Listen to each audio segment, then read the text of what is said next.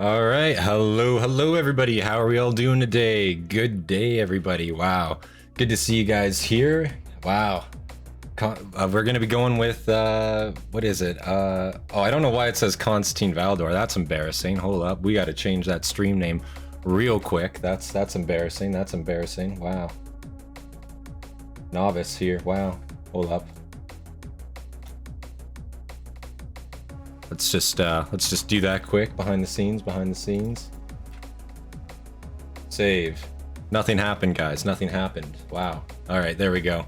Constantine Valdor. I don't know why it said Constantine Valdor. That's embarrassing. No, we are here, of course, for LION El Jonson. Yes, guys, that is going to be Primarch of the Dark Angels. Now, I don't actually know a lot about LION El Jonson himself. What video? We already did. Listen. Valdor stream part 2. It's not Valdor stream part 2. Misnamed. We're doing LION El Jonson. LION El Jonson. Read the description, of course, guys. You guys have to be more intuitive with these things. You know, I make mistakes. I'm only human. You know what I'm saying? So, of course, no. Most voted on the stream on the poll last time. It is going to be LION El Jonson. I apologize for that mix-up, ladies and gentlemen. That is my bad. LION El Jonson, of course. I don't know why, you know, I must have misclicked, something like that. You know, Streamlabs is kind of funky. It always saves your settings from before. Also, mini painting at 1K. It's, you know, not accurate at the moment because, you know, it's supposed to keep track, but it just doesn't. So, you know, bit of a novice live stream, but here we are. LION El Jonson. Again, Primarch of the Dark Angels. I don't really know much about him outside of that. You guys like to talk back and forth about him a lot. I know that for sure. You guys generally... man, I hear so much discussion in the comments here. It's just about him in general. So many people either like or dislike him. Man, it's really crazy. L streamer, exactly, man. L streamer. Listen, I'm no professional here, okay? You know, my main job, you know, I wish, you know, but unfortunately, you know, that's just not how these things are, you know.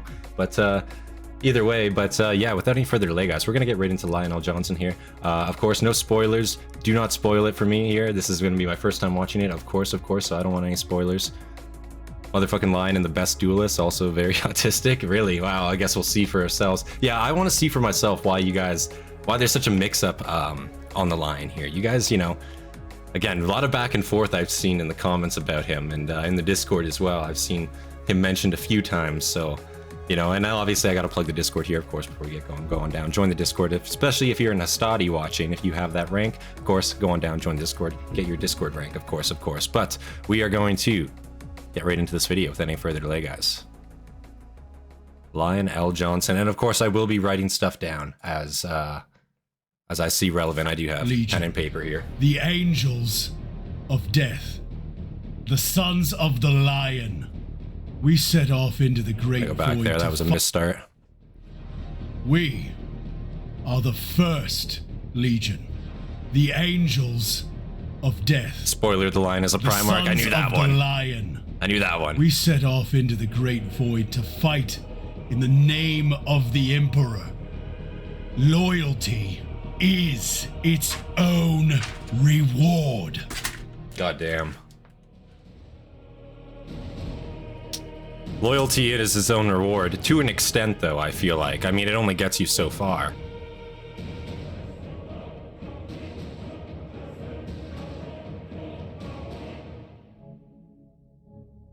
I'm really liking these illustrations already, wow. Mighty heroes battle for the right to rule the galaxy.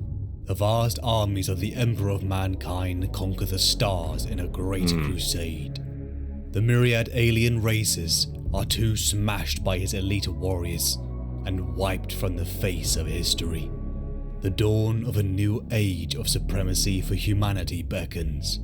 Gleaming citadels of marble and gold celebrate the many victories of the Emperor, as system after system is brought back under his control. Triumphs are raised on a million worlds to record the epic deeds of his most powerful champions. And to say right away too, Dark Angels, you know, in general, the in-depth, you know, gritty lore about them, I don't really particularly know either. So I'm sure this is going to give good insight, of course, into the actual lore of the Legion itself. You know, the Primarch usually is, you know, the cornerstone, of course, cornerstone for any legion, especially their attitude, their temperaments, that type of thing. So yeah, I think it's going to give really good insight onto the actual chapter as well, because I don't know a whole lot about them, so it's going to be cool to see. 1 million words to record the Lion will get absolutely destroyed by Khan and Cynreius.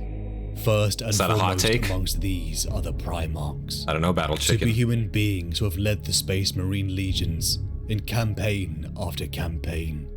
They are unstoppable and magnificent, the pinnacle of the Emperor's genetic experimentation, while the Space Marines themselves are the mightiest human warriors the galaxy has ever known. Each are capable of besting 100 normal men or more in combat. Many other tales told of these. We've definitely seen that beings, plenty of times. from the halls of the Imperial Palace on Terra to the outermost reaches of the Ultima Segmentum. Their deeds are known to be shaping the very future of the galaxy. But can such souls remain free of doubt and corruption forever?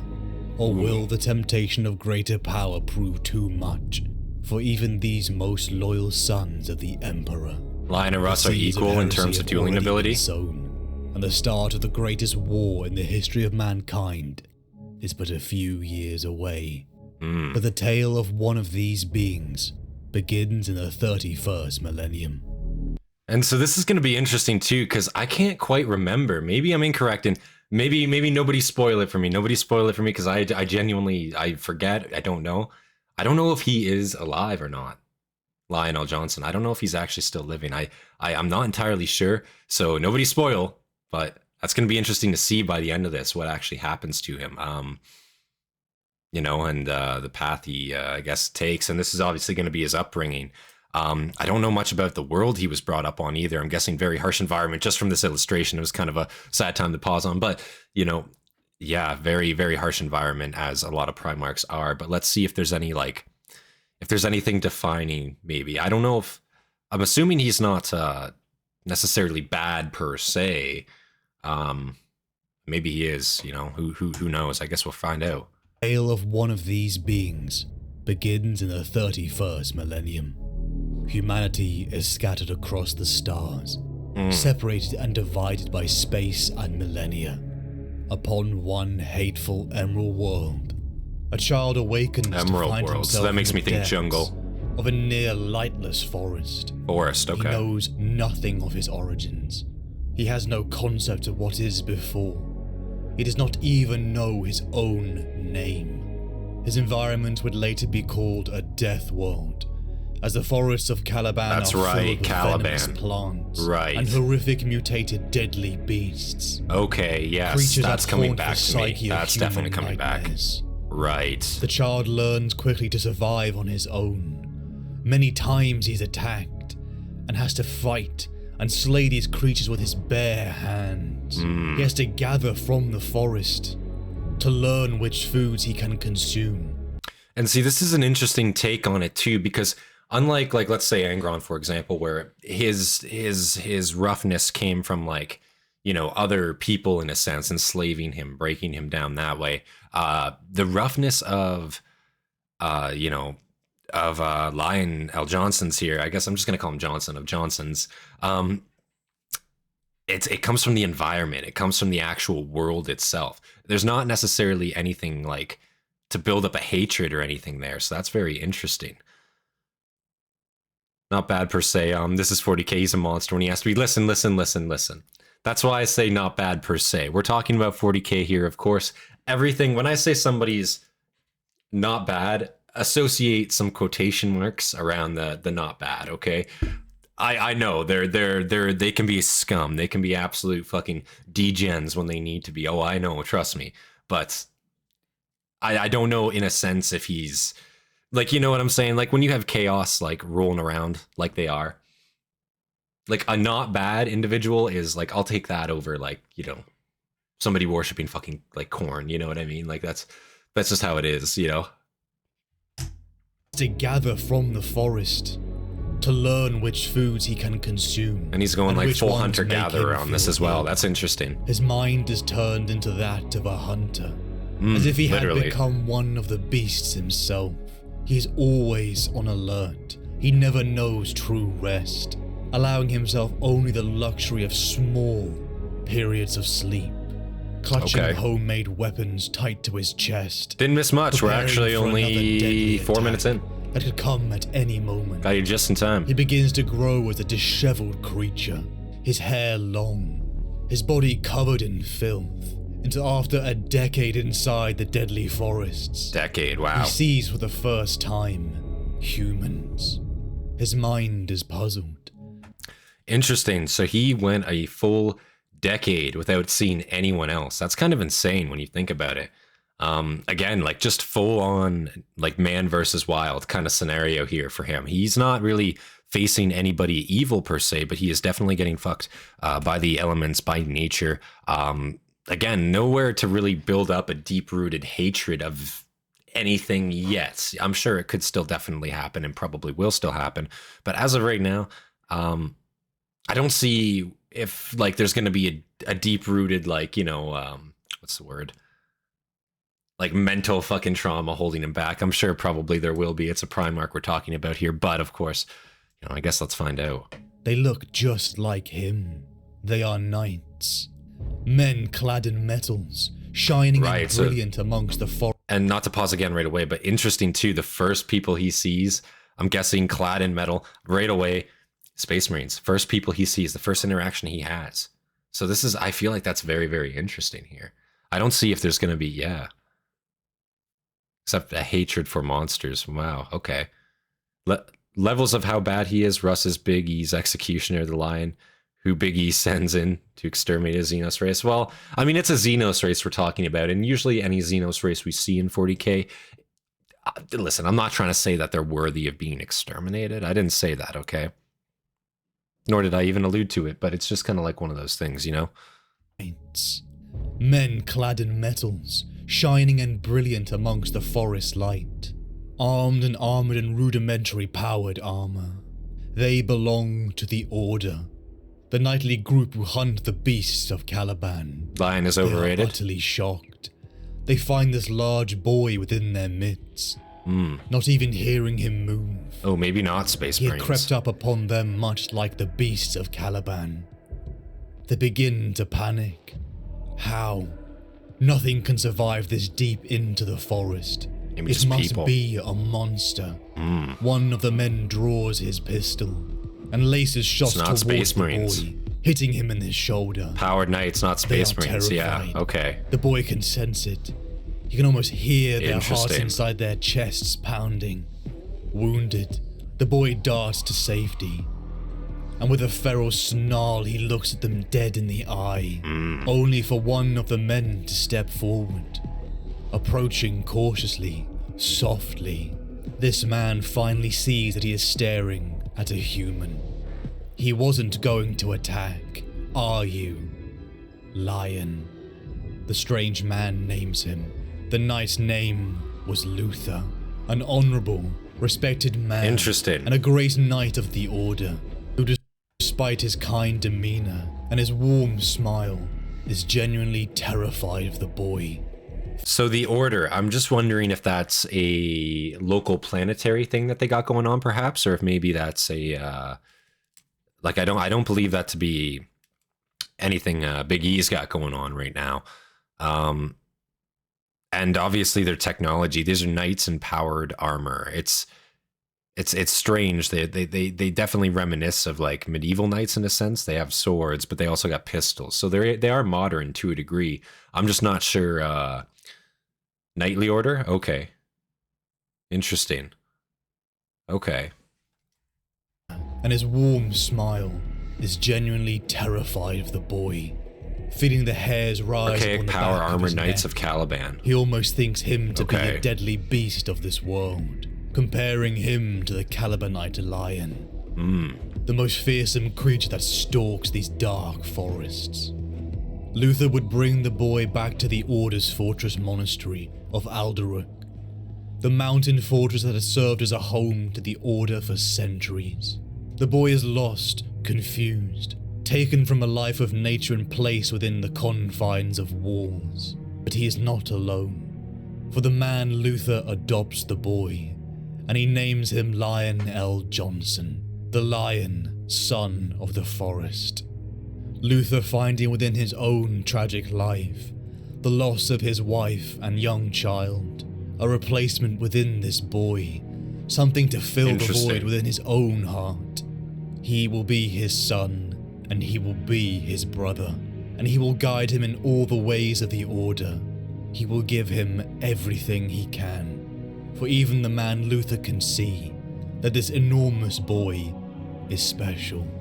So interesting too, it seems like he got lucky in the sense that he got the first people that find him aren't just like assholes. They're actually willing to take him in, to teach him, to actually show him humanity in a sense. They're not just trying to like fuck him over instantly, you know. And I think that's very interesting, at least from what I can tell, from what we're hearing so far. I think that's you know, I think it's going to shape him as a person a lot better than it would, you know, than some of the other Primarchs were shaped by their first experiences with humans, for sure. Plasma pistols, power weapons, old power armor, feudal world with chaos taint, lots of massive force. Okay, that makes sense. It's a rudimentary power armor that survived the Age of Strife. Okay, that makes sense. He really sucks, but so do all Primarchs when required by plot. It's so true. I feel like that's true in like Warhammer a lot. When plot requires it, the person that you're rooting for just sucks ass, you know? That can see that this enormous boy is special. Surrounded by humans truly for the first time, the Lion finds that he is clearly not just an ordinary man. He is significantly taller, stronger, and smarter than even the most exceptional knights, such as Luther. And the rate of his growth is exceptional. His speed of learning is incredible. Even Luther can see the intelligence behind those deep emerald eyes.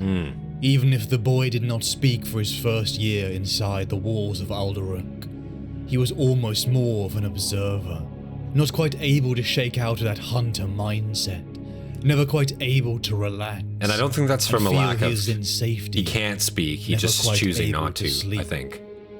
But even especially if he his learns first as quickly day as they inside claim. The walls of Aldoruk, a blade was put in his hand as he began to train in the way of the knights, stepping through the spiral, the ancient training grounds, and the Order's martial combat doctrine. Interesting. Learning the ways of a duelist to a level beyond even mortal men. A day and night cycle of combat and study, until finally the Lion was ready to begin his first hunt.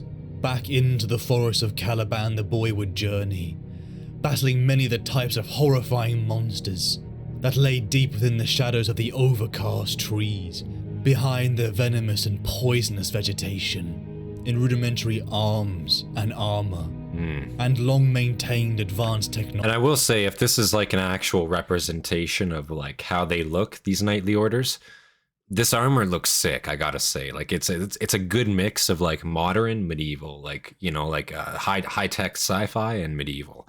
It looks really sick. I vibe with it pretty hard. I don't know about you guys, but it does look like a very sick armor scheme to me. Especially you kind of have that like Templar aesthetic too, in a sense. Yeah, wow. I gotta say, and the green too. And I don't know how many knightly orders. I don't really know much about knightly orders. We might have to check out a video about them sometime, because I believe there's quite a few of them. I've heard the word before, but I don't know much actually about them in lore 40k. I will admit. The Lion has absolutely no people skills whatsoever, even after his character arc. Yeah. Wow. Well, I mean, I guess like it kind of makes sense. If his first 10 years of his life and he just like never even saw a human, it would make sense that he really has no social skills. Like he's very much an introvert. I could definitely see that for sure. Rudimentary that makes sense. Arms and armor, and long-maintained advanced technology. The Lion for Primarchs, he definitely got lowish tier landing pod luck. A mix of its old medieval traditions. Yeah, definitely not as bad as Angron, that's for sure. From a long-lost era, barely kept alive by dissipating knowledge. Each generation feeling more and more of that knowledge bleed away. From his auto pistol to his two-handed blade, the Lion's equipment would be slick with blood as he began to purge the beasts of the forest. Hundreds, thousands of horrifying creatures fell to him as he began to ascend the ranks of the Order. His skill and his mind nurtured by legends such as Ramiel, Amadis, and his closest companion of all, Luther. And I wonder if he's getting these promotions out of pure just like combat prowess, or if it's more just a case of, because like, as you guys say, he doesn't have people skills, and that makes sense to me because again, he hasn't been around, like, the first 10 years, the most influential years of his life, he wasn't around people at all. So it makes sense completely to me, but like, I feel like to lead an order, to be a high-ranking member of these orders, you probably would want somebody that can, speak to the troops, speak to the men, inspire them in a sense, but maybe just his stature, his frame, his ability in a sense alone is just all that, Like, I assume having this guy, like, as a top-ranking member, and he's just massive, like, probably would be so awe-inspiring, to be fair. Not much to know about the Night Orders on Caliban. The Order became de facto leading Night Order on the planet. Okay. Amadis, and his closest companion of all, Luther, and even the mysterious Lord Cypher, the knight who forgoes his own identity and inherits the Cypher title, charged with keeping the secrets of the Order. The traditions of Caliban are born into him, poured into his growing mind. But yet there is one tradition the boy cannot reconcile. The endless war. His Primarch aura is the strongest out of all the Primarchs. Interesting. Death, the horror and So fear they probably that already people see of him as a Caliban leader. live every day. Okay. Fearing that their young and pitiful lives are cut short. Afraid to leave the warmth of their fire and walls. The people of Caliban have looked after him. They have nurtured him. And he wanted to protect them. The lion declares a crusade. He will purge all the beasts from the forest, communicating with some of the other knightly orders. Across the world of Caliban, the coordinated purge began, relying upon his brother and father Luther to facilitate this coordination, as even as exceptional as the lion is, he doesn't even come close to matching Luther's oratory skills. Wow. Respect is earned by the lion, but charisma bleeds from Luther. The decades began to pass. So it very much, put it into perspective there. He really has no charisma at all. He's not a people person. He's not somebody that can, he's not an orator. He can't inspire the men in that way. But it just, again, his frame, his force of will, just his presence in a sense, and his aura, his Primarch aura too. That was very true. Luther cucked, fair enough. Yeah, true. Actually, what am I even saying? From Luther. The bastard Luther. The decades began to pass. The crusade racking up a toll of dead on both sides. Many of the lion's friends and brothers giving their life in this relentless pursuit of the beasts.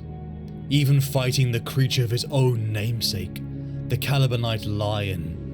The battle would push him to the edge of his abilities, even with his superhuman skills. The fearsome creature almost cost him his life, but yet the lion was victorious, removing that creature's taint from the world forever. Now a respected high-ranking member of the Order. So I wonder again if that's like, and if that is actually like an illustration of what it's supposed to look like. These Caliban lions, they look fucking pretty imposing. I'm not gonna lie, they look pretty deadly, and I wonder size-wise too. You're probably looking at that's probably like a 1,500 pound beast, eh? Unless that's like, like it's hard to see perspective in this like that compared to like a human, The lion is a legend, a name whispered with reverence amongst the new recruits and the younger members of the Order. Oh, I imagine all hoping so. to emulate the man, no, the demigod, the lion, in the victory halls of Alderuk.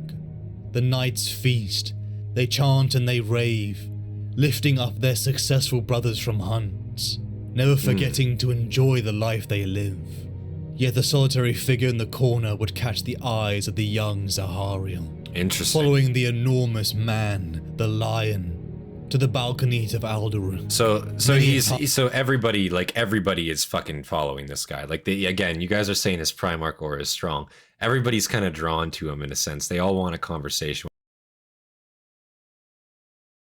Point two, this knightly order, it seems to be like largely these guys are very humanitarian in a sense. They don't seem to be bad people, necessarily. I don't know the inner workings per se, but from what we're seeing, they don't seem to be bad people. They're actually trying to train. They're trying to teach. That seems like a very good, it seems like a very good place to be out of any place you could be per se. But his knightly aura, again, like he's rising the ranks so quickly and they fear him. You think they fear him? Interesting. I guess that's also possible. I mean, he is just a fucking giant, to be fair. Almost man, the lion, to the balconies of Alderuk. Many a times, all of the Lion was forged by Big E to be the ultimate warlord. Had heard of the victories of previous knights, the honors, the laurels. But now the lion wishes to speak of something else. The future. It is good to look up at the stars, said the lion, finally breaking his long silence. At times like this, a man needs to take stock of his life. I find there is no better place to Props take to stock. The narrators on this too. This sounds stars. great. The lion smiled, and Zahariel found the smile dazzling. It was clear that the lion was trying to put him at ease, but Zahariel found it almost impossible to talk to him, as though he was any other man. Jonson was too big, his presence too imposing. A man could no more ignore his extraordinary nature than he could ignore the wind and the rain, or the transition from day to night. There was something similarly elemental about the lion. Lion El Jonson was the apotheosis of all humanity's dreams for itself. He was the perfection given human form. I wonder size-wise, like on the scale, how big he is. Of man. The cleansing of the forest is entering its final stage. They respect him, yeah. Did you know that? I think that's No, true. my lord. They definitely respect I him. thought the campaign was likely to continue for some time. No, not at all. Said the lion, his brow furrowing slightly. Though Zahariel could not be sure if it was amusement or contemplation. According to our best estimates, there are perhaps a dozen or so great beasts left in total. Certainly no more than 20. And they are all in the North Wilds. We have scoured every other region of Caliban and cleared out the beasts that were hiding there. Only the North Wilds are left. So they were doing a wipe of That all the would mean planetary the campaign beasts. is nearly over. Interesting. At most, it should take another 3 months. Incidentally, you realize Amodis has asked that you be recorded in the annals of the Order as having assisted in slaying one of the last of them. A fearsome creature as well, from all accounts. Though Amodis killed it, you should be proud of your actions in the fight. You saved the lives of many of your brothers. Not all of them. Said Zahariel, remembering Palion's screams as the beast tore him apart. I couldn't save them all. And this is obviously a death world. That's what this is known as in the Imperium. So all manner of beasts. I'm sure what we saw was only a sampling, a taste perhaps, of what is actually on this world and just what they have to actually deal with, of course. So when they say beasts, like, fuck, I'm imagining some pretty bad shit here from what we've heard. Only 12 feet. He's 12 feet? Goddamn. He's actually among the shorter Primarchs? That's fair. You'd think he would definitely be bigger if he's supposed to be the ideal warlord, but looks can be deceiving, I guess. Middle height, he was the temple after all. It is something every warrior must get used to. No matter how skillfully you lead your warriors, some of them will die. It was Yeah. only a matter of luck that I didn't die. It's unfortunately The sheerest reality. chance. A good warrior will always take advantage of chance. He should adapt to the changing Shorter than Vulcan, circumstances of Veriss, and battle. Magnus for sure. War is all about opportunities, Zahariel. To be victorious, we must always Vulcan's be ready massive. to take hold of our opportunities as they arise. You showed initiative in fighting that beast. More than that, you demonstrated excellence. Precisely as the verbatim defines these things and sets them out as our ultimate aim. We cannot know what mysteries the universe holds or what challenges we may face in the future.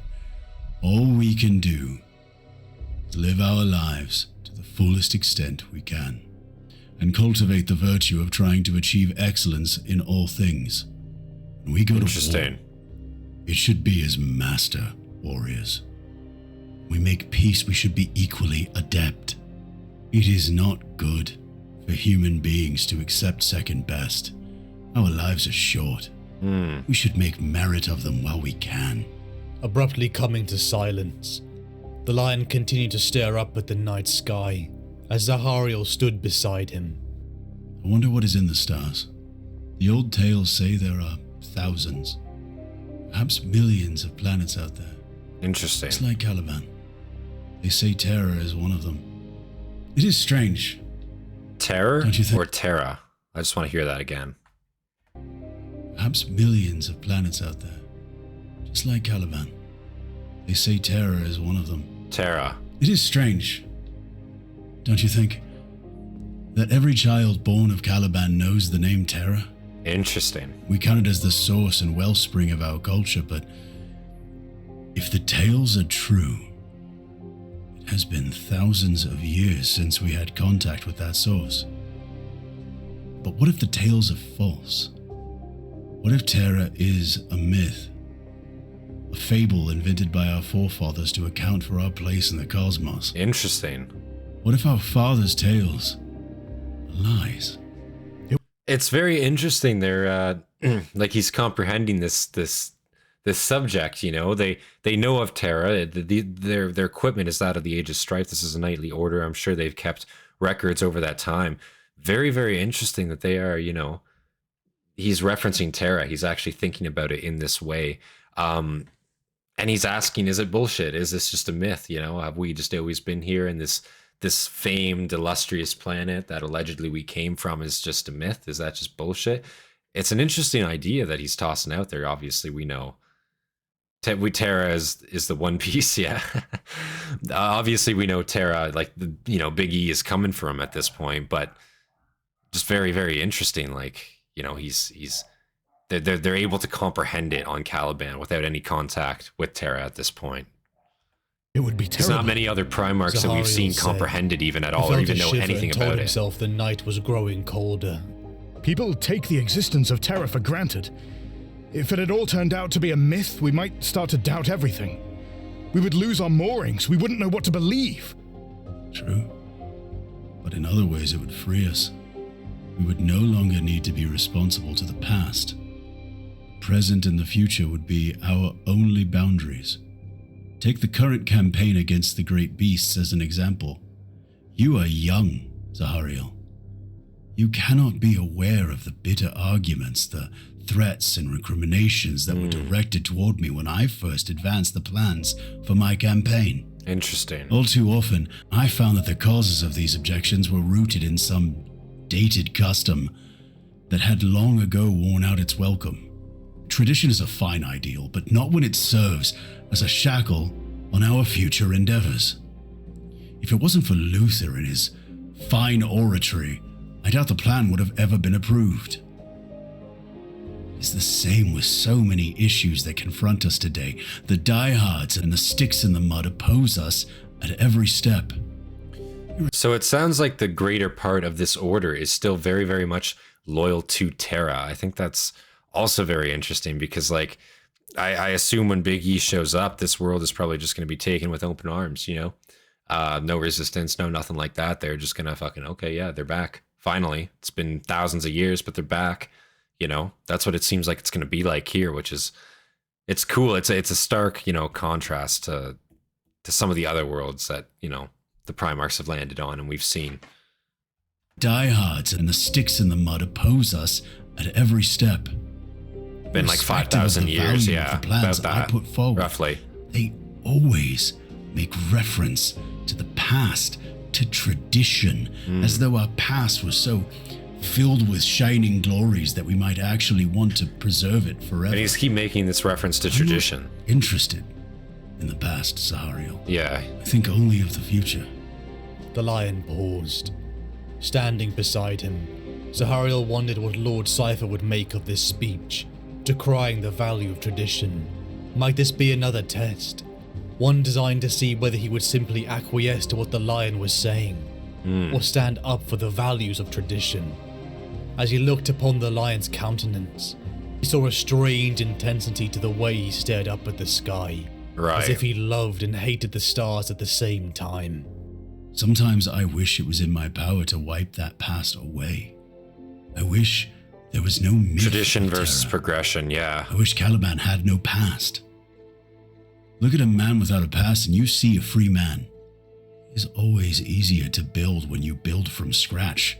Then again, I look at the stars and I think I am too hasty. I look to the stars and I wonder what is out there. How many undiscovered lands? How many new challenges? How bright and hopeful might our future be if we could God, make he it has no to idea. the stars? Such a Depressing. thing seems unlikely. For the moment, at least. You're right. And they're talking about like Star Trek, like, because this is just a society that has regressed to the point where it's not possible anymore, but they definitely know it existed at one point. They haven't forgotten. This world has stayed, or at least this order has stayed very closely knit together, and the knowledge sharing has stayed there. It's been passed down for thousands of years at this point. It's still very much developed, even though they've regressed. This is still a very much developed place in a sense. Caliban, very dangerous world, of course, but like the people that are there, I'm talking about this lost human colony from the Age of Strife. They seem to be doing rather well for themselves now. Now, obviously, probably not always, for sure. If you're too busy looking at the future, you never see now. Hey, what's good? Yeah, you're good. Hey, got a guest star here. Do you want to say hi? Here, get in frame here. This is Wet 10 again. He's here. Hello, stream. Hello, how What's you guys chat doing? saying? Fear, Pyth, Chat Gallo, Andrew Moss. How's everyone doing? Yeah, Hope everybody had a good weekend. yeah. Everybody's Enjoying the good. stream. Yeah, I think so. We're 20 Getting minutes into in. it. 3 hours and 40 minutes. Oh, that's a longer one. No, you hit my shelf. What the hell, man? Oh, Shelf is okay. that's okay. Good. Yeah, no. Cool. What'd you bring me? Bring me There's a beverage. Oh, There's a yeah, beverage that's if you good. wish for a Oh, beverage. thank you. Yeah, you should bring me a glass, but I Oh. appreciate that. No. Well, yeah, maybe. Oh, God, and my headset's falling apart. Oh, yeah, you guys want to see some fuck? The little intermission here. Look at this. Look at that right there. Fucking total equipment malfunction that happened like, what, 2 days ago, I think. Right before you got here, you didn't It's a have thing one with here. those headsets. Yeah, this is I don't know, maybe I'm not talking shit about the brand, okay? I'm not talking shit about the brand. That being said, Razer headsets, you know, this is my second pair, and same break in the same spot, man. I don't know, that's all I'm saying. Like, it's rough shit, you know. It's rough shit for sure. Logitech. Not sponsored, but yes, Logitech would be nice. We're gonna keep going here. I think he's coming on back. 1 second. We're gonna keep going with this. Such a thing seems unlikely. For the moment, at least. You're right. Razer What scam, if the yeah. stars Razer is a scam. were to come to us? I don't understand. Truthfully, nor do I. But on nights when the See, I used to rock Razer. I'm not gonna get into a fucking. I'm gonna pop back up right here. I'm not gonna get into it right now, man. But like Razer products, listen, I used to buy a lot of them. But recently, man, I've been going Logitech route for a lot of my stuff, a lot of my peripherals, especially. And man, I just find they don't break. They just last longer. I don't know. Maybe that's a hot take. Again, not trying to do an unbiased take here. The only thing I still own that is Razer is this headset, and obviously this will be getting replaced at some point now, very shortly. But yeah, 2 days ago, I just haven't been out to the shop to buy myself a new one. Ugh. stars were to come to us. Bugged. Who knows? I feel I ought to know its relevance, but every time I think I sense a connection to the golden light, it fades and leaves me alone in the dark. Then, as though shaking off the last of such a My dream, God. the Appreciate it. Thank you. Oh my God. Wow. Gracious. Back Alone in in the 5 dark. seconds there. So great speech there. Obviously talking about moving forward, forgetting tradition, moving forward. And again, interesting idea, because at this point, roughly 4,000 to 5,000 years have passed since the Age of Strife, since Terra has been lost. And at this point, is it really worth it to keep going in that regard for something that might not ever come back? Obviously, we know going forward. It does come back. But in their perspective, yeah, you've been cut off for this long. Why are you still maintaining tradition in that sense? Definitely doesn't make much sense. Oh, I appreciate that, Tanner. Thank you. I appreciate that, man. Welcome, welcome, Tanner. Yeah, for the Hastati membership. Yeah, I appreciate that, sir. Thank you very much. Let's keep going with this one. It is said by Luther that the lion is the loneliest man in the world. He is exceptional. He can imitate the sound of any animal on Caliban, from the hunting cry of a raptor to the mating call of a Severix. He also has a wonderful singing voice. He knows all the old songs, the folk melodies of Caliban. If you ever heard him sing Forest of My Fathers, it would bring tears to your eyes. His martial prowess, his intellect is so far above the mortal man that even Luther, who would have been exceptional in a life where there was no lion, simply falls short. The lion has no equals, no being for him to converse with fundamental understanding. He is so exceptional that even his brothers of the Order cannot forge a true bond. For who can stand so close to a shining star without being blinded or forgotten? Wow. He is alone. That's a very interesting way to describe him in a sense. Like, his pedestal is so high. He's perfect in every way, to the sense where nobody actually, you know, nobody can compare to him. So in that sense, he is actually completely alone just because he's the fucking best he could possibly be. And nobody is his equal. Nobody is even his better, and no one will come close to being such. Obviously, we know this is a Primarch. This is, you know, one of Big E's children, of course. So he's, you know, no baseline human is ever going to compare to something this guy is going to be. So I imagine, like, if the Emperor never came to collect him, I imagine he would rule his world forever. Sober stream when? What do you mean sober stream? When have we ever done a sober stream? What? Being blind. What's funny? What's funny? What's funny? No, tell me. Is alone. Even to Sahariel, one of the youngest members of the Order, Son of a bitch. he is astounded by the vision the lion has for the future of Caliban. They stand upon a nexus. The beasts are dead. They discuss the Caliban that has been, and the Caliban that will become. The forests are clear. The lingering fear of an early grave that haunted all Calibanites will be gone, and they will make a paradise. A world without fear. But the lion looks to the stars and wonders where this drive within comes from. He is so different from everyone else. He feels a calling when he looks to the sky. Is it innate within him to act this way, as a world shaper? Or did someone put that there? Is he more weapon than man? And the leadership, does he even desire it? The responsibility to be the torch holder for Caliban's He's already guiding having these future? thoughts. Or is it simply a responsibility he must take upon his He's already having these thoughts that he must ascend to something greater. He looks to the stars. He feels that calling. He already knows. He doesn't know, but he feels something calling him to that. I think that's very... Is that Mr. Moist Tent off screen? Yes, that is. Moist Tent. Yeah, who said this is Tanner? I think he's over on the Discord there, yeah. But yeah, he's building a martyr over in the corner there, like a gremlin. Progress must be made. My cat, yeah, my cat's just chilling out beside him there, enjoying life. future? Or is it simply a responsibility Started he early, must started at take 6. upon Oh, we his started at shoulders? 6.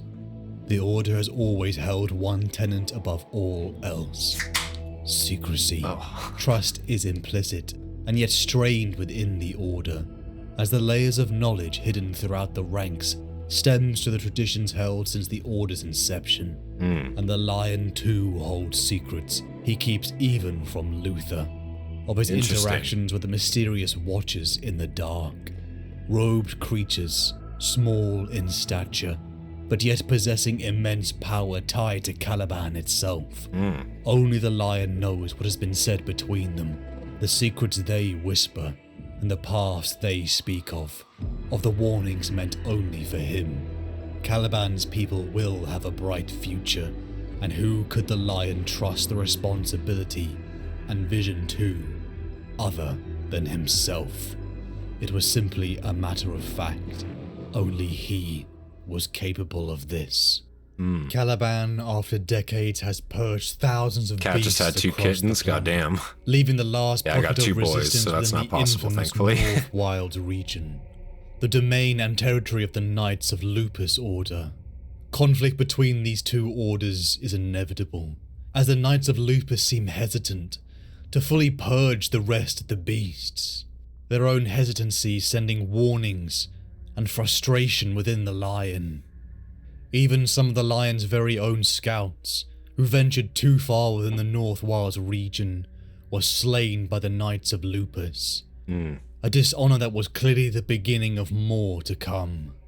The elderly Grand Master Sartana of the Knights of Lupus made his way towards Alderac, greeted by the Lion and the growing ranks of the Order, a display of power and a way for the Lion to show off, showing how the Order is filled with many recruits, drawn in by the legends such as him, Luther, and many others. Master Sartana chastises the Lion, declaring that he has gone against previous promises and that he has clearly laid down the foundations for this conflict. Right. And perhaps this is true, for the Lion sees them as an obstacle for peace. Their hesitancy to not purge the rest of the beasts makes their intentions clear and makes them obstructions for the future of Caliban. War is declared as the Order prepares to siege Start the time is Knights of 12 p.m. Lupus' for you. fortress. Goddamn. As rare as it is, I always start once at again 6 p.m. humans will EST. battle That's upon when the I've always fields of started. Caliban. Usually. The Order sets off to the North Wilds, and in this culmination of their last obstacle, the Lion is declared the Grand Master of the Order, something many had seen coming. But perhaps in another age, it may have been others like Amadis, or... So, he, in one lifetime, ascends to Grand Master of the Order, which isn't really a surprise to anybody, but again, his life, like, he won't die. That's the thing about him, right? Like, he will outlast everybody there, so at some point, he's gonna get it. But I feel like these people might notice, like, hey, you don't really seem to age after a time. I'm not really sure. I don't think he gets too old by the time Biggie gets there. I'm assuming not, because, you know, he's definitely needed for the Great Crusade in a sense. But Atlantic Standard Time, ugh, gross. No, I'm joking. I'm joking. But perhaps in another age, it may have been others like Amadis or Luther.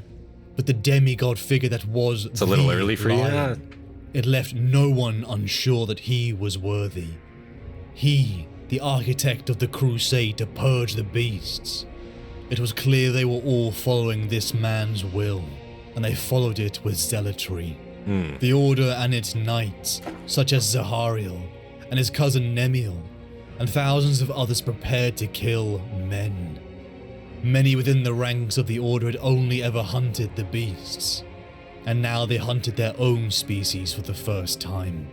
Outside the walls of the Knights of Lupus's fortress, the mud is thick, the rain is heavy, and in their council meeting the Lion prepares his plan. He knows he will be a target, and uses himself as a distraction, so that Luther may take the main force to charge the gate. Luther protests, stating that if he was to fight and die, that it would be by his brother's side. No matter if they had lost everything, the brothers would always have each other. They had fought the beast together, and Luther would be remiss if he was not there to protect his brother, even as superhuman as he was. The siege began in flame and smoke. The Knights of the Order began their assault. So is this a rebellion? I just want to make sure that I'm not misunderstanding this in a sense. I'm pretty sure this is a rebellion in a sense. Oh god, it's gonna happen again. Headset's gonna snap in half, bro. All right, I'm pretty sure this is like a insurrection in a sense, but I could be incorrect. They're not content with his rule, not content with his way forward, what he thinks. They don't want to break tradition, and he very much is for breaking tradition. That's my thoughts on this. But yeah, wow, they're definitely going. They're fighting each other here for sure. This is, you know, I don't imagine this ending well. Siege towers were pushed with a heavy Between heave another from order, men, not a rebellion? whilst the Okay. So usually these orders would kind of... There can potentially be more than one order on a planet, and those orders could potentially work together, potentially fight each other. Is that correct then? New Zealand time, goddamn, that makes sense. Siege towers were pushed with a 12:08 heavy heave from men, 12:08 p.m. Monday. whilst the catapult rained down fire. Upon Fuck. the walls and the gates, they began to cut down the Knights of Lupus in brutal hand-to-hand combat. The sensation of fighting They refused to men, kill beasts because they were one trying that to seemed tame them. even Ooh, horrify the men of the Order, such as Can't have that. Sahariel and Nemiel. definitely The can't have Lion's that. men began to overwhelm their enemy, until the dark truth was revealed upon the field of battle. The Knights of Lupus unleashed tamed beasts I from see. their own armory. I see. The act itself a heretical betrayal of the knightly order vows that many had taken. But see, this is they're only doing this as kind of a last resort. So did they even know that that they had these beasts tamed, or is this just kind of like, oh, they went there under the suspicion? Because this seems a lot like a there's a weapons Iran kind of situation, but there definitely isn't like anything there. But in this case, there is, so they're not wrong. But it could have been. The lion felt his blood You know? sing with heat. The very beasts who had attacked the people of Caliban, now within the ranks of those who were meant to cut them down, those who were meant to protect the people. The lion pushed on from his distraction force, charging at the beasts, and for the first time many within the order saw the lion fight up close. Many now truly taking in the size of him, how deadly he was, his skill with the blade, how far beyond human he truly was.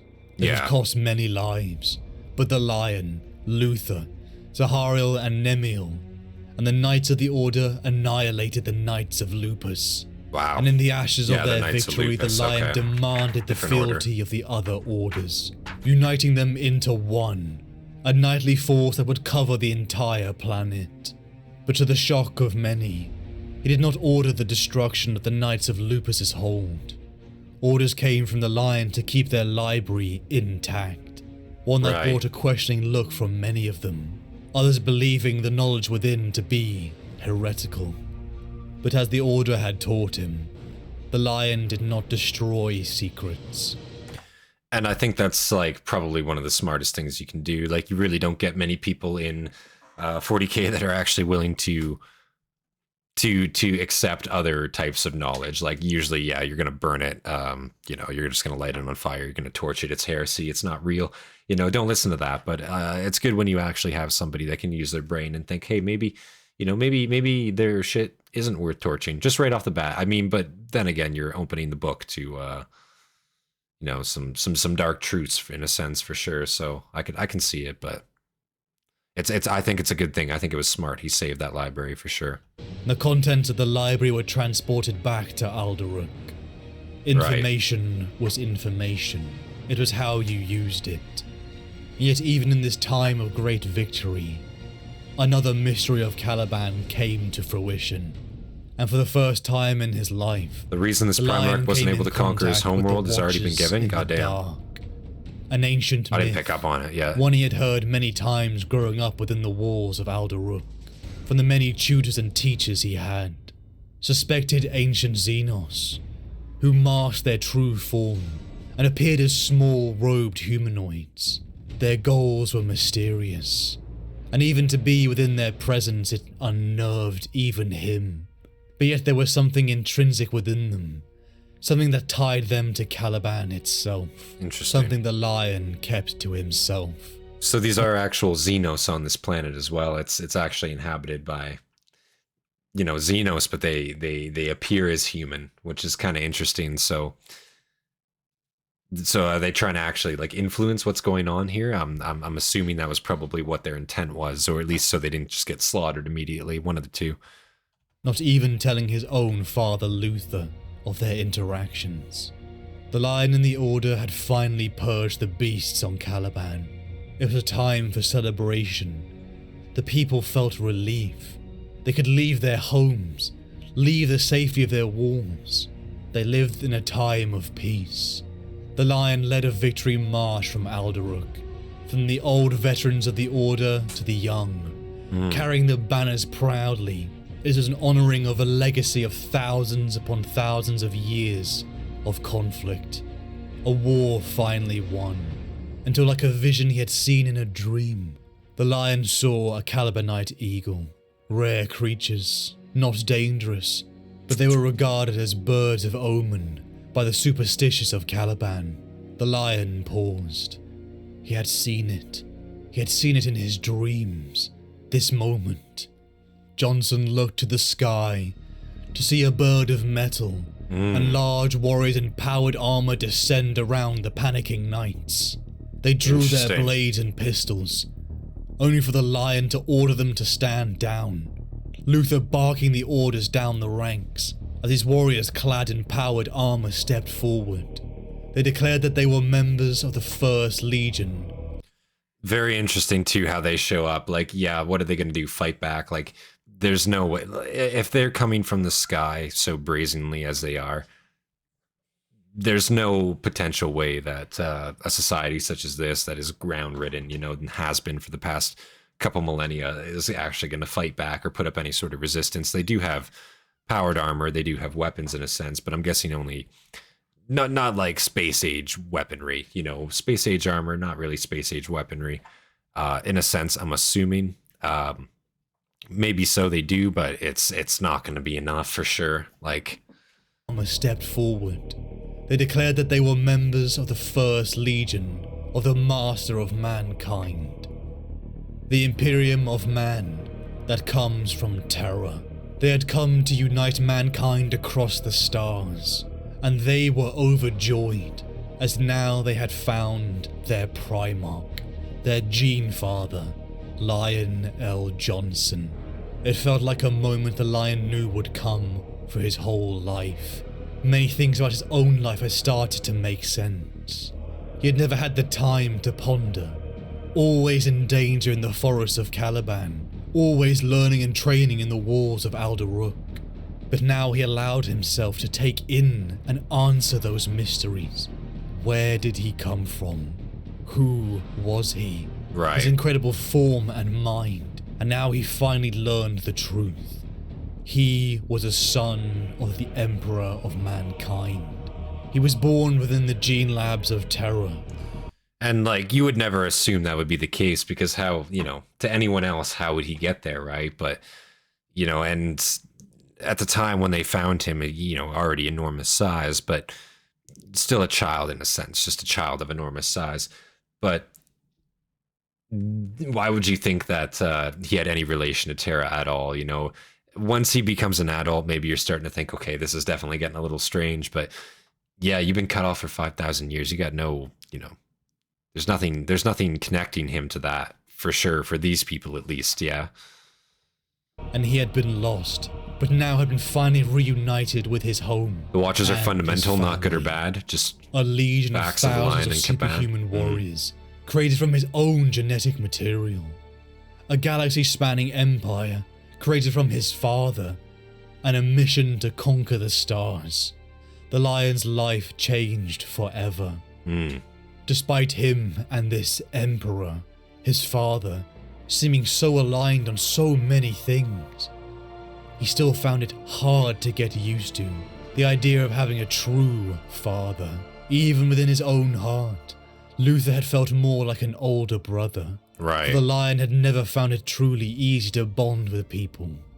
And in truth, many times he had stared upon his own adoptive father Luther, wondering how he bonded with people so easily. As Luther had said, the Lion was the loneliest man upon Caliban, but now it had changed forever. The Lion was no longer alone, and perhaps no longer the strongest in the room, as the Emperor told him of his brothers, I see. the Primarchs. In many ways it was a comfort to him.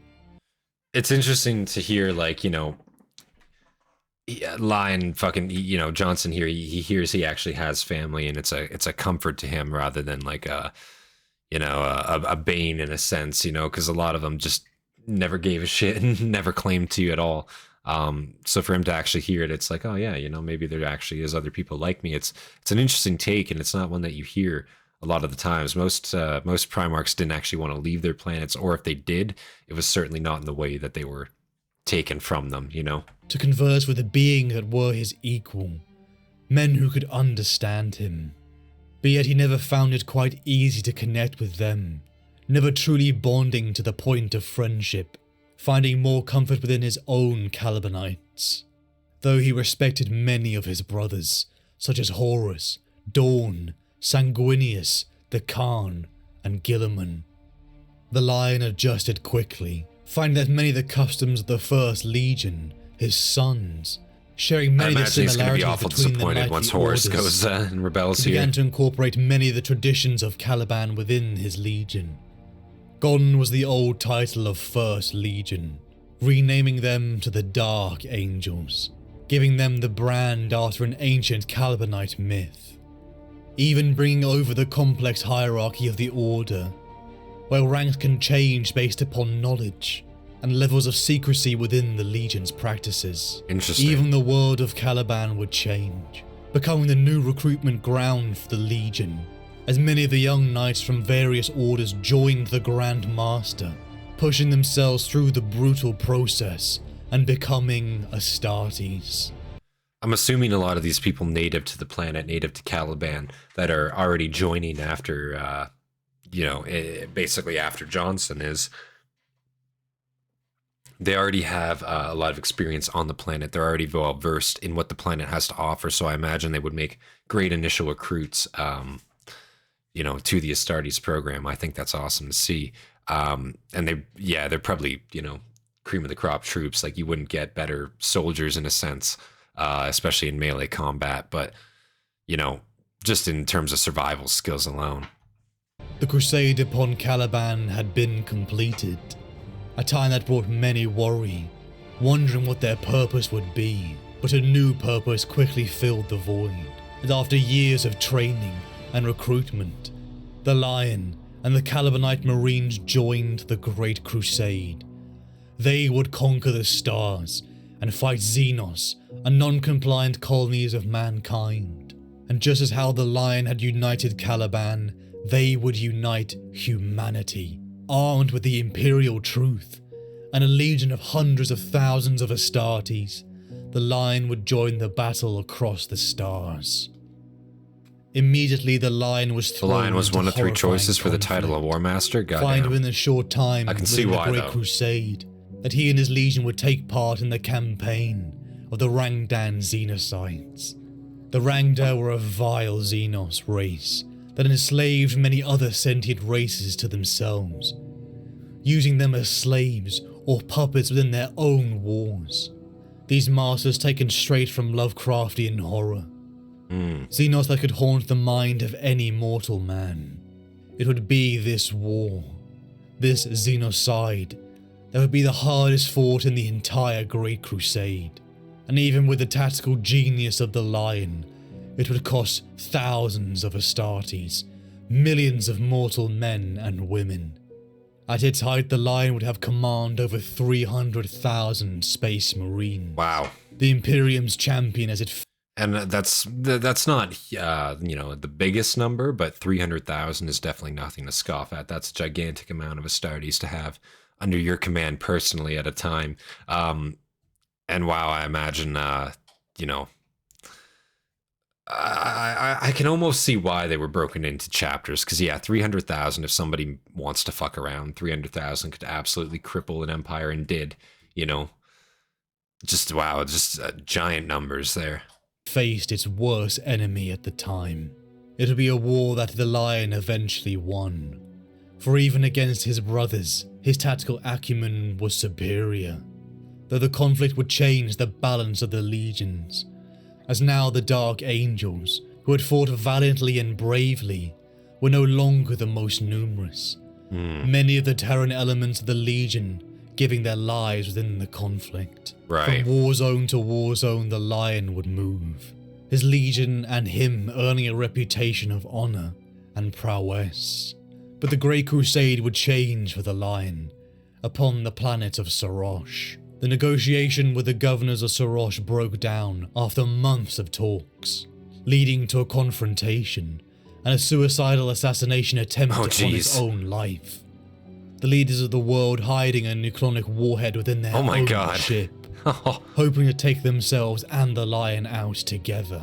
A plan which almost succeeded, if not for the last-minute intervention of Zahariel and Luther. Wow. The warhead was blasted into space, the Legion only taking minor casualties. So Luther really came in clutch there at the end of the day for him. Like, even still to that day, coming in clutch for him. Wow. But yeah, I mean, if you're gonna, like, you know, assassinate somebody, you know, planting a warhead on your ship and blowing yourself up with them, that's a pretty, you know, convincing way to do it, I'll be honest. But much to the Lion's shock, he found that his father, his brother, Luther, had faltered.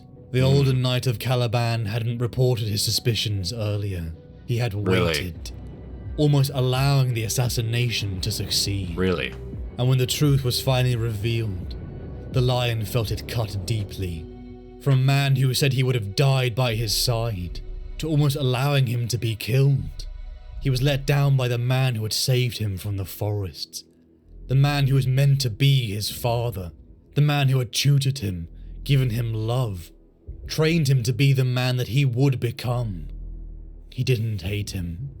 For how could he hate the man who had given him so much? Right. But how could he fully trust him now either? He knew Luther had come through in the end. So yeah, he came through in the end, but like I almost wonder why he wanted to go through with that in the first place. Was it fear? Was it you know, he didn't like I don't know why. What were Luther's like actual motivations for almost going through with that assassination, with almost allowing it to happen? Obviously he, you know, he didn't set it up or anything, but he was kind of complicit when he, you know, didn't say anything about it.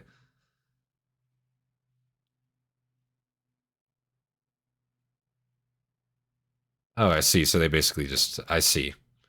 So this was after their civilizations basically got genocided. I see. That makes sense. Okay. It's a pretty like apt response, honestly. Back? How could he trust many of the other Calibanites? Perhaps jealousy. They too shared in the feelings. Complicated. Okay. And yet even upon the face of Luther, the Lion couldn't read it. He couldn't perceive the truth behind the shame. He couldn't perceive the momentary jealousy. The Lion and the Legion descended down to the planet of Sarosh, finding a monstrous Xenos creature, created from the sacrificed blood of thousands. Oh god. A creature that had been mind-controlling the population of Sarosh. Ooh. A jelly-like body that was like that of some deep ocean trench dweller, shimmering, appearing fragile, and lit from within by bursts of coloured, electric light. Ugh. With 1,000,000 eyes that stared out from its hideous form. The Lion drew his sword, and So they're literally describing some like fucking Lovecraftian Cthulhu beast here is essentially what this is, and it's been mind controlling the population. I see. So, but I'm guessing at the end of the day, this is probably a warp entity of some sort, or it could just be maybe a Xenos, just a straight up Xenos. Hard to say. I guess at this point they don't really know what warp entities would be, right? Forth, attacking the Dark Angels at many different warp entities, they would know what they are, but not chaos per se. That's how it launching into goes. the battle with fury, and despite taking many casualties, and with the Lion and his sons buying time, Zahariel detonated a psychic device, eviscerating the Xenos creature. But it didn't feel like victory, as in the wake of this conflict the Lion had been shaken. Never before had he felt like he couldn't rely upon his brothers. When one had descended into the forest for the hunt, he had to trust in those around him. To have no trust was death, and his trust in Luther, Zahariel, and many of the Calibanites had waned. Right. Back to Caliban he would send them. If they could no longer be trusted upon the field of battle, then the best use for their abilities, and a path for redemption, for those that had erred or faltered, would be in recruitment. Right. And even in his own heart of hearts. And I feel like at the end of the day, that's probably the safest choice for it. Like if you're gonna, you know, if you're gonna still like keep them alive, keep them in the order, you don't want them close to you. You're gonna send them back to the home planet, prove yourself, you know, recruit more soldiers for us, you know, but don't fucking come near me again. Like, that seems fair, I think. He felt like his father, Luther, cared more for Caliban, but yet he did not communicate this to his own father. Oh, he believed thank that you, the man Hobbit. I Luther appreciate that. Knew him. Can't be here for the He stream family understood why party he stuff. had to do this. Hold on. Can't be here for the stream family party stuff going on, but enjoy the line, Lauren. I'll catch up with the VOD tomorrow. Never forget, never forgive. Thank you, Hobbit. I appreciate that, man. I appreciate that 20. Thank you, sir. I appreciate that. Oh, that hell the yeah. man Luther knew Catch the VOD for sure, man. He understood why he had to do this. For a man so brilliant, so intelligent, so deadly, it is almost hard to believe he faltered in reading the true feelings of those closest to him, the true feelings of Luther. With the compliance of Sarosh, the Lion set out to pursue another Xenos threat that had threatened the Imperium, a Xenos race that the Lion despised. One he had seen before during the Rangdan Xenocides. The Lion and the Legion prepared to battle once again, the Crave. The Lion frowned as he stepped off, boots crunching on glass. He had hunted quarry by touch and smell alone. Right. And had been stalked through the lightless defiles knowing the sound of a single breath would be his end. You are a less patient hunter than I. He drew the Lion's sword, slowly, throwing the activation rune worked into the grip as it came free, bathing 20 square meters of hangar deck in coolly energized light. Wow. The Crave host stood exposed where she had been waiting for him. Crave host. So yeah, you guys were saying it's a Xeno. There were a lot of Xeno species. A lot of them got exterminated by Lion and Rus mainly. Okay, yeah. So most of the Xenos races we see, they're just the ones too big that they couldn't get eradicated, essentially. I see. So this is one of the smaller sub-Xenos factions that existed, but no longer do, very clearly. On the flight deck, her hair was the color of ominous flame, her black eyes drinking in the glow of the Lion's sword. Yet for all her supernatural features, it was her posture that struck him as most uncanny, lacking the subconscious cower that betrayed even the bravest men when confronted by a Primarch of the Legiones Astartes. She stood straight-backed and haughty, jaw upturned as though she looked up because she chose to, rather than because the 1.5 meter difference in height between them meant that she had to. Did you believe you could hide? I am the Angel of Darkness. Lion El Jonson. She said in a voice like grinding glass. Oh. You grace me with your presence at last. The Lion dipped his head. The Imperium would never acknowledge this foe, or know the cause of their annihilation from history. Damn. And so it was only just that the Lion salute a Hello, the worthy thing I was adversary hunting pretty before the much. end. Savine. The woman bared black-veined teeth. You know her name? She imagined that I did not. Is that the petty resentment that weakened her mind to you?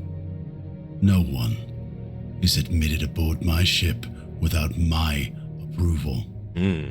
Nothing transpires here without my knowledge. I keep no secrets that cannot suffer scrutiny. Malcador I think this is a knows lion as demon, well not a as I. Xenos? Possibly. I requested Savine. The Crave host swayed as though struck. Savine has suffered for her shortcomings. As soon will you. I have already slain one of your kind. Your arrogance in facing me is deeply misjudged. He Wow. was young, barely 6 times older than your race. You speak to me of arrogance while failing to recognize the strength in front of you. Tell me your true name, Xenos. I alone will recognize it after your demise.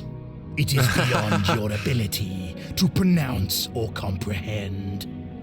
So yeah, I definitely think Crave are a special Xenos. So yeah, either a special Xenos or it is just a Chaos Demon. And it's hard to say which, because it does have arrogance for sure. It is clearly bold what it's doing, but it's just funny how like Jonson's just like, yeah, you're not going to be fucking acknowledged after I kill your ass. Maybe I'll do it personally. I'll give you that like kindness here now.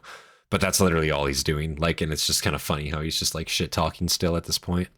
Savine will suffice. She would have enjoyed this moment if she were still here. The lion looked up.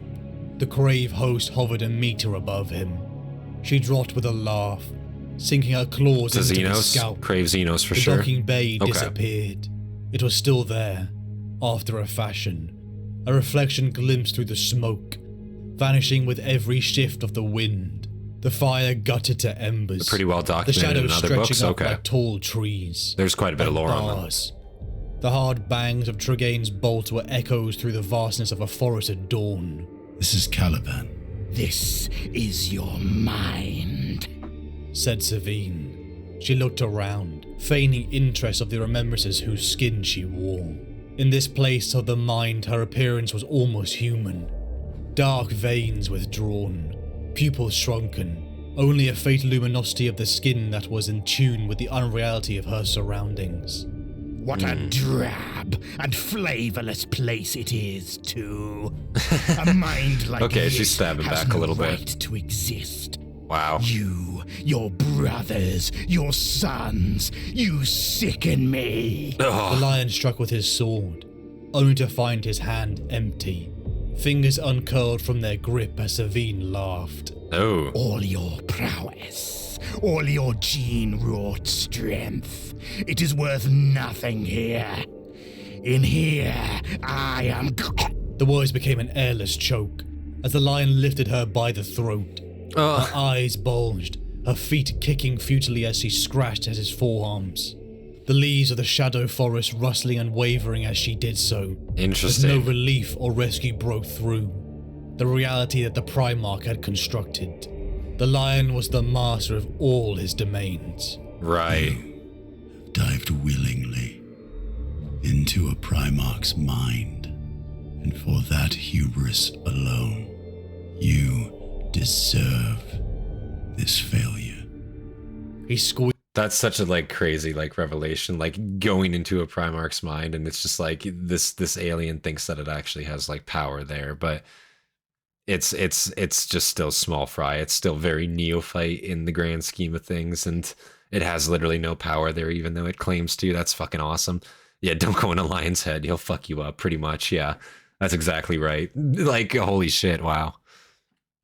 You deserve this failure. I thought she was stabbing back there a little bit, but no, she's got tighter. nothing. The hands around her throat were metaphorical. The assault mental.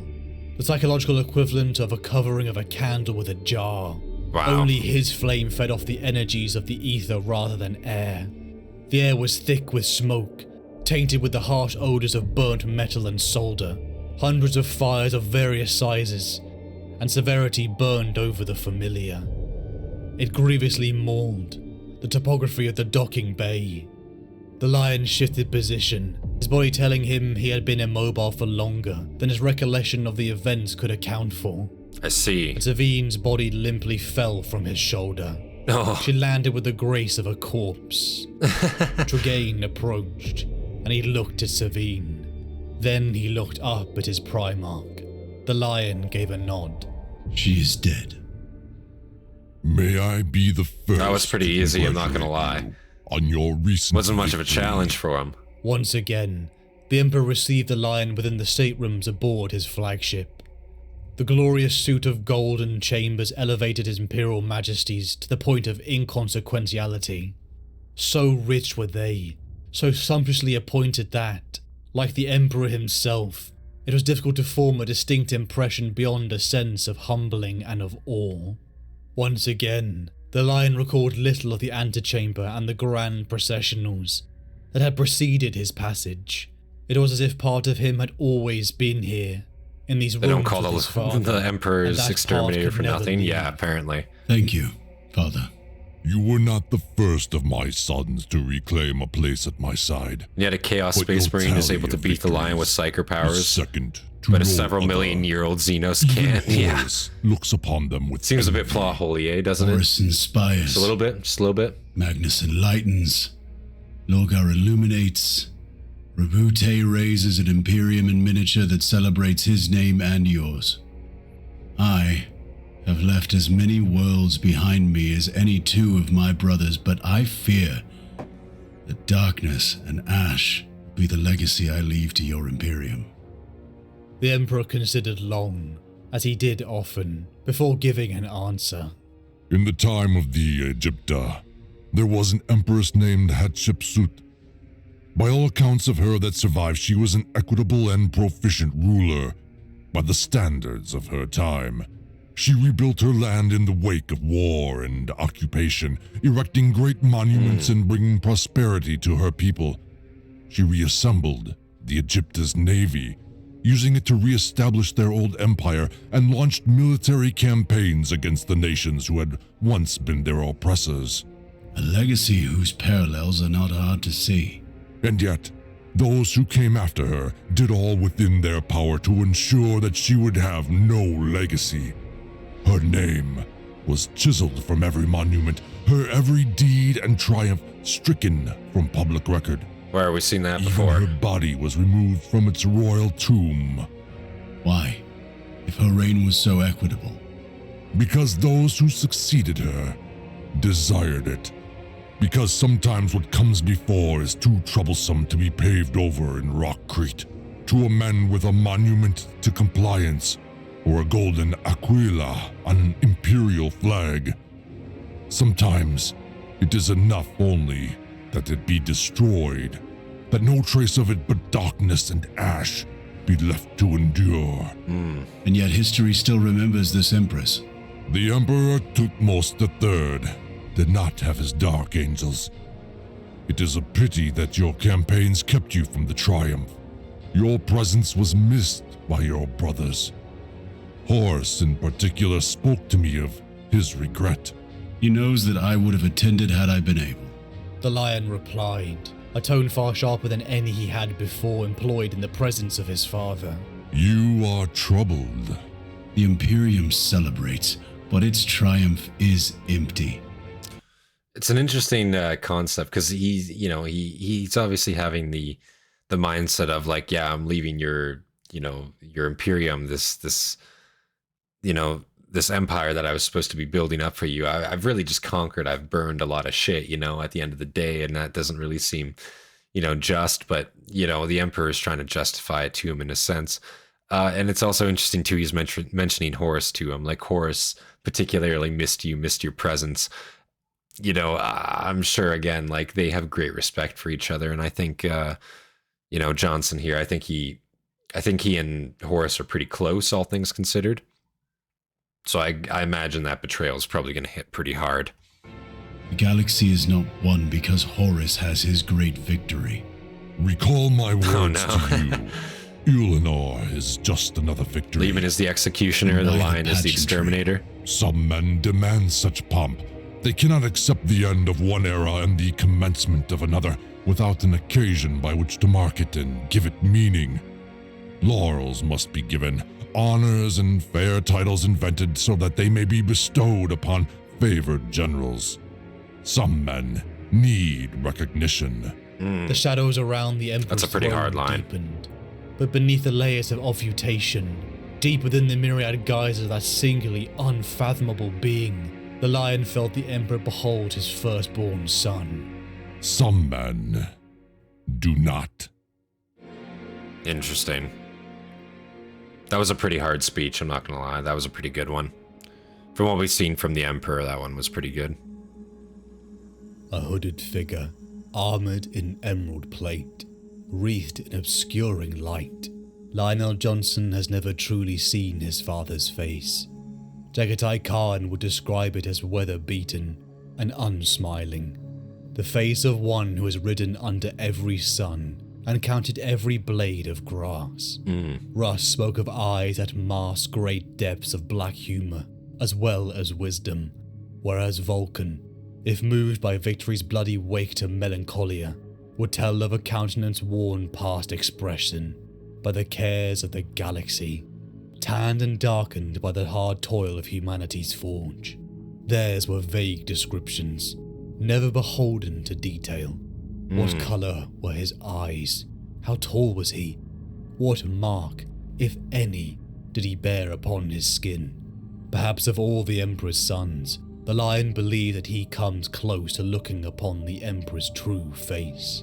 He spent his early life alone in the forests. Even when he was taken in by Luther, he struggled to converse with the same warmth and humanity of his adopted father. But despite finding it odd to think of the Emperor as a father, he finds that he barely needs to speak to the Emperor because they are beings of the same temperament. That's Even interesting. within the order inside Alderac, the traditions of secrecy, of responsibility and knowledge. He's talking about his connection to the Emperor, just in the same sense of like, you know, they don't really need to communicate in a sense because they just like, they are the same being, so they understand each other kind of well, and just him knowing that there's another entity like that is kind of enough for him in a sense, and that's a, you know, it's kind of interesting to see, kind of interesting to hear him explain that a bit. Inside Alderac, the traditions of secrecy, of responsibility and knowledge, it all permeated into the growing Primarch. A temperament that suited his nature, an outlook shared by the Emperor of mankind's conduct. Perhaps it was because the lion was the first, the template to which all other Primarchs would be made, that the Emperor encoded within him to be the closest to himself. But of all the traits that many of the lion's brothers inherited, the lion inherited the Emperor's duty. It was duty that laid the foundation of ambition upon Caliban. Right. A duty to rid the forest of the beasts. A duty to create a better world. The lion is the closest to All Big forms E's of leadership he personality, aspired to, personally. and the ones Small thrust Emperor in upon ambition him and will, were yeah. about to He seems protect very, him very even. similar in a sense, and And even his now he personality, protects the entirety the way he of speaks, like humanity, his struggling to think of anti-socialism, the I guess, in a Emperor way. as his father. The lion thinks of him more as a general, whereas others like Horus, Fulgrim and Perturabo are men that desired the pomp and reassurance, the constant attention of their father. But the lion needed no accolades, Yeah. no triumphs or reassuring words.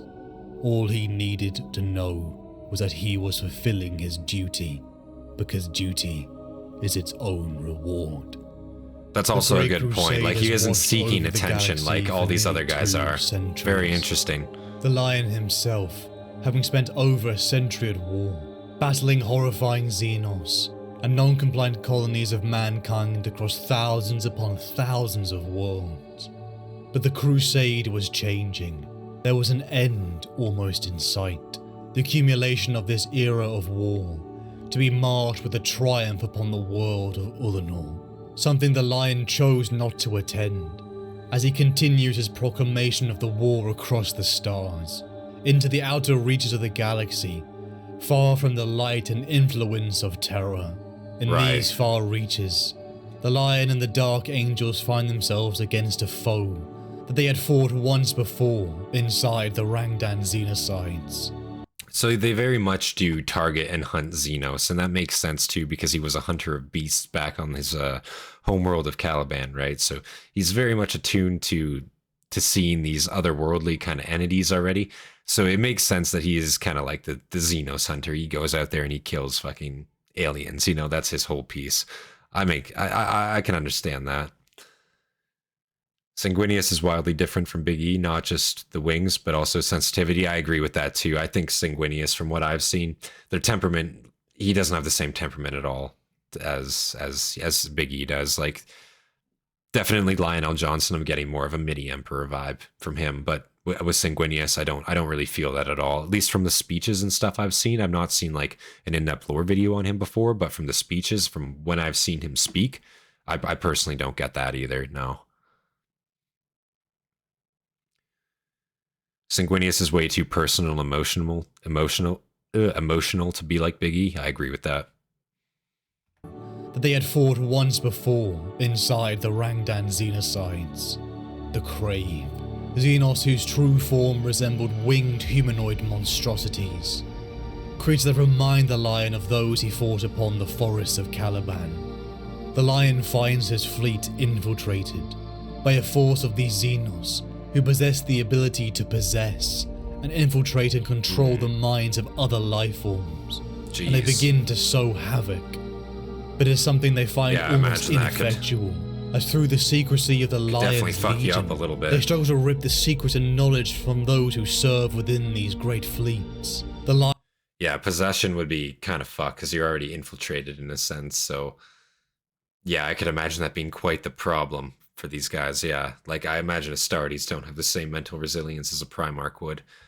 gathers his men to him and leads a purge throughout the vessel, able to find the Crave and the possessed humans because he, a master of secrets, knows every person permitted upon his ship, leaving him to deduce who the infiltrators were.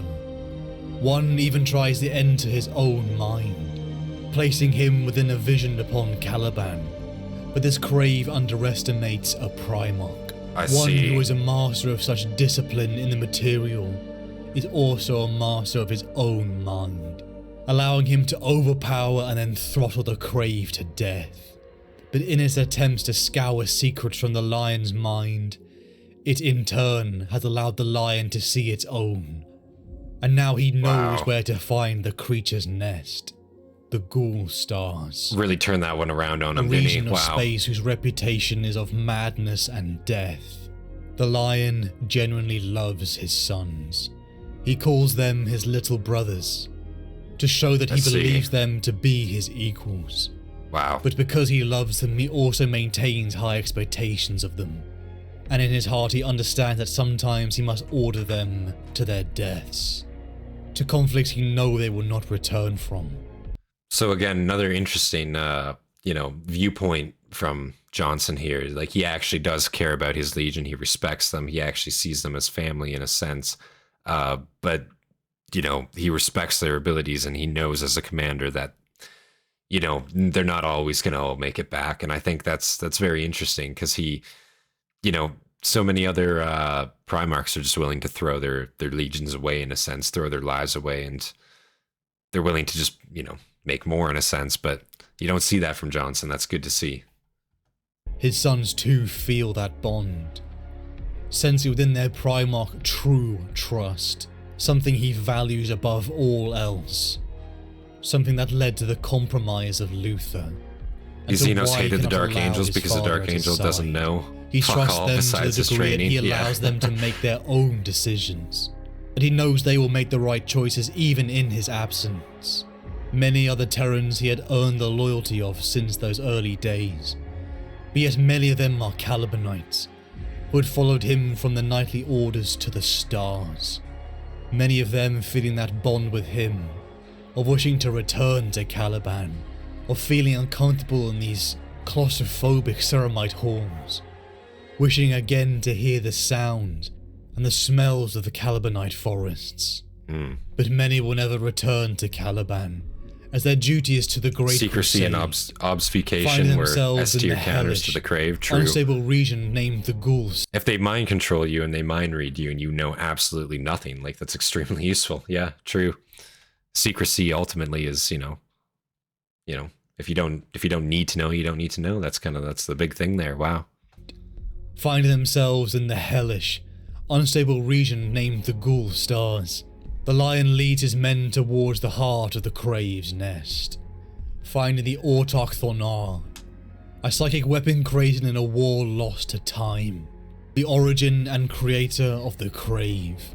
Jonson and his men battle this titanic creature, the Dark Angels deploying 20 Leviathan dreadnoughts into the battle, said to be an extremely rare maneuver that only a few legions could ever pull off. Yeah, no shit. But such is the expertise and rare weapons gifted to the First Legion. And yeah, 20 to bust out 20 in one battle like that, 20 Titans like that. That's not just a bitch play. Like, you're going in with that one, you really want these motherfuckers dead, and I can understand why. This is certainly a threat to the Imperium if they're capable of doing what we've seen. Yeah, I can understand how this would be enemy number one for the First Legion. Absolutely, yeah. The template. The Legion from which all others would be created. The Primarch from which all others would be molded. Again, the Lion finds his mind invaded, now by a creature infinitely worse and more powerful than before. And he finds that he is failing against the psychic might of this being, until his son Duriel sacrifices himself by blowing up the crave nest with him inside, the backlash allowing the lion a reprieve, as the beast reels from having lost so many of its own kind. The reprieve allows the lion to slay the beast, and in turn protect humanity forever from its invasive, possessive, and predatory ways. It would be towards the tail end of the Great Crusade that Jonson, in a joint compliant action with the Space Wolves Legion and Leman Russ on the planet of Doolan, that he would find conflict not just with an enemy, but also with an ally. In ensuring compliance of this world, Jonson led an assault against the rebel leadership, cutting down the leader personally. It was then that Russ stormed into the Citadel, furious, as he had previously declared an oath to slay the leader himself. Right. After the leader Of course had he given did. a slight to his honor. Sounds like Russ. Russ, the ever hot-tempered, leapt up the lion, beginning days of a duel between the two Primarchs that spanned across the Citadel grounds. The two demigods Don't go clashed to at a Ghoul speed Stars or beyond Halo mortal Stars, no. sight.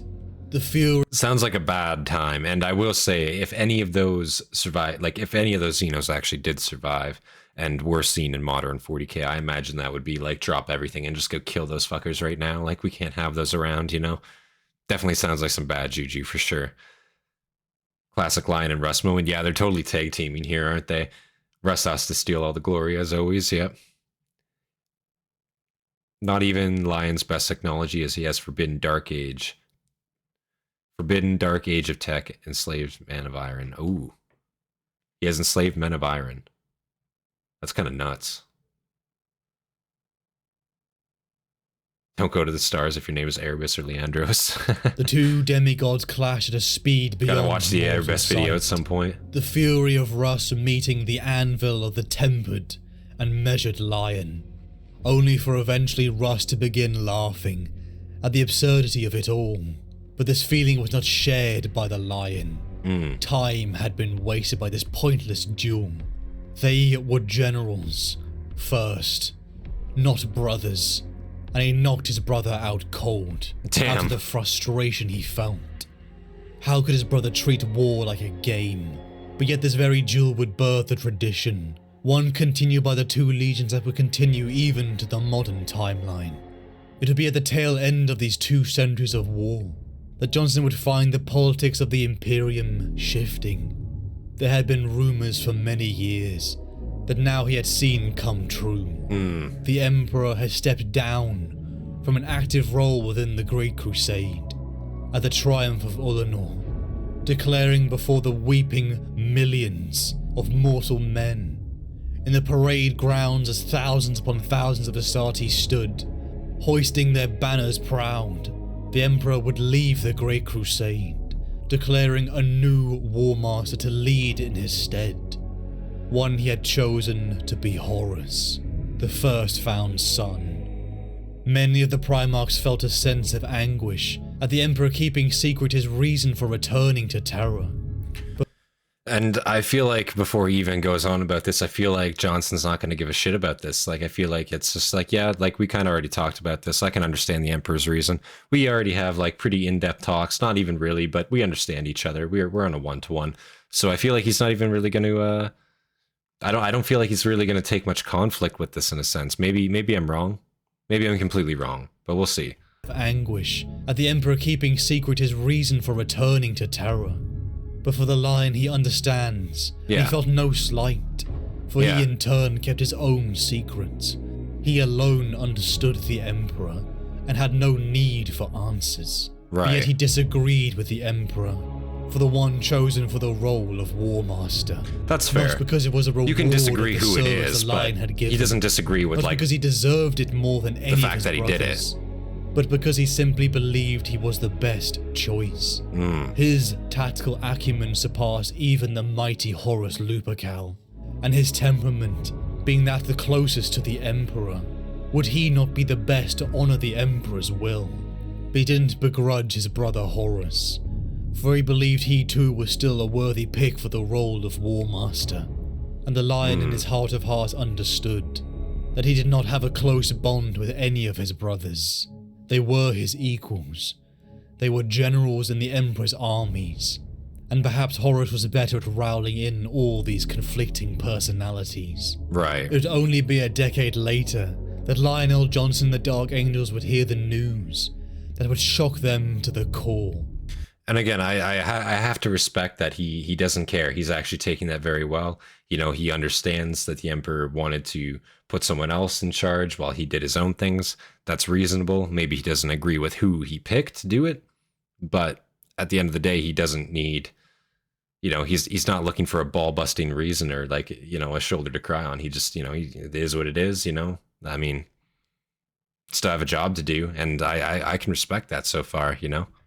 The War Master Horus, alongside 3 other legions, had betrayed the Emperor.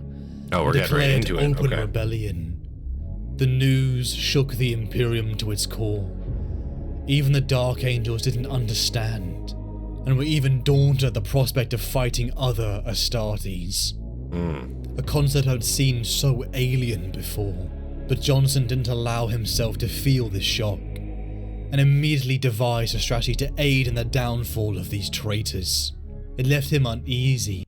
Lion is a bit diluted here, being the War Master is a lot more than being the best tactician. Good on him for accepting it, though. Exactly, right? Like, there is a lot more to it. It's a lot more nuanced than that, but he even acknowledges that it could be a lot more nuanced than even he knows. So, like, he realizes that, and he fully is just like, yeah, okay, fair enough. You know, I can respect it. I can definitely respect it for sure. He wasn't chosen because he has absolutely no people skills and doesn't know how to communicate. Exactly, but he's not salty about that. You know, I feel like that's an acknowledgement, but he's not salty about it by any means, from what I can see at least. Devised a strategy to aid in the downfall of these traitors. It left him uneasy that he didn't understand the reasons behind this rebellion, and in his naivety he believed that the traitors could be brought back into the fold in some way. Sanguinius Chastised, probably should have been War perhaps. Master. That's Unable to bring the probably Dark my Angels' choice fleet from to everything I Isfahan hear in so time, far. To join his brother Ferrus Manus in the Retribution fleet, the Lion took I a agree crack with that, force of his David, own I agree. to the world of Diamat. Accompanied by Nemiel, they secured the forges, and in turn the monstrous siegecraft the Lion knew Horus had ordered constructed decades ago.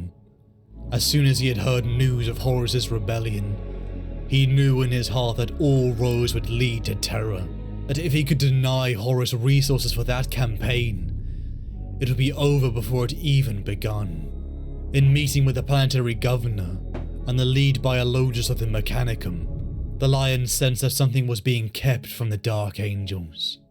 The Lion asked Nemiel his opinion of the 2 men in private, giving a sense of shock to Nemiel. For the first time he glimpsed that perhaps the superhuman warrior, who he had served from Caliban to the stars, struggled to read people. Nemiel began to contemplate. Perhaps that was more of the role that the charismatic Luther had filled. It led to some questionable thoughts. And I'm assuming Luther at this point.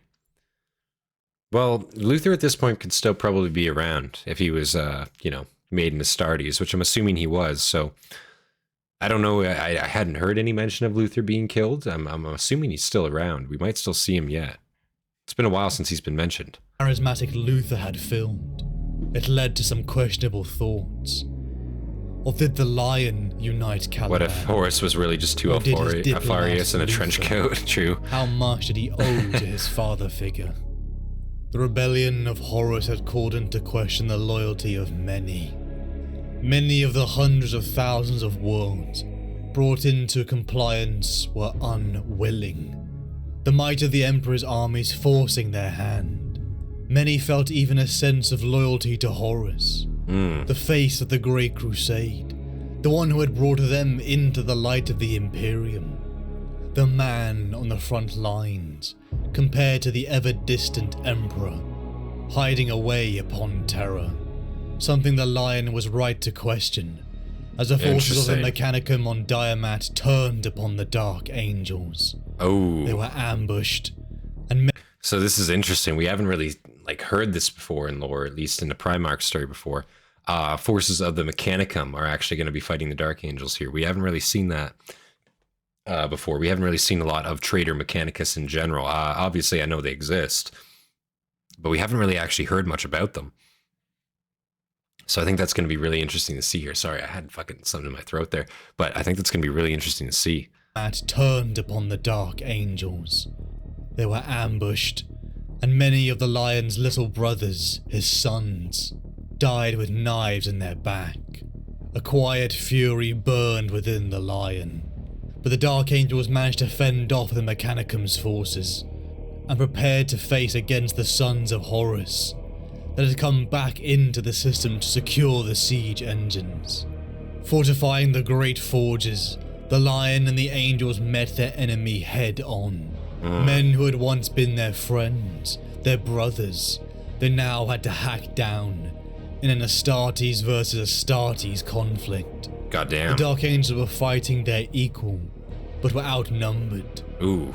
They were almost overrun many times, but the Lion launched himself from conflict to conflict, a blazing demigod with his double-handed sword, cleaving apart the Sons of Horus and saving his sons who were on the brink. Each day they survived denied the enemy, until the Dark Angels even managed to partially activate the siege engines, obliterating the enemy's encampment and ending the siege. Goddamn. It would be in the wake of this conflict that the fleets of Perturabo, Primarch of the 4th Legion, found his way in the journey towards the Isfahan system. The Lion met his brother and began to converse. So I imagine most of the Dark Angels probably got wiped out on Isfahan in general. They're speaking of Isfahan. But also great work holding those Forge Worlds, or that Forge World in general there. I imagine if they didn't deny that time the way they did, probably we would have seen on the ground battles of Terra, it probably would have gone a lot differently than it did, and it already went pretty poorly from what we saw, so that's pretty fucked to see. Too old to become a proper Astartes. Actually, that's true, isn't it? That's true. So he's just a baseline human. He probably just died after X amount of time. That's true. Lion wasn't on Isfahan. Lion wasn't on Isfahan? I don't think the Lion was, but Dark Angels in general. Were Dark Angels not on Isfahan? I thought they were. Perhaps not. Maybe I'm misrecalling there. Luther received augmentations and wore power armor, but couldn't undergo the proper Astartes procedure, hence he became a proto or pseudo Astartes, and you can see that other times during this time period. So does that increase their lifespan at all, or is he still just like got the lifespan of like a baseline human with those augmentations? I assume they might be slightly augmented, but probably not terribly, terribly long. We see here the gray people reading skills of the Lion. Yeah. Dark Angels did not get wiped out at all. Okay. Dark Angels weren't on Isfahan. That's fair. That's fair. Okay. That's fair. So I guess they still, in terms of like numbers, they obviously fought the heresy, but or they fought the heretic forces, but 300,000, that's definitely a lot of them still. Like they definitely still had one of the biggest legions for sure. Wow. Speaking of how Horus had clearly been the wrong pick for War Master, the Lion offered Perturabo the siege engines, to in turn be used against Horus, and to secure Perturabo's support in the role of the new War Master. Whilst in many ways the Lion felt this act of negotiation was beneath him, he knew that he was the best for the role of War Master. It had been his duty now to secure that position for the good of the Imperium, so he compromised in order to achieve that goal, something he would come to regret. In the wake of Diamat, the Lion regrouped with his legion, but quickly after warp storms began to ravage the galaxy, making travel across the warp incredibly difficult and dangerous. The Lion's line to information too was cut off. Something was becoming clear, that the nature of this war was different. It was as if the warp itself answered to the will of Horus. Conflicting reports began to arrive in constantly, adding to Jonson's distrustful nature, as he had no means to verify the truth. No way to decide which legion had chosen to be loyal and which had betrayed the Emperor. And as we see, we've seen this with quite a few Primarchs at this time. Nobody knows what the fuck is going on. Everyone's receiving mixed messages. Nobody knows who's telling the truth. What is the traitor forces? Do they even exist? Is it just one legion? Is it multiple? Everyone's receiving mixed reports and nobody knows what the hell's going on at this time. It's just so crazy to see and hear about from all these different perspectives.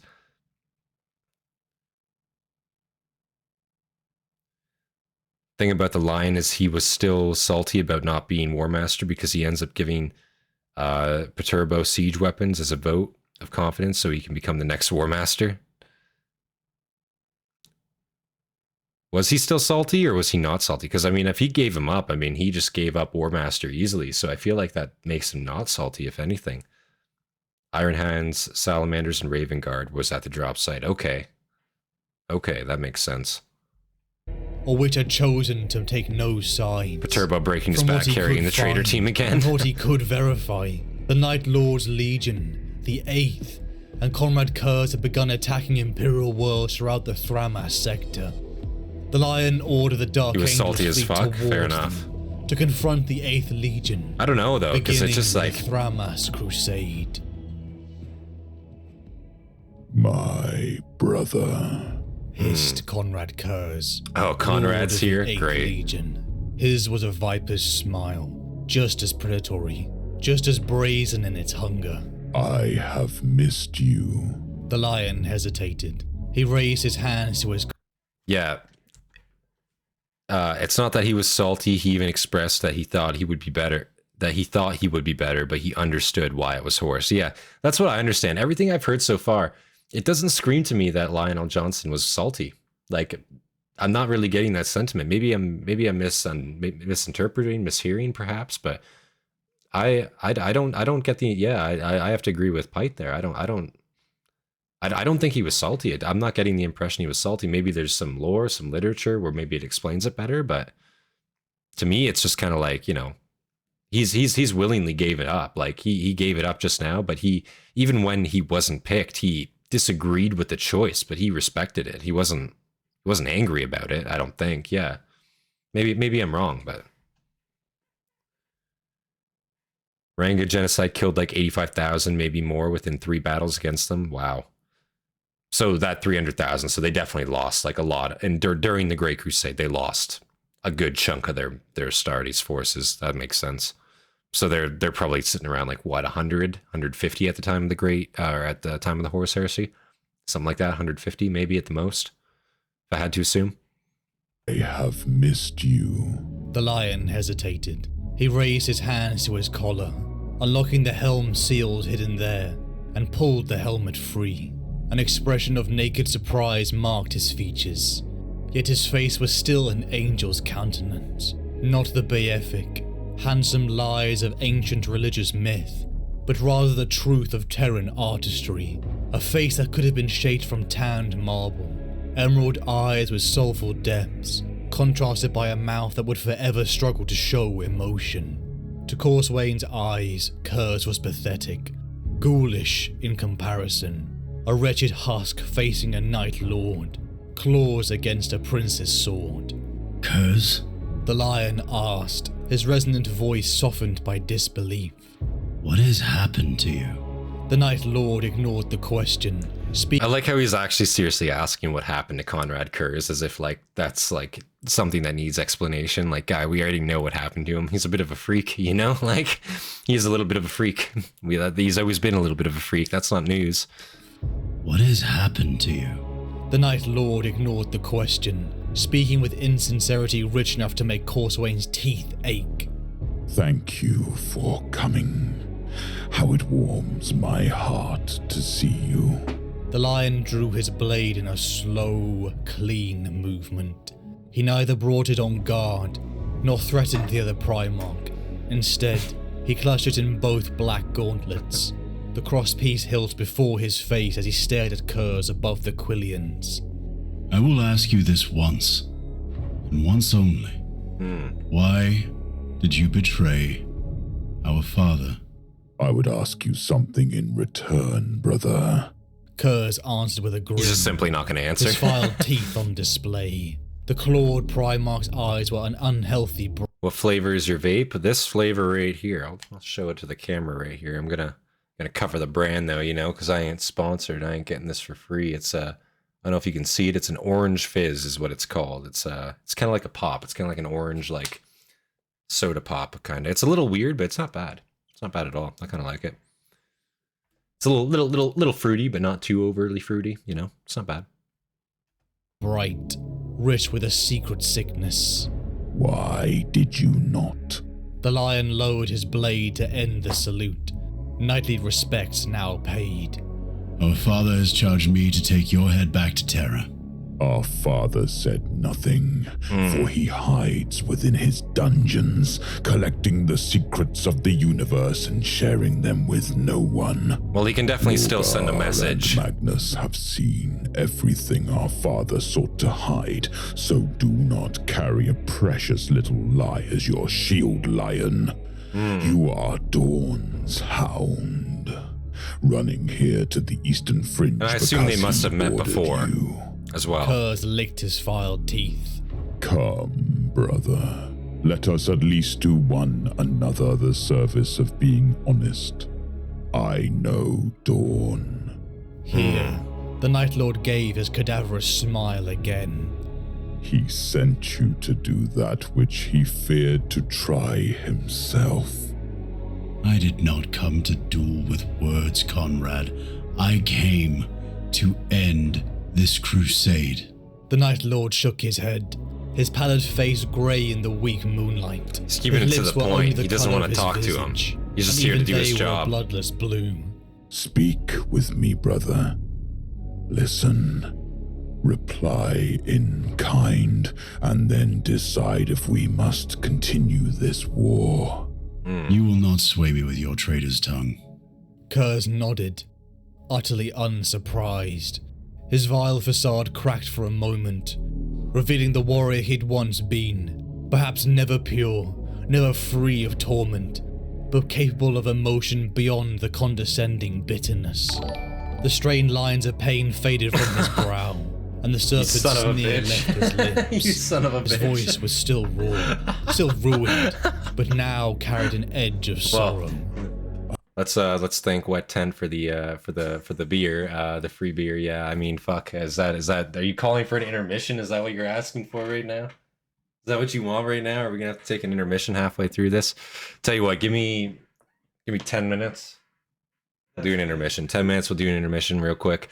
Gotta get myself my own beer. Apparently that's how it works nowadays. You know, I fucking fuck. You know, where you're gonna get good labor nowadays. You know. I know. So what harm is there in speaking together this one last time? The lion nodded. Wait here. He ordered his sons.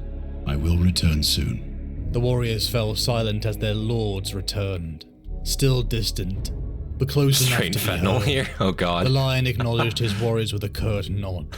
They responded with salutes, forming the sign of the Aquila over their tabards. Kurz ignored his sons, still addressing his brother. Horus himself charged me to speak those words to you. He said that the Night Lord had seen cadaverous before. Now he was practically exhumed. The Primarch's eyes, with what little white actually showed around the pupils, were inhumanely bloodshot.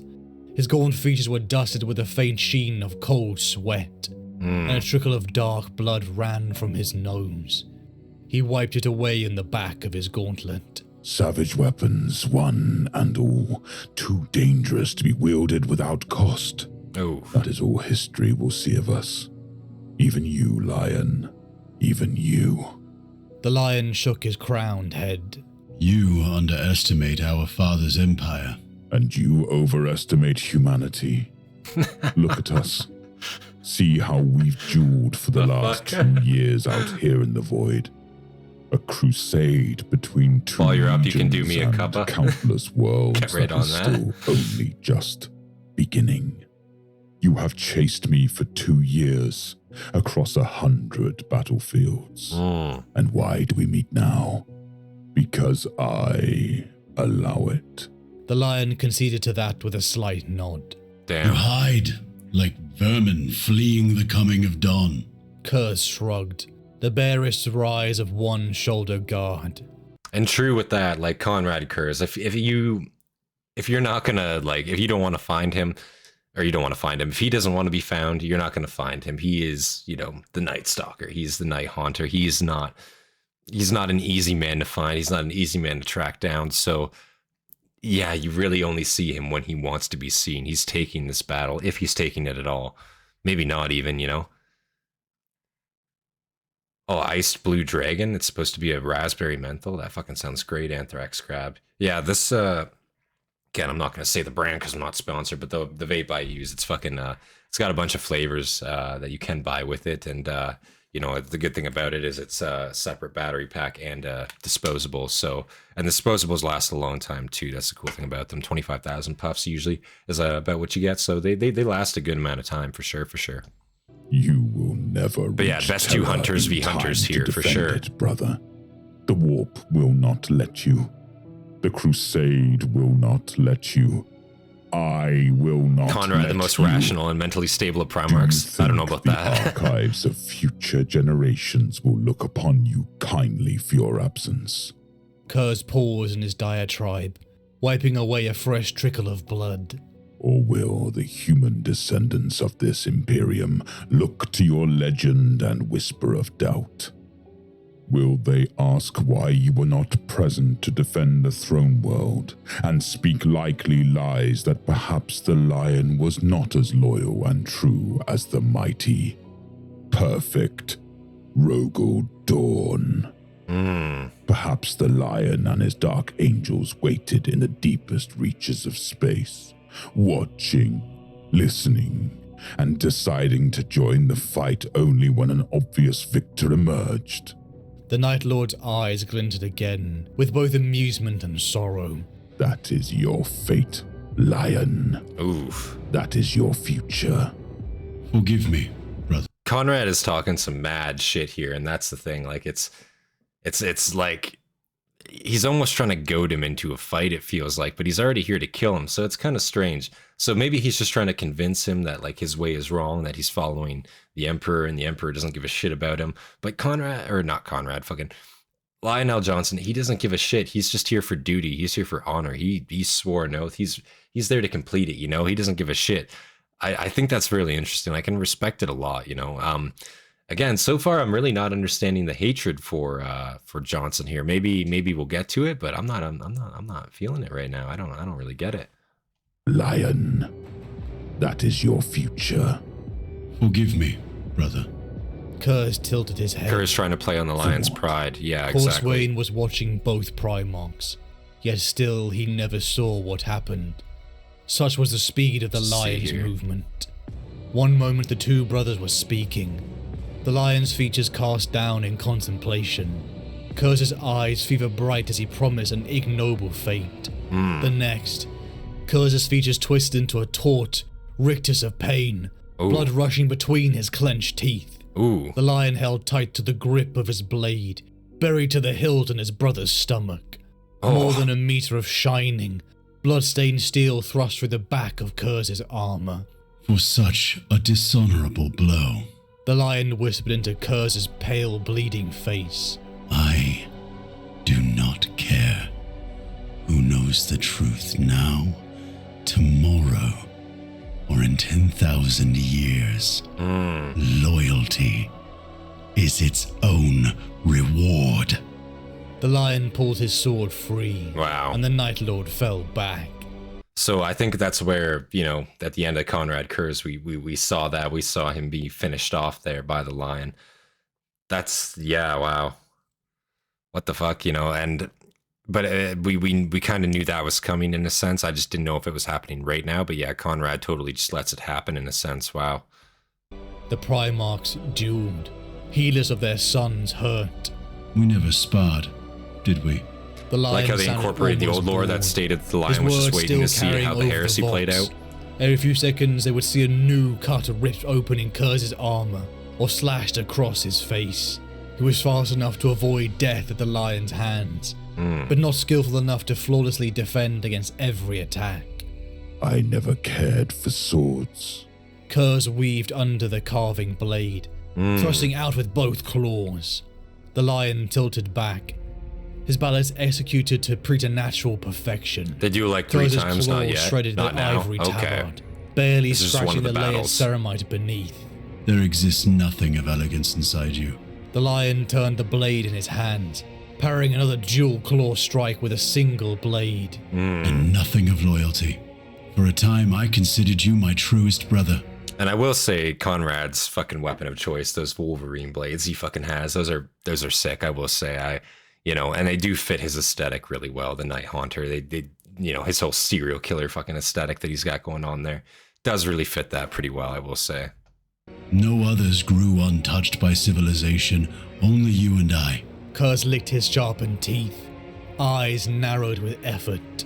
You should be with us, brother. Even your own legion senses The it. line finished on The Conrad. first Oh legion god. strife is not unknown to the War Master. There is no strife. Their blades locked in that moment, Kurz catching the lion's sword in the net of his linked claws. No, The Night Lord spat the word as a curse. Excuse me. no risk of the fair angels falling. When did you last walk upon the soil of Caliban, O proud one? The lion smiled, for the first time Kurz had ever seen it. But the movement of his brother's lips still did nothing to warm his statuesque visage. Stone gave off more warmth than that smirk. He gave no answer beyond the smile. Kurz returned it, just as insincere, just as lifeless in that moment. He stopped fighting, ceased his measured dueling, and leapt at his brother with a howl. But the warring Primarchs had presented the pinnacle of human possibility in warfare. Now the lion's poise, skill and grace counted for nothing. They bawled as brothers, rolling across the ground, hands at each other's throats. When the tumbling ended, Kurz knelt atop the lion. Pinkish saliva sprayed from his pale lips as he bore down on his brother. Claws gasped to strangle, to inflict that most slow and intimate of murders. When Slayer and Slain stare into It's a each very, other's very eyes, intimate thing that's going on here. Kurz breathed. Desperation ruined his voice, rasping it from bleeding lips. You should never have survived that tainted world you call home. The lion's armored hands grasped his brother's Technically, throat neither in should have mirror he. response, but the Night Lord's advantage was crystal clear. Kurz shook the lion's neck in his fists, cracking his brother's head against the rocky ground again and again and again. Die now, brother. History will be kinder to you this way. Two Primarchs stand upon a dry, uninhabited world. We're going to pause it there. That's the end of that speech. We're going to pause it there. We're going to have a little short intermission here. Probably, I'm thinking, let's see here. What time is it now? Say 8:40. We'll be back here for 8:40. We'll continue going then, guys. 8:40. We'll be back on at 8:40. So be sure to set your timer, set your alarm if you're going to tune on out. Otherwise, yeah, I will see you guys back here in about 10 minutes or so. Gotta go get a drink. Of course, Wet Tent himself, he donated. I had to get my own beer. So, you got anything to say to that one? Get it. Go get it? Yeah, motherfucker. Motherfucker. No. But yeah, guys, we'll be back. Don't forget my cuppa, bro. I'll get right on that, 100%. You'll be remembered. Yeah, of course. But yeah, we'll be back in about 10 minutes or so, guys. 8:40. We'll be back, okay? So yeah, see you guys soon.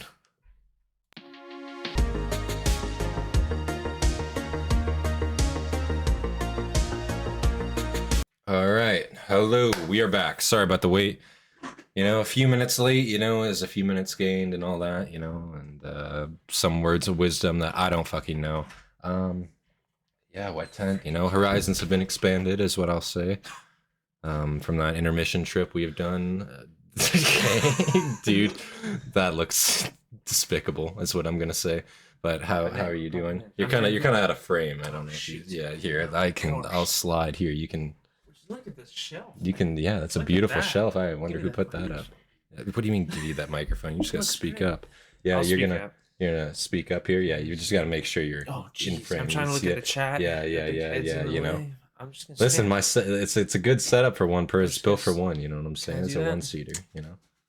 God, listen, I'm trying to squeeze in here as much as I can. Okay, there we go. I'm trying to give you as much leverage, That's leeway. good. I'll just hang it there. Okay, yeah, so you can just massage my fucking neck if you want to, I suppose. So yes, we're joined by the guest star, Wet Tent, for this little intermission here. He is, of course, the been building a martyr over on my desk. Actually, do you want to? I mean, now that your position's all comfy, like, do you want to go? I'll mark it. Here, we can show that off real quick.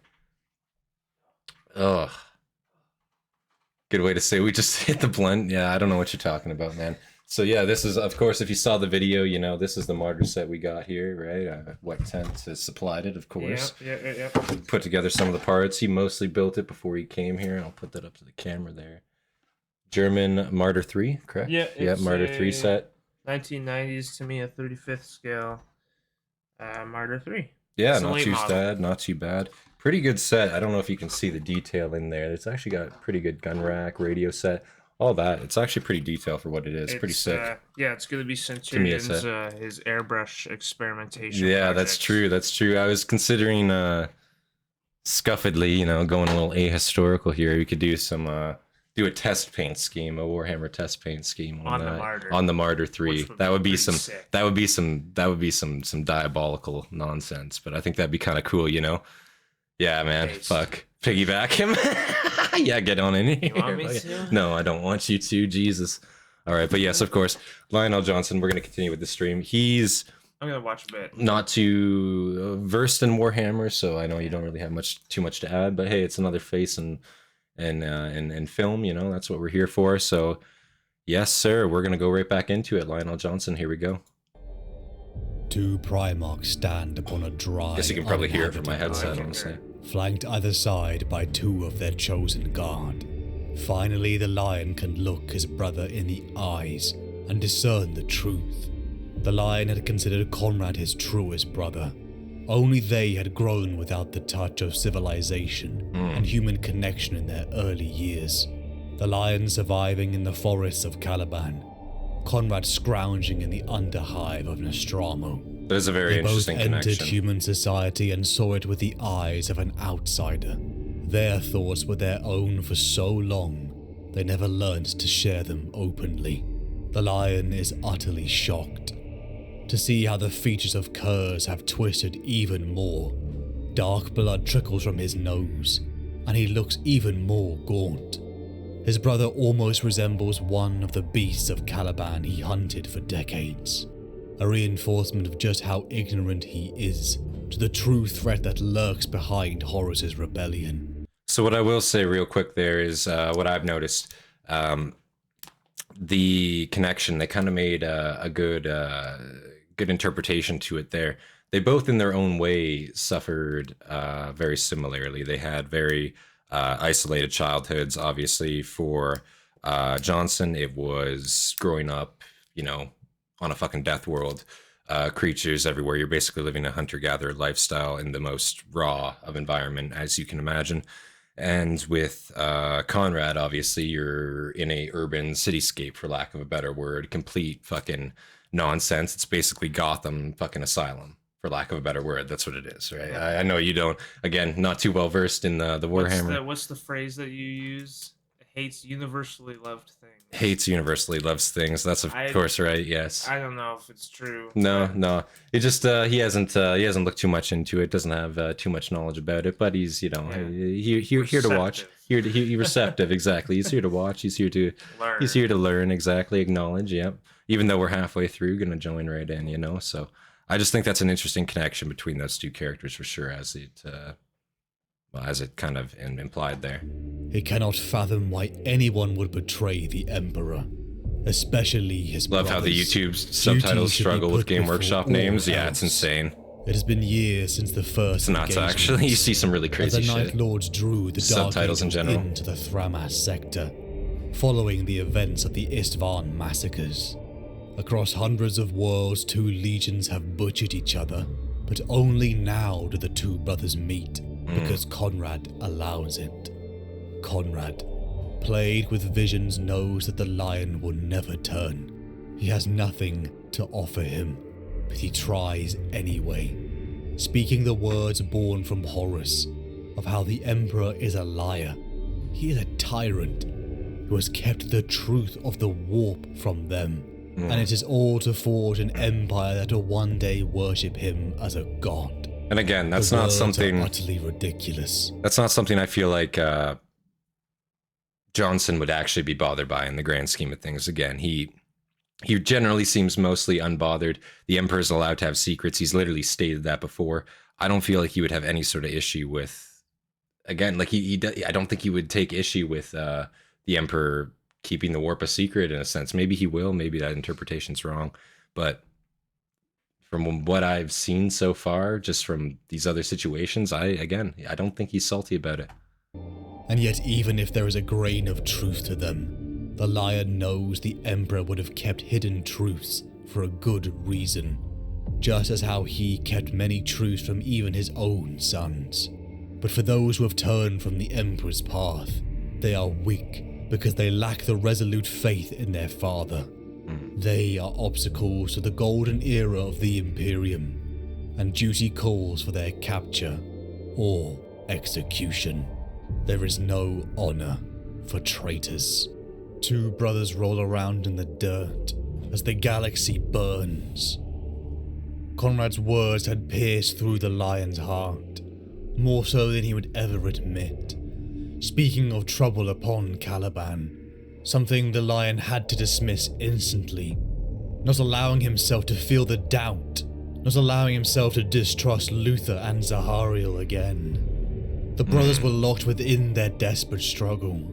The Lion, perhaps the greatest duelist amongst all of his brothers. Far Cry Primal with all predators, through pretty raw much. savagery and madness, managed to overpower his brother. That Keep Secrets, cool story, bro. Me too.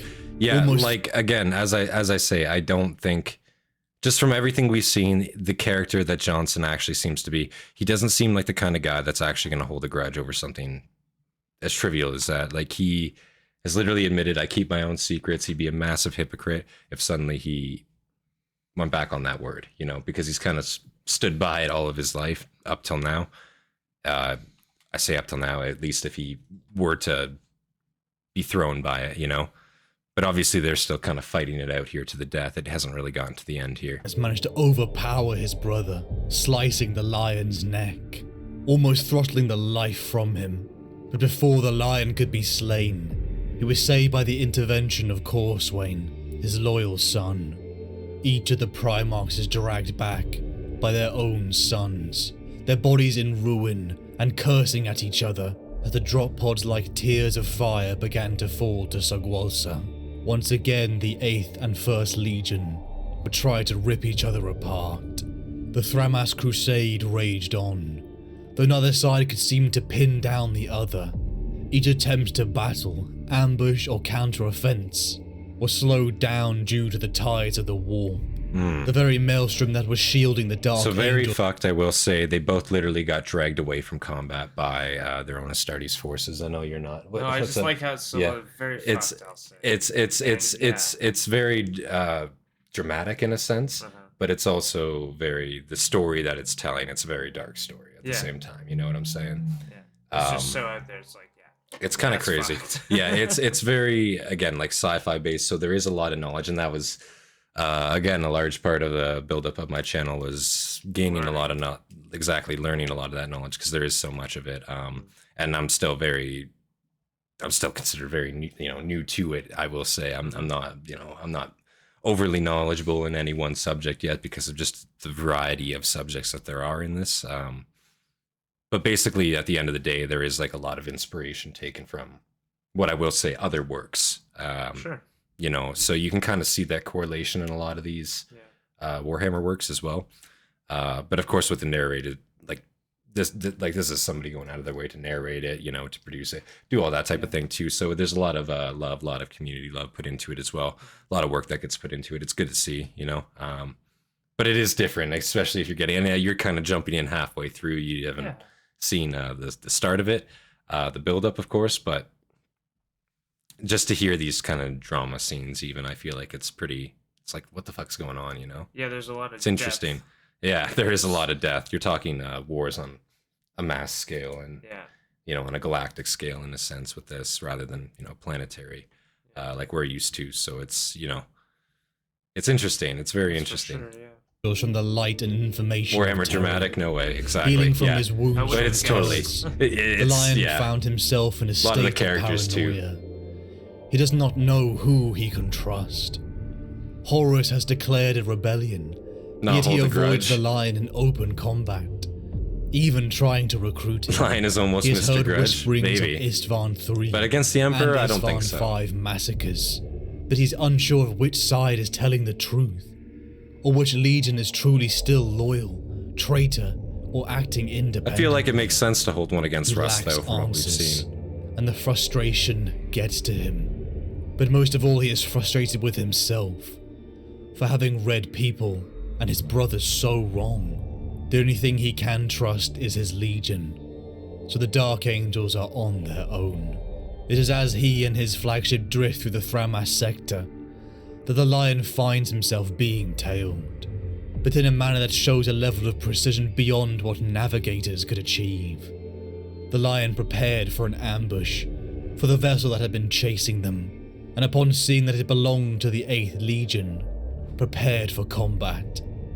But before the battle began, the ship began to ripple and folded in upon itself, consumed by the tides of the warp. A storm flared from the corpse of the ship as alarms rang out. They had been boarded, but by something not human or Xenos. So I think this is probably going to be their first introduction to chaos, if I had to see that, right? So I believe this to be a chaos vessel. They approached as normal. Things are going kind of as planned. A warp storm breaks it apart, and then they are suddenly getting boarded by not a alien force and not a, traitor force. So if I had to assume here, this is probably going to be where Jonson's going to be seeing the chaos forces for the first time. If that's just my assumption here, let's see.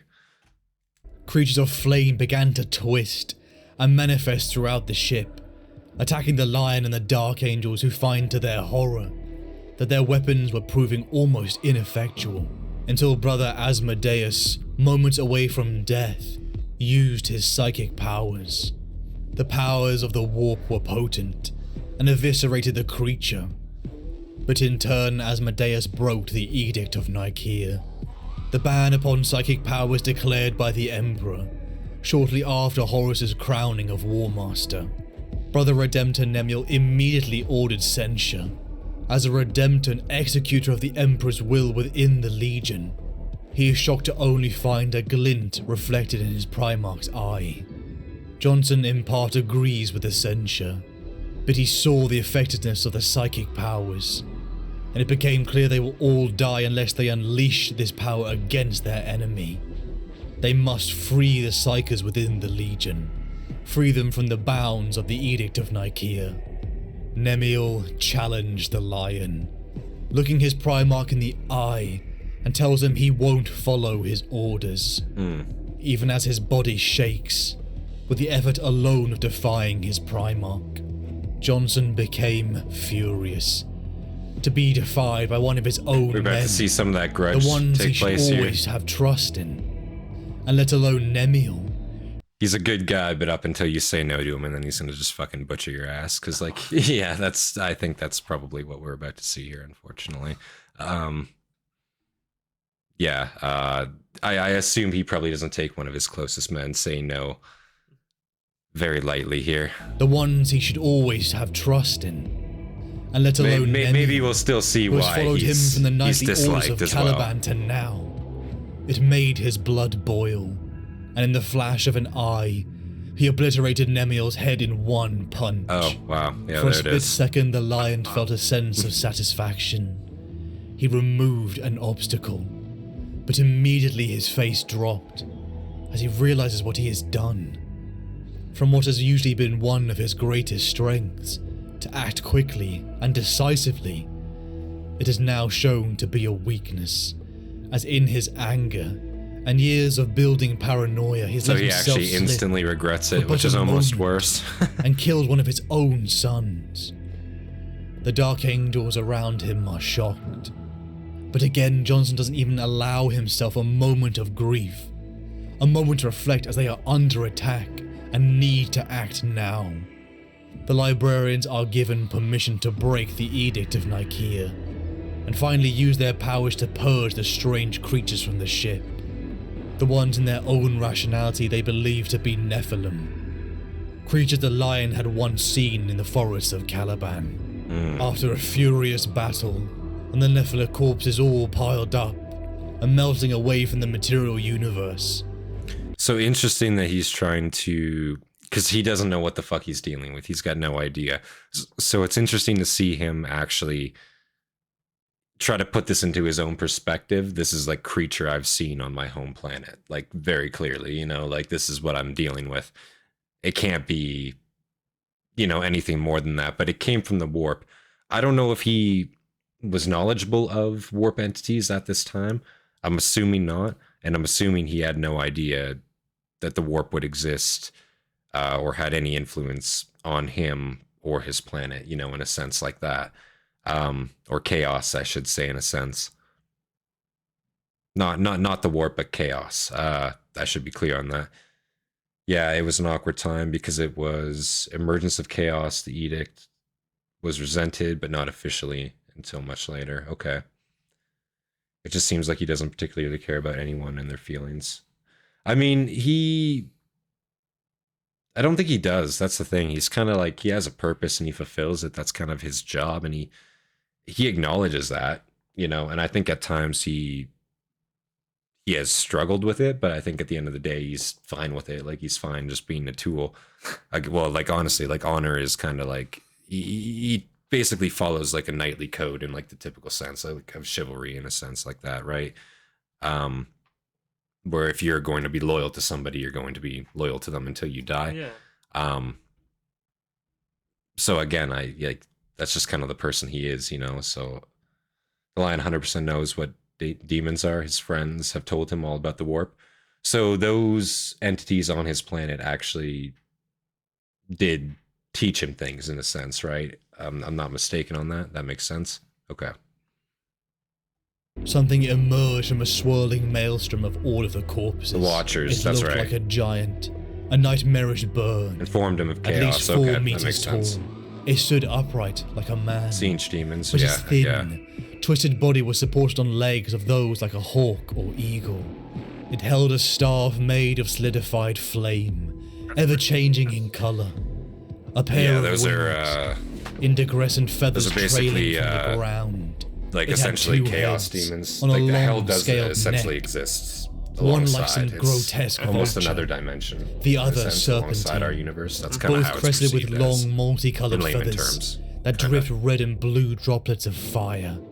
To even gaze upon it, it made all of the Dark Angels' head ache, their vision blur, their mind struggling to reconcile the thing they saw before them. From a twisted beak it began to speak to the lion. You do not desire power, that much is plain. Your ambition is woefully stunted for one of your abilities. You are happy to let your brothers dwell in the light of your father's adoration. You even sacrifice your own to stay true to the memory of what once was. I can give you freedom. Its slippery promises began to sicken the lion, but then he heard that word, chaos. Something more than a concept. Something beginning to solidify in his mind, as the nature of this war was becoming clear. The creature looked into his soul and saw that there was nothing he could offer him, for loyalty was its own reward. The lion was incorruptible. Together the lion and Corswain destroyed the creature they believed to be a Nephilim, the one called Kairos Fateweaver, banishing it away as it melted from the material universe. In the wake of their victory they continued upon their path, finding the planet of prodigious Ultima. At a minimum, at least they won that. Upon its surface, contingents from the Iron Hands and Death Guard battled. I don't know if it was a hard battle, but they didn't really go into much detail about it, is what I would say. What I will say. The world of Perdita's Ultima is under the protection of Lion El Jonson, of the First Legion, bringing a halt to both sides. The Lion called to parley, Darius meeting with Fateweaver, Captain Greater Typhon Demon of of the Death Siege, Guard, Changer and of Captain Ways, Medora of the Iron Hand at the Mechanicum factory that the two forces were fighting what I tend to over. ask about. The Lion trusted neither of them. The somewhat rogue intentions of Typhon, Andrew who Moss has clearly got some defied his words for you primal, there. I read those. Yeah, and did you? Midori, Got didn't any, want to interrupt. who perhaps simply wished got any words for them? Ask those little questions. Yeah. Yeah, you got I any? feel like I'm way too far ahead. You right that's now fair. to, like, You begin to are even understand that is fair. You're kind of just like into it. tuning in a sense, you know what I mean? But you know, to get into some concepts again, when I started, there are like lore videos and stuff. I was showing you those animations in a sense, right? Yeah, we watched those. You know, and I think the animations are great to get people into it because it's almost like, you know, like what's that? You know, it's an easier format. Exactly, it's an easier type of media, especially if you're not really into reading, perhaps. Or maybe I can't read, so yeah, I'm illiterate. Actually, I just can't do it. No, but you know, if you're not into reading per se, or you're not into audiobooks, I feel like, of course, TV shows, movies, that type of thing are, of course, the easiest type of literature to digest in a sense.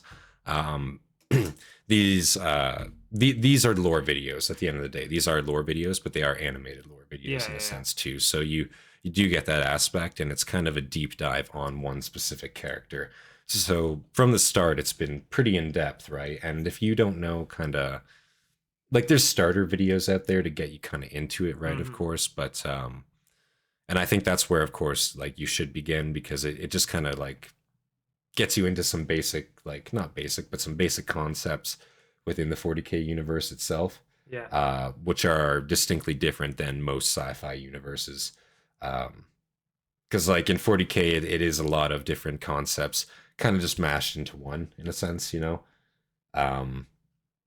And it's just not something you expect overall. But once you kind of get your head wrapped around it a little bit more with those starter videos, it begins to make it begins to make a lot more sense. And then from there, when you're doing deep dives on characters like this, kind of what you've learned just kind of falls into place, and you just kind of build on the knowledge that you did have, if that makes sense. It's to see what and start down the rabbit hole. It's something.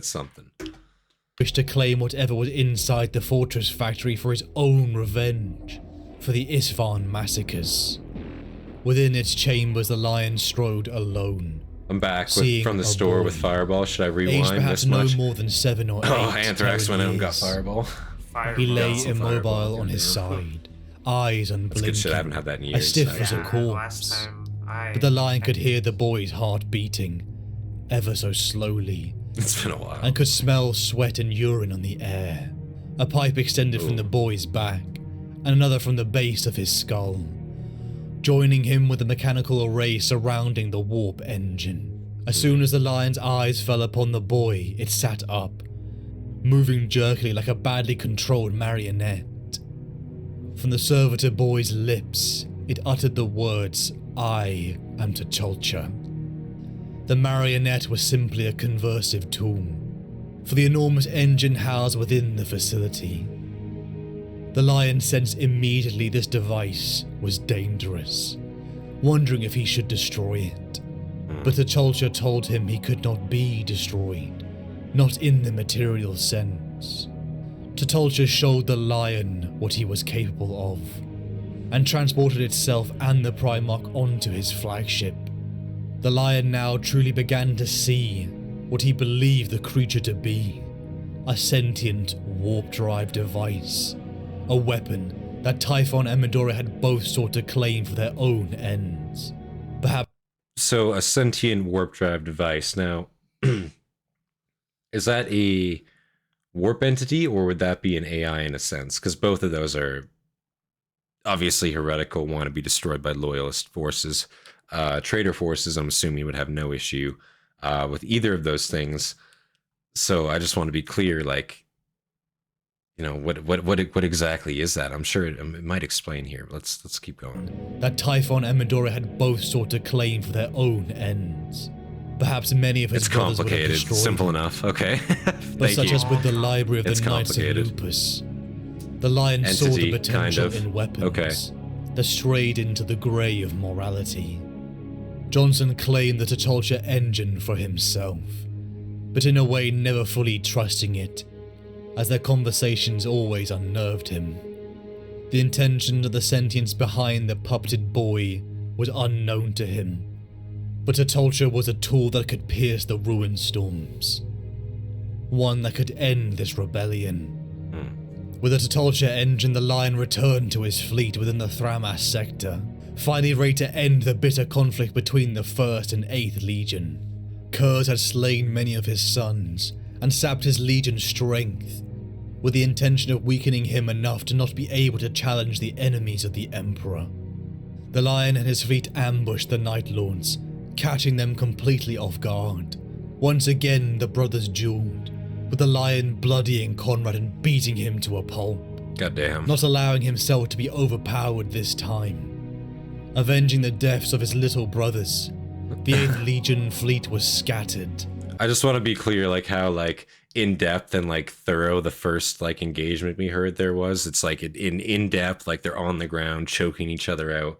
It's a really dramatic scene, really, like, sad, and, like, really emotional.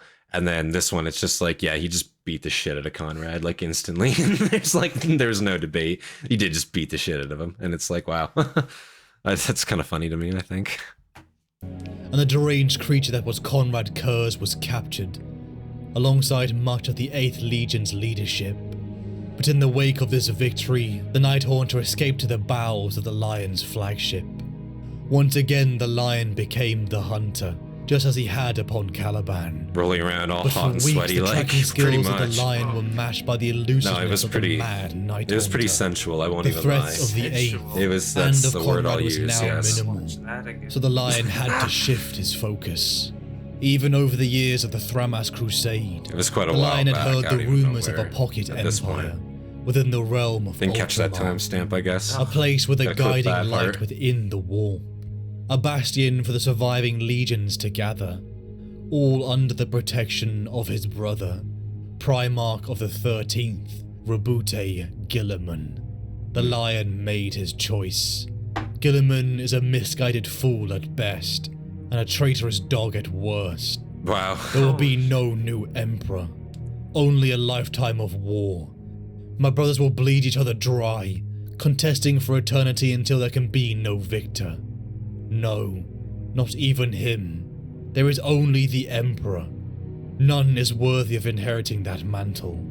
I will ensure the legionary Hastatis destroy themselves before another matches their power upon Terra. Faced with the prospect of mutual annihilation, my brothers may come to terms. Horus will be forced to acknowledge the Emperor again, and Guilliman and the others will not usurp their true master. The Lion trusts none except his own. All he sees are two brothers in the ashes of rebellion. So what I will say is his immediate distrust of Guilliman. Now, Guilliman didn't really do necessarily wrong by the Empire, or by the Imperium in a sense at all. Like, he, you know, turned out to actually do pretty decent things after all was said and done. So do you think that was misguided? Like where does this mistrust come from initially? Just him in general, just, you know, fucking being antisocial and hating everybody in general. Like, that's kind of what I'm assuming here. But maybe I'm wrong. Yeah, you grabbing yourself some snacks, yeah? Trying to replace his father. They will either be brought back into the fold or destroyed. Oh. Towards Ultramar and Macragge, the Lion storms his Dark Angels forward, ready to confront either a fool thank you. or a traitor, ready to confront Guilliman. I don't know if I can eat this. I won't be able to fucking, like, speak afterwards. So dry. How dry it is.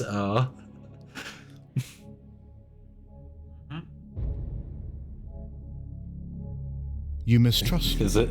and my motives. You have told me so, clearly. You suspect me of a treason at least as great as Horus's. No one trusted G-Man. Yeah, I guess, like, at the end of the day, like, like, Guilliman, it was kind of like a big shoes to fill situation. Like, at that point, who's up for the task? And he's just kind of like the go-to. He was there, you know what I mean? He was present. And I guess that's at the end of the day why he got it, is because he was, like, the only one around at the time. Everything was going down on Terra, you know. He was one of the few that were actually there, so just made sense that he assumed power. I mean, but yeah, I could see why they all distrust him. Treason at least as great as Horus's. if not deeper. Imperium Secundus. You do not deny it. You are establishing a second Imperium on the corpse of the first. No. No. No. I am trying to keep the flame alive. This is not about empire building or thrusting for the main prize. I have an empire already. Ultramar. 500 worlds. Brother, I do this only so that we may persist. Terra may have fallen, and our father may already be dead. Whatever the facts, the ruin storm prevents us from knowing the truth. I am not taking this moment to move to my advantage, and I'm not using the crisis as an opportunity to usurp. I am not Lupercal. I am simply keeping the flame alive. Wow. If we need another capital world, another figurehead, then let us have one. If it keeps our father's vision of the Imperium alive. If Terra burns, then Macragge lives. The Imperium endures. Do you know the real difference between me and Horace Lupercal, brother? Tell me. I don't want to be Emperor. Help me do this, brother. Help me keep what is left together. Help me preserve the human intent. Don't make argument with me and misinterpret my motives. I want to trust you, Rabute, but I have always been wary of your... Sorry? I am. Oh, yeah. Yeah. And I was going to say, this kind of like also shows the intent of Guilliman also. Like, a lot of people are distrustful of him. A lot of Primarchs are distrustful of him. But he's literally just flat out saying, like, I have actually no intent of taking this empire over. I don't even want to be here in the first place. I have no intent on keeping this position once it's over. I'm trying to hold this shit together while it lasts. So he's being forced into that position regardless. So it's just funny how people review, like, not people, but Primarchs reviewing it as usurping. I can see from their standpoint how they were because of miscommunication, right? The warp storms fucking everything, right? It was plain and simple. Yeah, like they, you know, if he's just assuming command on Terra, what else are they supposed to assume at that point? This is before they went to Terra. The fact that Rabute made a mini empire called Imperium Second, pretty much. He's a politician.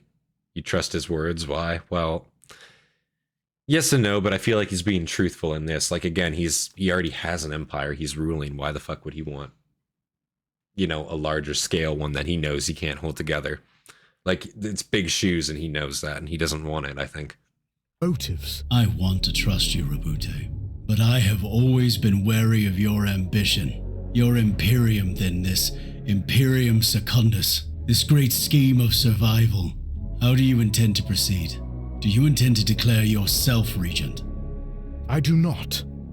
I will not found an empire and then crown myself. Such arrogance would confirm every doubt and suspicion lurking in the minds of men like you. I need a figurehead for the public to rally around while I fight to keep the mechanisms of the Imperium turning over and protected. But who then? Surely it must be blood. Agreed. It must be a Primarch. My dear Rabute, there are only two of us here. It is a time of legend. The galaxy is in flames. The Emperor's glorious vision for humanity is in ruins. His favoured son, Horus, has turned from his father's light and embraced chaos. His armies, the mighty and redoubtable Space Marines, are locked in a brutal civil war. Once, these ultimate warriors fought side by side as brothers, protecting the galaxy and bringing mankind into the Emperor's light. Now they are divided. Some remain loyal to the Emperor, whilst others have sided with the War Master. Preeminent amongst them, the leaders of their 1,000-strong legions are the Primarchs. Magnificent, superhuman beings, they are the crowning achievement of the Emperor's genetic science.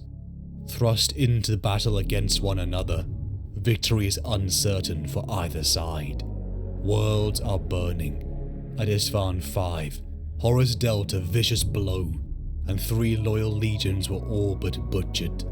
War has begun, a conflict that will engulf all mankind in fire.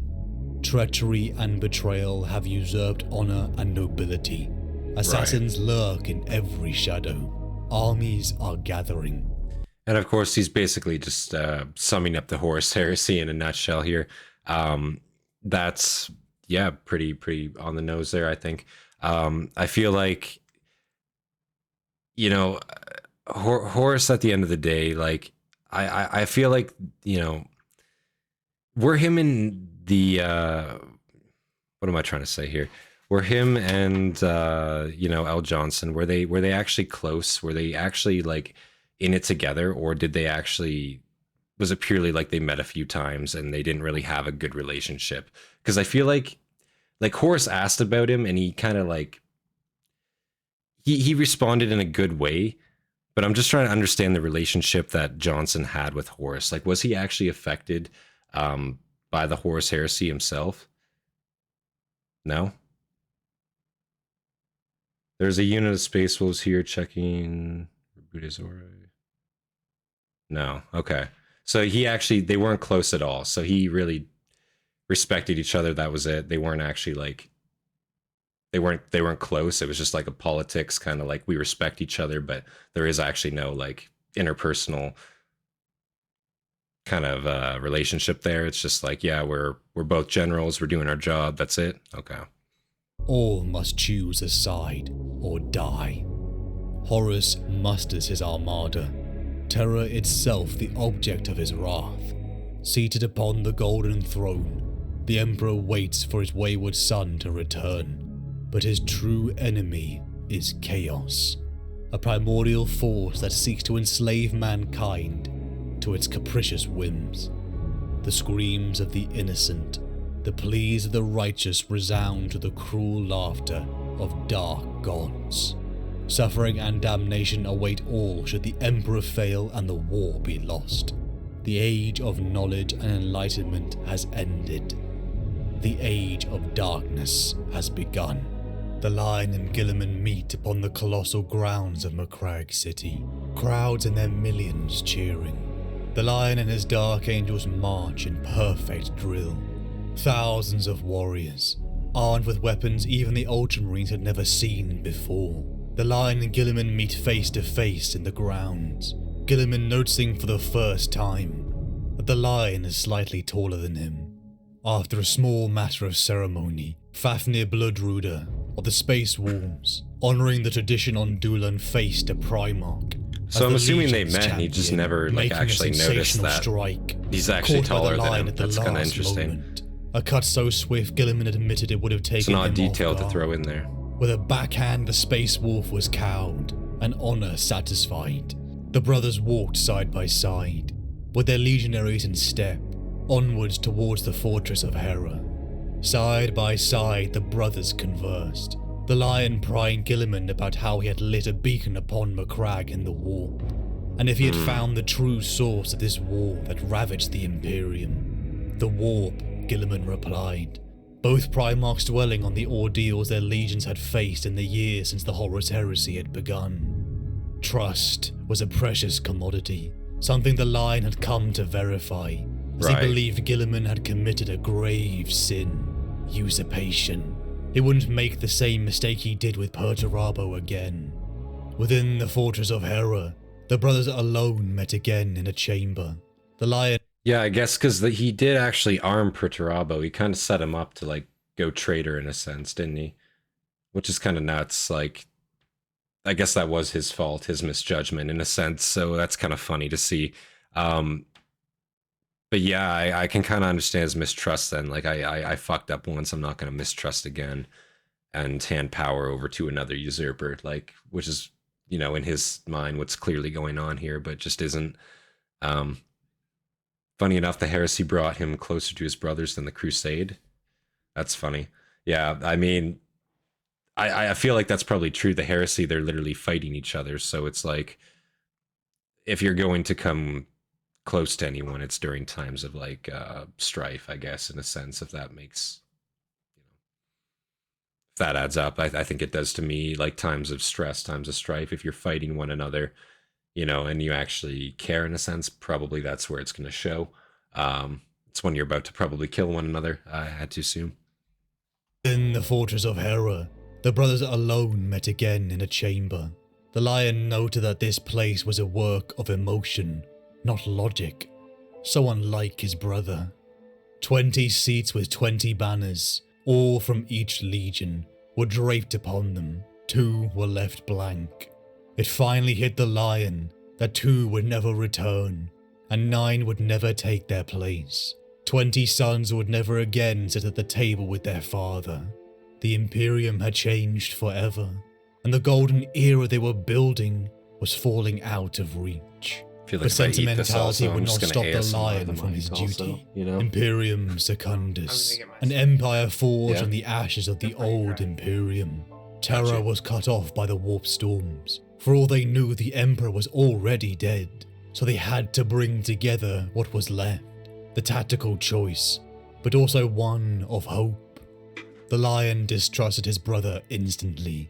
It only reinforced his paranoia of the empire builder he always knew Guilliman to be. Was he simply another traitor? Not one of the warp, but one of his character. But yet he saw a level of honesty from Guilliman he wasn't capable of.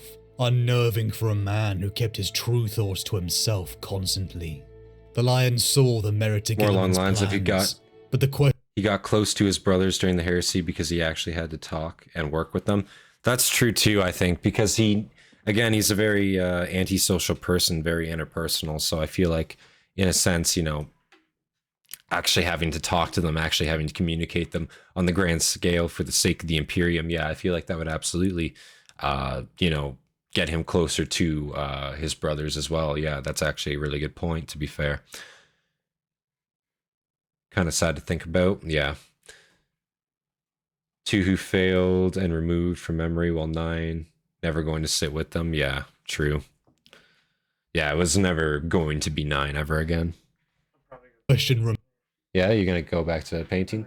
Yeah, all right. Well, Wet Tent is going to. Yeah, he's got to stretch his spine out on that stool for fucking too long, and he's gonna go back to painting that martyr. Well, not painting, but putting together that martyr, like the good boy he is. So. Okay. Yeah, that's right. Can you refund that? That's right. What? Super chat that I What? made Can I refund? No. after No, that comment? that's in there now. Fortunately. Cha-ching. No, I'm joking. I'm joking. remained. Who would become the symbol? Who would become the one to bend the knee? Who would become Emperor Regent? Who would become the new Emperor?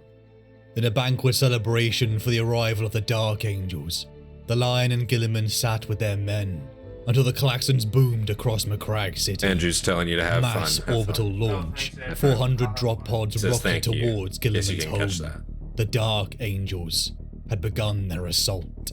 The Lion Couldn't immediately handle the felt a wash of testosterone, shock so rush true. over him. He had not authorized That's right, this. shaking. Guilliman and his men drew their weapons. Furious at the impending assault upon their world, Guilliman looked into his brother's eyes and read the shock on his face. Even if this had been unplanned, the Dark Angels were in waiting. They had put plans in motion to destroy the Ultramarines. Please, the Lion said, holding his brother's gaze. The shields of Macragge would incinerate his men. The Lion swore to his brother he didn't order the assault. The time ticked away until the furious Guilliman relented and allowed the safe landing of the First Legion. Even now it was difficult for Jonson to break that wall he had built so long ago, to be honest with the brother he had so many doubts about. Wow. But Guilliman had been honest. Jonson believed him, even if that belief didn't come with the Lion's full trust. He True. finally explained the source of the unsanctioned drop assault. A previous prisoner who had been running rampant upon his ship.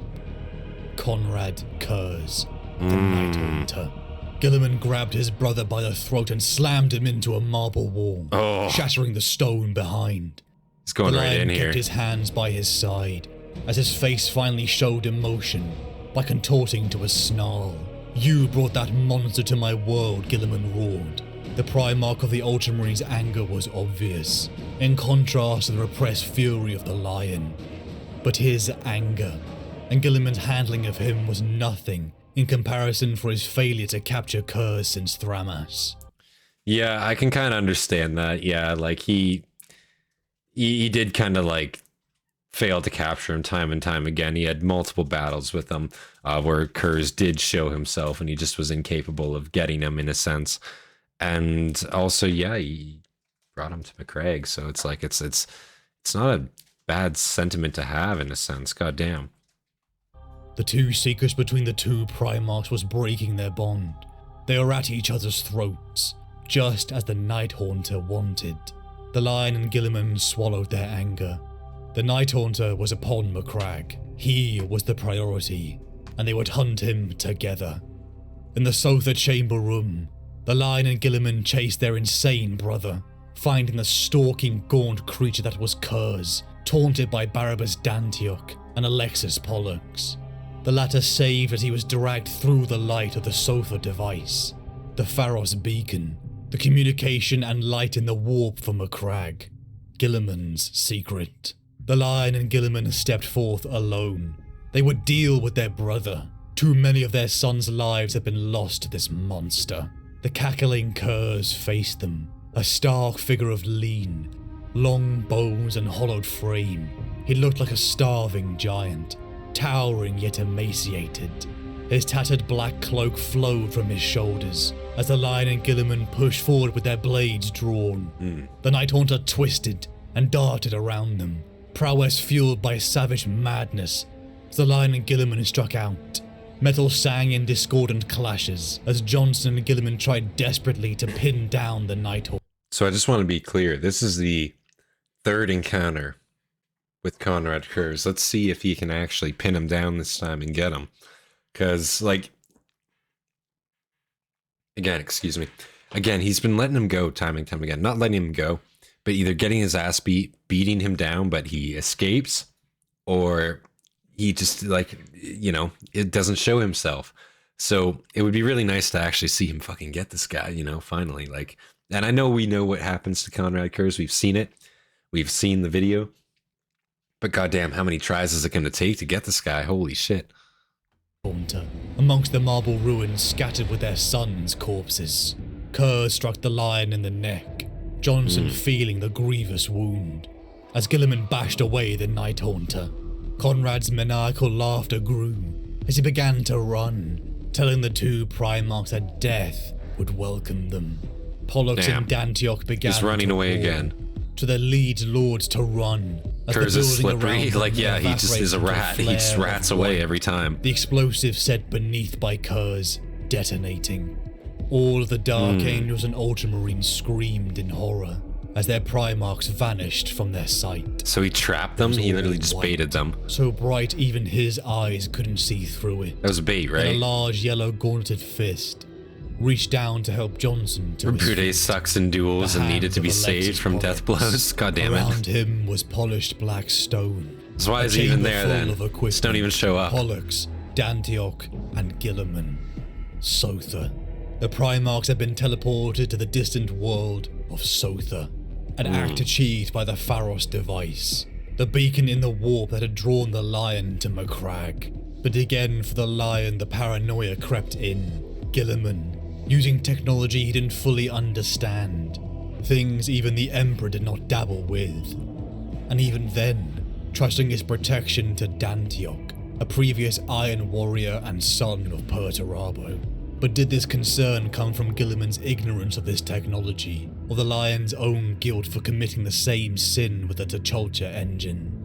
The Lion and Guilliman sat upon the sands of Sotha, frustrated as the Pharos recalibrated back to Macragge, angry at themselves for the havoc Kurz was wreaking upon Macragge City in their absence. The Lion had never sat still for so long, never been so powerless. With the Pharos recalibrated once again, the Primarchs were in communication with their relieved sons. Guilliman crossed the boundary rat once mode, again. Conrad, pretty much, The yeah. emotions that Like, he just reunified rats, with his dude. men, and his adoptive mother bridging the gap. And now they're like on this planet. They're on fucking Solta. I'm pretty sure. Skolta. I'm pretty sure that's how you pronounce it. Fucking, and he's just over there still like burning the fucking planet down. Like it's just, and he just gets away with it. He just gets away with it time and time again. He just like, I don't know how he keeps doing it. You know, holy shit. His emotions at reunifying with his men and his adoptive mother bridging the gap, powering the Pharos device, only for the lion to be stricken with frustration. He couldn't cross. He couldn't will himself over like Guilliman until his brother extended his hand. I need you here, with me, brother. The lion stepped through and clasped his brother's hand. The empathic field couldn't read the lion's sequestered, buried needs and hopes. The walls he had placed upon them were his crutch, but Guilliman's need for his brother and his love was enough. The lion placed his other hand on top of Guilliman's, fully aware of the bond between them, one that had been tested, but is still held true. Once again the lion and Guilliman set off to find the Night Haunter, and the rumoured giant who had been seen battling him across Macragge City. Oh. Another brother was found upon Macragge. And Vulcan's here. The Lord of Drakes. Vulcan. Vulcan lived. But more news came to the lion and Guilliman. News that filled both of them with hope. From the edge of ultramarin space, another fleet crested the heart of the gathering Imperial forces.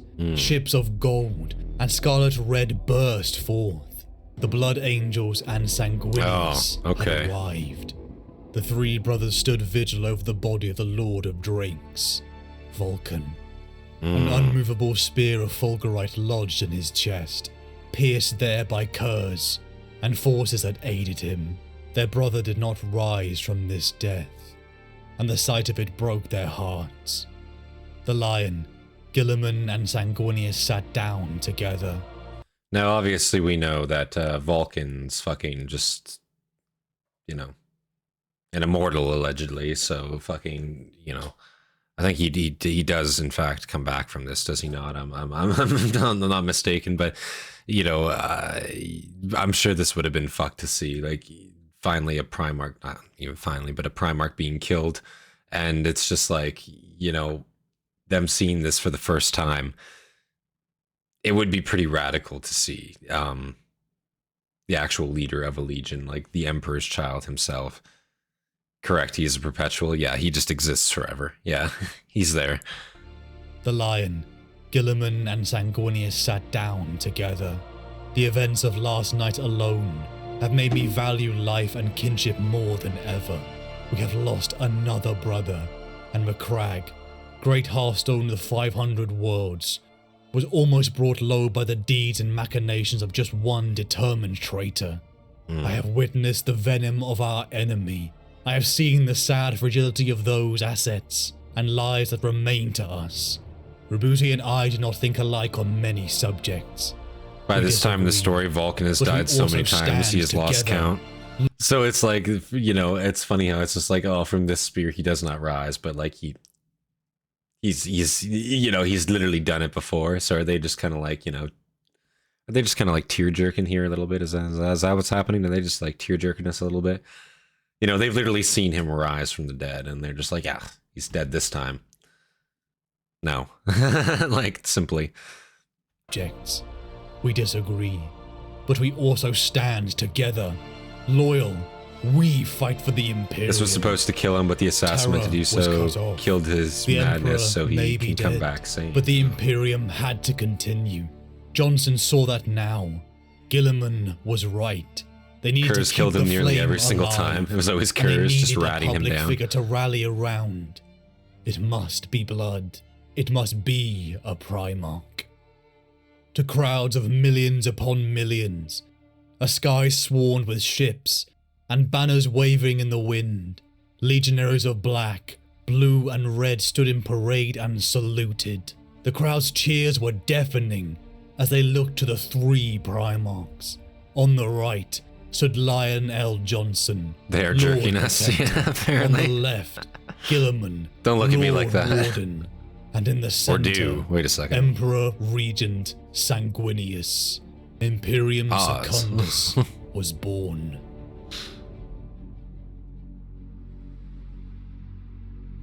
I am the Lord Protector. It is my duty to ensure our defense from any threat, be it from outside or within. There is no greater threat than Kurz, a Kenko right here on Macragge. Perhaps even still within the Civitas, regardless of our brother's assertions. Toys with us, distracts us, diverts us from the goals we seek.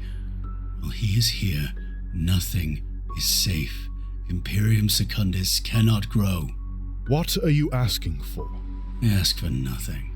The lion glanced over his shoulder in irritation and returned his gaze to the Emperor. You have given me what I need already. You appointed me as Lord Protector, and oaths were sworn. It is upon my honor to uphold the responsibilities placed upon me. Fulgurite is a real substance. When lightning hits sand in Warhammer 40K, Fulgurite is solidified lightning of the Emperor. The spear tip is made from the Emperor's psychic might, so it can kill immortals. Oh shit! So it was meant to kill him. So they actually thought this was gonna do it. Like this was the one that was gonna, you know, finally put the nail in the coffin, but it just didn't. Is that it? I think Games Workshop's gonna bring back the triumvirate with the Holy Ghost Sanguinius. Yeah, that's possible. I mean, it would not surprise me if Sanguinius did make a return, to be honest, from what I've heard. I don't think that would be shocking. I think I could see that. And also think about how fucking sick that mini would be. Think about how many people would buy that shit. Oh. And it is upon yours to let me do so. There can only be one Emperor. The lion whirled about, stopping himself an instant from striking the Primarch of the Ultramarines. Guilliman stepped back, startled. And I will protect him. The Primarch of the Dark Angels roared. He threw out an imploring hand to Sanguinius. Brother, stand by your oaths. Free my hand. It would be shocking as he's dead and his soul is shattered. Listen, when has that ever stopped? The forces that be, you know. Listen, from what I hear, you know, it just feels like supposedly Dante plus Mephose plus Sanguinior equals Sanguinius. Assassin betrayed the guys who sent him to kill Vulcan and save Vulcan from his madness caused by Kurz. Unfortunately, probably not as far as the recent lore is concerned. When Sanguini died, his soul was ripped apart. Okay. So his soul's not even necessarily in the warp. It's actually just non-existent. Is that correct? Is that more true, I guess?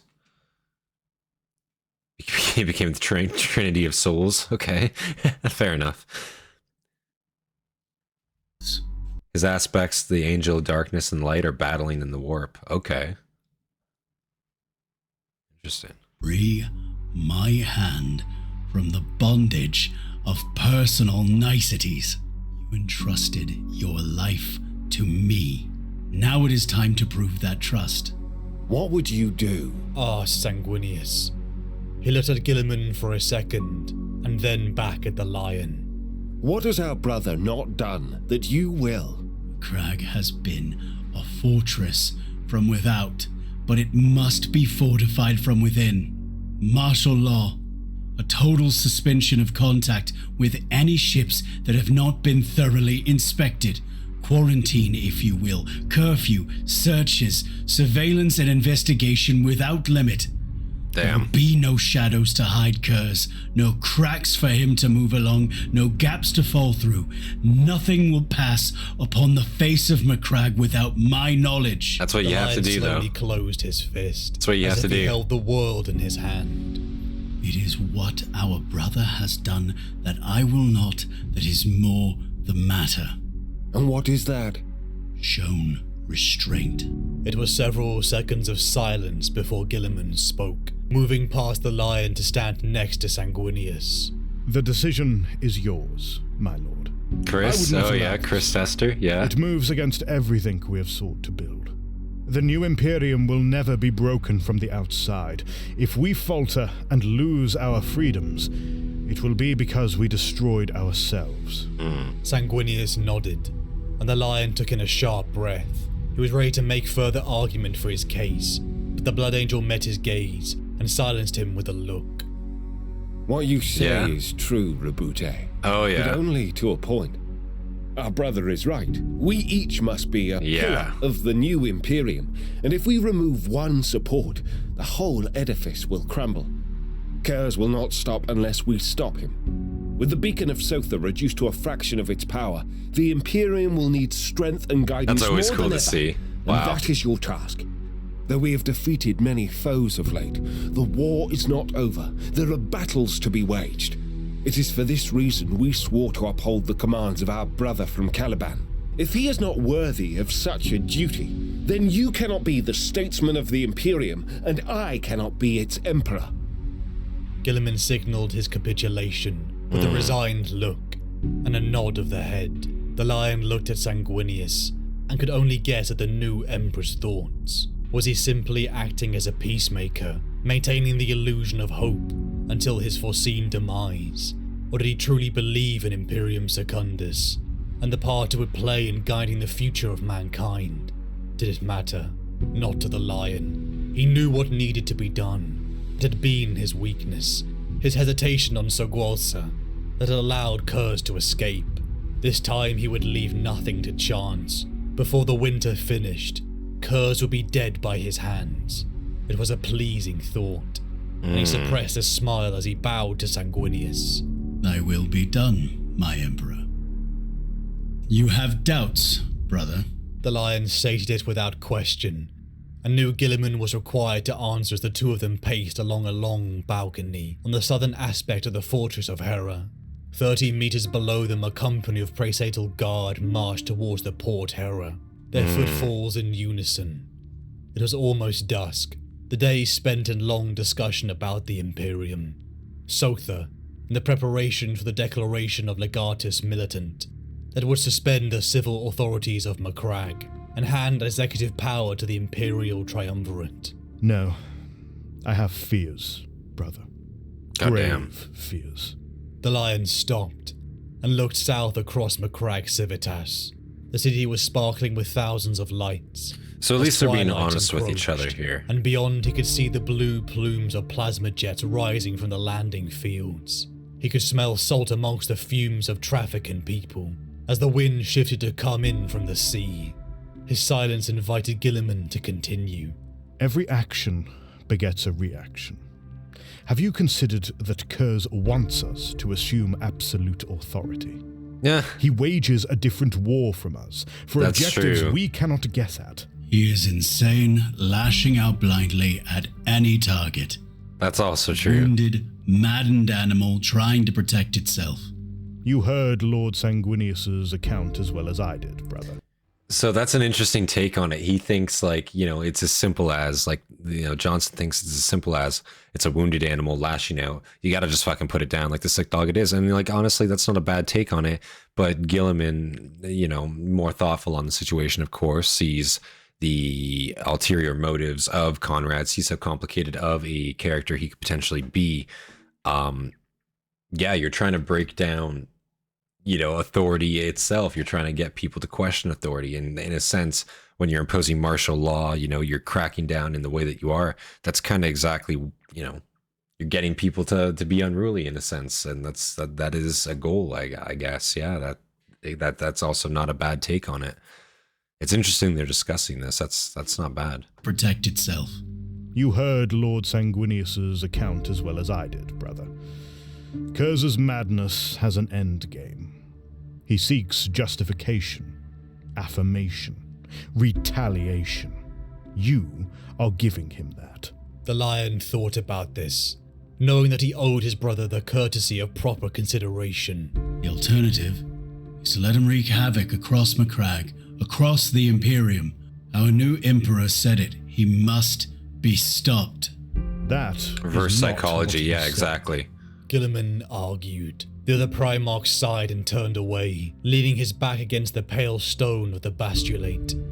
The practical application of more security brings about consequences that theory cannot predict. Such as? We are asking my legion to stand against their own. This is Macragge, the world of the Ultramarine. Yeah, Many exactly. of my warriors have connections here, family ties. Literally. We were never meant to rule directly. You must understand the potential And now they're martial conflict lawing this it. generates. Yeah. Unforeseen consequences are just that, brother. What ruin will Curse bring about if we do not curtail him now? I cannot conceive of such a future. The best thing about the future is that it comes one day at a time. Tomorrow will bring protest. How will we deal with that? You will deal with it, brother. As Lord Warden, it remains your duty. I will be busy commanding my legion. You cannot escape the responsibility of tomorrow by evading it today. I evade nothing. The lion looked at Gilliman and could not guess what his thoughts were. It was a hard task the Ultramarine's Primarch had taken upon himself. That was a very Dark interesting Angel take sought on to it. alleviate some of that burden, allowing his brother the time and space to perfect the design of his creation. And you need not concern yourself with conflicts of interest. My warriors will show no fear or favor in the application of their duties. Your legion's hands are clean. You cannot mean... Gilliman stared, looking in shock at the lion. You cannot bring your legion to Macragge. Wow. Already issued orders, brother. You have admitted that your warriors cannot be trusted to guard their own. Wow. You think you can usurp me on my own world? That's kind of fucked Gilliman up. was almost hoarse. Throat tightened. So he's straight up, he's throwing, he's usurping him in a sense. I'm going to do anything I can to get Conrad, and I'm going to do anything possible to fucking make that happen. I'm going to station my own troops on your world, on your home fucking planet, to get him. And this was without his knowledge, without his consent. That's a bit of a backstab, isn't it? Wow. That's pretty rat-like from the lion here. Holy. Usurp me on my own world. Gilliman was almost hoarse, throat tightened by his distraught state. Our world, Cradle. Why did it autocorrect the evil of Dan? I have no idea. Lies beyond the ruin storm. Far from Don't question the YouTube autocorrection or the YouTube captions. It's a bad idea. I have given up my home, my warriors, to join this endeavor. What are you willing to sacrifice? Horus had tried to take the Imperium for himself, and Gilliman had decided to build a new one, as much as he did not want to belittle his brother.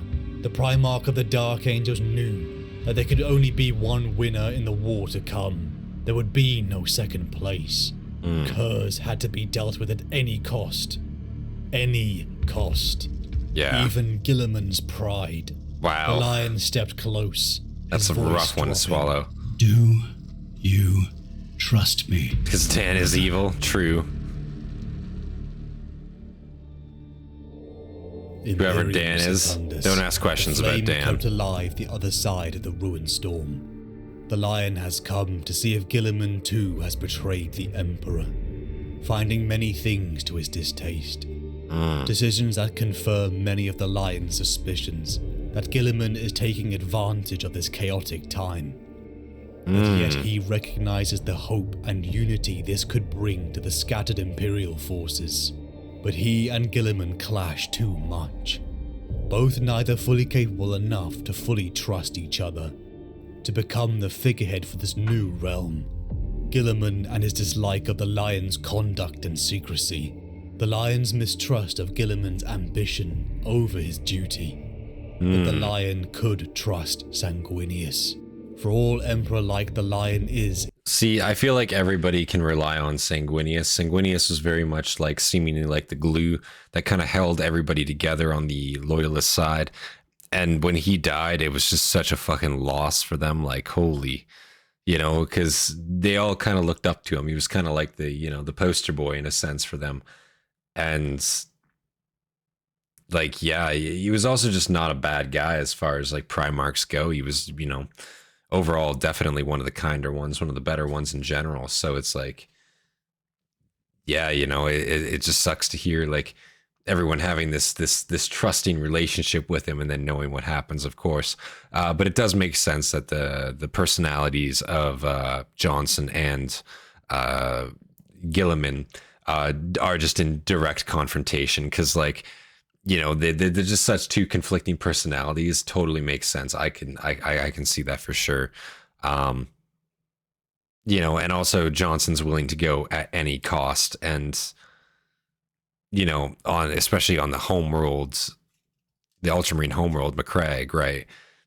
You know, that is a hurt of Guilliman's pride for him to do that to him. Like, that is very much a hard one to swallow. Sangui was the most beloved, the most loved brother by far. He was genuinely the best of all the brothers. Yeah, that's kind of the sense I'm getting. Everybody seemed, from what I hear, they seem to look up to him. They say Sanguinius, when Sanguinius died, hope died, and the universe cried for the loss of a great angel. Yeah, that's fair. Lion could trust Sanguinius. I could totally see that, though. Like the Lion is in his demeanor and personal convictions, Sanguinius can be the symbol he could never be, though a part of him desires the authority in order to push through decisions. But he even Horus, yeah. That's a hunter of beasts. That's kind of fucked up. He recognizes a nobility and fairness to Sanguinius that surpasses his own. Yeah, you have yourself a good night. You have yourself a good night, Battle Chicken. It was good to see you tune in there. You have yourself a fantastic night, man. It was good to have you tune in there. Catch the rest of the VOD later tomorrow there if you want. For sure. Have a good one. Such was the tragedy of times. His sons went into the Black Rage for a reason and still deal with it 10,000 years later. Yeah, that is very true. I almost forget, like, those congenitcies, those like congenital defects kind of like exist sometimes. But yeah, they do have the Black Rage, just a rage, furious anger for the loss of their Primarch. Yeah, true. Sanguinius that surpasses his own. The Horus versus Sanguinius fight is a must-watch video. I'll have to check that out sometime. But here stands a being more worthy of it. With the birth of Imperium Secundus, the Lion understands that this is the best course of action, but yet he is concerned for the true Emperor, and for distant Caliban, whose fate he has put on hold for Imperium Secundus, because he believes this is the best choice for humanity. Kurz has taunted him with news of Caliban before, but he holds to his trust in Luther, that his adoptive father has held true, but also for the first time the Lion genital has defects, so true. Emperor Regent Guess they all Sanguinius, technically have that, don't they? Who doesn't know his heart to the level the Emperor does. The Emperor and the Lion barely needed to converse on decisions, as their minds were nearly one. But to Sanguinius and Guilliman he has to explain and justify himself. Something incredibly difficult for a man who keeps secrets and actions often to Dan himself. really didn't skimp on the details, even when I wish he had. Trusted him completely. Yeah. Enough to let him off the leash. The Lion knows his duty, but do his brothers understand the way he sees this universe? Imperium Secundus, the beacon of hope for the Imperial forces on the far side of the ruined storm, had met with adversity. The Pharaoh's beacon upon distant Sotha had been broken by an attack from the Night Lords, dimming the light in the warp that had called the survivors to Macragge. The Lion had travelled to dozens of worlds within the realm of Ultramar, using the Totolcha engine, hunting down the rumours of the Night Haunter. Upon many planets, the Lion found warbands of traitor forces, such as the Word Bearers, seeing now truly the disgusting rituals enacted by those who worshipped this chaos. Yeah, and by this point, the physical changes have very much taken place in the traitor forces too, I'm sure, so the Word Bearers, especially bearing eyes on them, would be fucking horrific if you hadn't seen them to that point. Yeah, that would be like, what the fuck happened to you guys? Holy shit. I'm gonna post a short on Castor the Mad. He's funny. Yeah, you should. Definitely should. Abnett is a good writer for sure. Yeah, actually, I fucking right here, if you guys haven't seen, look at that. You guys see that? Yeah. Posted that on my channel a little bit ago. Yeah. Fuck yeah, it's in the display now. Oh yeah, we got this nice shelf. Oh. One nice It was all me though, right? Yeah, no, I'm joking. Wet Tent here, of course, helped out a lot with that shelf. I want to, give praise. Do you want to show your face for that or no? No. My memory's in Your memory's in the shelf. We should etch his name into it, honestly. It would be a good memorial. Paint my name on your wall. Paint your name, yeah. You know what? I'll put a little @ symbol at you. Thanks for the shelf in my description. How about that? I'll do it just for you. Just for you. Desecration, even entire monuments of bone, made from the populations of planets. We have come. We are death. We have come. We are death was chanted through the helmet grills of the First Legion, as they faced these traitors upon every world, scouring for traces of Conrad Kurz. Only for upon Jonson's return to Macragge, he discovered that Kurz had never left. The news sent shivers of shock down his spine. Imagine him being such a rat, he never actually left the capital. The first planet he fucking checked, he was just there still. He's just chilling out. He saw a hint of a soul-grinding rage. But just as quickly the Lion's thoughts turned to the Emperor Regent Sanguinius. He was unharmed, but had been visited by their treacherous brother Kurz. To the library of Ptolemy the Protector, Warden and Emperor Regent went, discussing how they would deal with their traitorous brother, who haunted Imperium Secundus's progress. The Night Haunter was insane, vengeful against the Emperor who he believed had by fate made him a monster. Yet underneath all this was a brother seeking, in a way, forgiveness, permission. The Lion saw a deep melancholy within his brother Sanguinius's words. The source of it something he would not share, but the Lion even now kept his own secrets. He was not one to pry. The brotherhood between the three Primarchs was showing its cracks. The Lion felt a fury take over him. Guilliman, how could he allow Kurz to get so close to their Emperor? Something Guilliman retorted with, where was he, the Lion? True. He is the Lord Protector. Yet he was off in the stars hunting rumors on his own, and keeping his own movement secret from them. His own Warden and Emperor Regent. The Lion warned.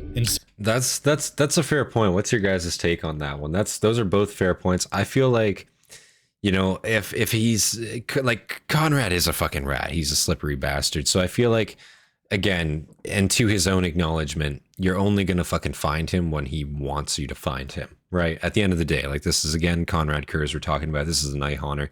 He's not gonna be fucking just out in the open. Again, he was hiding on the capital planet. I'm sure first planet they checked, still just fucking there, and feet up, waiting for them to come back. Oh, hey guys. So I feel like, yeah, kind of a waste of time, honestly, in hindsight, but at least he's doing something.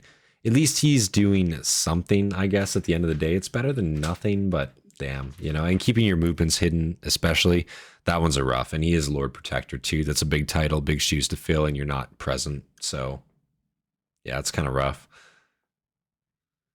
Personally, the Lion was baited hard in this movement.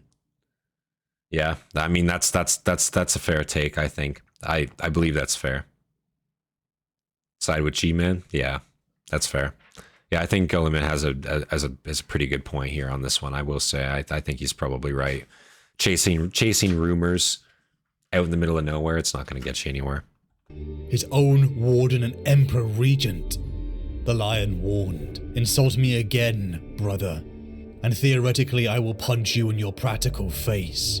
The Lion and Guilliman almost came to blows, until Sanguinius stopped them. The Lion began to speak up. This triumvirate was holding the Imperial forces together, but never before had the Lion felt such chains around him. For years now they had tried it Guilliman's way, of negotiation and stability, but now they needed to try it his way. Guilliman was incredible. The Lion knew he could give dozens of things his attention, a multitasker and administrator beyond even his capabilities, but he had never given anything his full concentration, like the Lion had. That was why he was not the warrior the Lion was, and why Guilliman couldn't be trusted to catch Kurz, another Primarch, for he could not give that task his full attention. Sanguinius gave the Lion his permission, to do what was necessary. The Lion had fought Curse for years. He hated him. He had murdered so many of his sons, and he had brought that monster to Macragge. He would hunt him down just as he'd done to the beasts of Caliban. So But just true. as the Lion gave his declaration to Imperium Secundus, Macragge City began to suffer attacks from within. The Illyrium Quarter. The Lion chastised his brother Guilliman again. Illyrium is non-compliant by any terms of definition. Your planet, the capital of the 500 worlds, has harbored dissident elements since the inception of the Imperium. They are Holy not shit. your citizens, brother. Oh They do not my want God. to be your citizens and will not serve the Imperium. Whoa. They betrayed and killed your father, Connor. Again, the brothers almost came to blows. Again, the contrast between the Lion and Guilliman flared. Okay, I'll be real here. Yeah, Jonson's talking fucking nuts here. He's actually just going off the rails on this one. I respected his honesty previously, but this is a little unfounded. This isn't even like, this isn't even. He's not wrong here. He's not necessarily wrong. Like, I'm sure that did happen.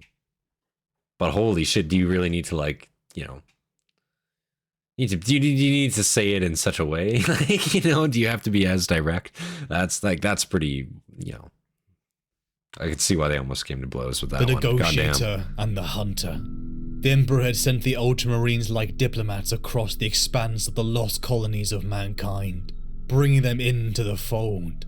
But the Dark Angels were destroyers. The Emperor sending them to eliminate Xenos and all other threats. True. But in Guilliman's diplomatic means, he had made peace with the Illyriums of the past.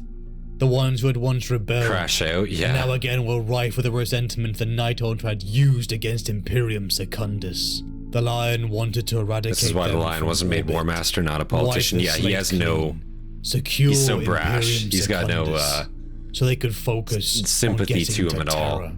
A point No countered ability to by reason Guilliman, besides who his decried point. the sanctioning of Illyrium. There were innocent people who lived within. He shouldn't have The thrown it in Lion his face conceded like on that, some though. points, Lion has zero but he tact. had Yeah, made up his exactly. mind. Exactly. He would hunt Kurz personally and end it all. He would accept the enormous risk, because only one brother would survive this encounter. Standing inside the streets of Martial Lord Illyrium, the Lion let himself be seen. From orbit he went against his assurances to Sanguinius and Guilliman.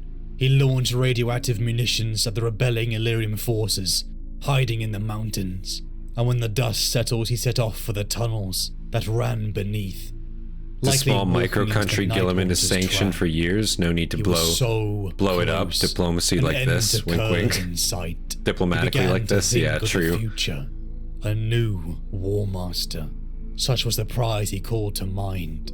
Sanguinius' vision of death would not come to pass while the Lion wielded such terrible might. The triumvirate would be the match of the Emperor lost. The power and majesty of mankind's savior renewed. He would take the fight to Horus at the forefront of the legions. The finest augmented warriors dedicated to the most beloved of the Primarchs.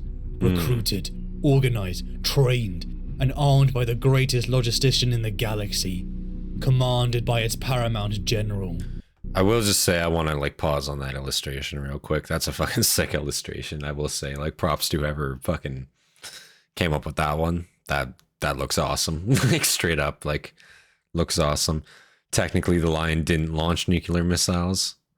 There's always a technicality there, and there's always a but, which is what he was forbidden to do. Yeah, well. Horus and his ragtag entourage of misfits and dissidents would be shown the true strength of the Imperium. In the dark and damp radioactive halls and caverns. It's only a bit of a war crime, Lion, so true. Hunter of the forests of Caliban once again stalked a beast. Eventually, if you The have who was if you have so many war crimes that like you can't try them all, then eventually you have to start tossing out like the lower war crimes on the scale, right? Like, it's like the court systems and like, like a certain country, for example, you got too many crimes. You can't do them all. You just toss out the shittier ones, like, oh, just minor theft, to get rid of that. You don't need that. It's the same thing. It's no different. I'm sure, right? It's like on a scale, right? Like, yeah. hunting who was up for debate. Sword drawn, The lion stepped into the ruins of a temple. El Jonson All was heresy, pretty darkness much. within. Just the ambient glow of background radiation and the light that peered down the stepped concentric levels that led down like an amphitheater. It was time for death. 1 second to midnight. The lion died as he heard the claws rush above where his head had been. Reference back to the nightmare's clock. face was just a meter away. Gaunt. No, more than that. Almost skeletal now. His flesh wasted to white skin and muscle. Oh. Not an ounce of fat between surface and bone. His eyes were black, glinting in the golden light of irradiated snow. Thin lips were drawn back in a mad grin, Irradiated exposing snow dirty sounds pointed ass. teeth and withered gums. A tongue like a lizard flickered over the yellow fangs. As Kurz melted back into the darkness, the lion traced the steps of the conical circle, the pattern he had learned in Alderuk. The duel between the lion and Kurz was a blur of deadly strikes. Kurz's lightning claws meeting the lion's sword in sparks that lit the dark chamber. Kurz stalked the lion, skitterish taunts and maniacal laughter echoing throughout the chamber. This wasn't the time to play it safe. He's just like acting like a fucking serial killer and like still, you know, and he even like looks like one now, like this Freddy Krueger looking ass, you know. But like, it's just funny how he's still like, he's still just in it for the game, you know, Conrad. What a fucker. He's just actually such a rat, this guy, you know. I have very mixed feelings about him. I think his design is fucking cool. Just him as a person, I think he's a dick. Like, he's cool in lore, don't get me wrong. I think he's fucking sick, but just like, you know, I do think he's a crazy motherfucker, you know. There was no time there for hesitation. No circumspect moment worrying about a counterattack. The lion threw himself at Kurz before he could vanish, slashing and stabbing at his foe even as without he a turned to chaos retreat. transformation, or He caused without a chaos glancing blow influence. across Kurz's calf. The tip of the lion sword shearing He has a through the monstrous midnight blue transformation, like armor. basically, yeah. Kurz again began to draw the lion deeper within. Batman Dashing up on the crack, stairs, pretty much. But finding to his confusion, the lion not following. Kurz had become predictable. A missile from above blasted the stairwell to pieces. Oh. Finally, the advantage was his. The lion rocketed forwards, towards Kurz, seizing the ranting and raving beast that was his brother above his head, and smashing his spine upon his knee. Oh. At his mercy, the lion screamed into his brother's face. Oh my God. Why did you betray our father? Only to be given answers of no satisfaction. I think I remember that in the Conrad Kurz one. He just fucking just WWE fucking like spine breaks him. I think that's fucking awesome. There has to be like some illustration of like, you know, just Kurz getting fucking spine busted on fucking Jonson's knee. Like, please tell me that's a thing. Has to be something. Like, there has to be something out there like that. If not, why hasn't somebody made it? Like, I'm sure, like, you know, fuck. I'd love to see that. At his mercy, the lion had wanted him dead for so long. He could do it, end it all here, but he stopped himself. He was no longer the lost boy in the forest. He was a knight of Caliban. I am no murderer. You will be executed, but not for my vengeance. Ooh. For justice. I will not make you a martyr, nor vindicate your twisted ideals. Goddamn. In chains, the lion dragged Kurz before Emperor Regent Sanguinius and Lord Warden Guilliman. The trial of Kurz had begun. The list of crimes against the Night Haunter was vast, but Kurz protested, with venom in his eyes. You think they walked up to him and they like, you know, and they read out his crimes and it's just a scroll that's like comedically fucking long that they unravel like in front of him? Like, that's how I imagine it to be. Like, just a comedically fucking gigantic scroll that just keeps going. Like, you know, there's too many to list. And with a voice like scraped glass, Kurz exclaimed how could he be tried as a criminal by a criminal, revealing to all assembled how the lion had broken his vow to his brothers, and had struck the Illyrium quarter from orbit, something he swore to Guilliman and his emperor. That is exactly what happens. That's awesome. The fury of Guilliman was like nothing the lion had seen before. His I like how brother that's so marched up unironic to him, too. tearing away his sword from his I had grip no and idea. snapping it in two across his knee. The Emperor Regent Sanguinius What the fuck? dismissed the Lion. The triumvirate ended, and the Lion left, Curz's laugh echoing behind him. Aboard his flagship, the Lion sat in shame. Hashtag free Conrad. Oh, God. His need to complete the Yeah, come on, guys. You got to do the hashtag free Conrad in the chat right now. You know, if you're a believer, you know, hashtag free Conrad. mission had blinded him. Last week you His ate mistake 600 with the babies. siege engines with Unfortunately, yeah. Perturabo. Again, he had let the end That's just a goal Tuesday, cloud man. him. Nemiel, his son who had questioned him, too, fell to that singular mindset. A new war master. Was How Conrad could he read have his been rights? so No. foolish? Had the Emperor not warned? Actually, that's true. Was not to cut off, but was Conrad read his rights when he was taken in? When Jonson took him in, was he like, you know, you have the right to speak? I mean, I guess he asked him a direct question, and it was like not a satisfactory answer. But like, you know, like you gotta give a man his rights, you know. Like, you might still be in chains, but like you're still a Primarch. You still get this honor, you know. So I feel like he broke his spine rather uncourtly, like, let's say. New war master. How could he have been so foolish? Had the Emperor not warned He is a him traitor long and ago has not no to rights? seek Well, recognition? Was this how Horus had fallen? it's all a matter of Within his heart perspective. of hearts, had he been so singularly focused because he never truly processed? No, it's not. his He is a brother's traitor. You guys are betrayals? right. Like, he's totally just Does a any of it shithead. I'm not matter? gonna lie. He Yeah, said to you're right. himself. He is a shithead. A I'm taking the diminutive figure piss. stepped out of the darkness of the throne. I don't believe he should be chamber, read his a rights. child's Don't height. take that seriously, It please. wore an ebon robe, its hands concealed with gloves as black as the shadows, but underneath the mantle of two eyes burned like embers, a watcher in the dark. Ooh. The ones who had advised him at times over the years So these watchers had are coming nothing back. to offer him now, only more questions. The Lion had been banished. To Caliban, the Dark Angels would return. Maybe there can be some resistance there to the madness that gripped the galaxy.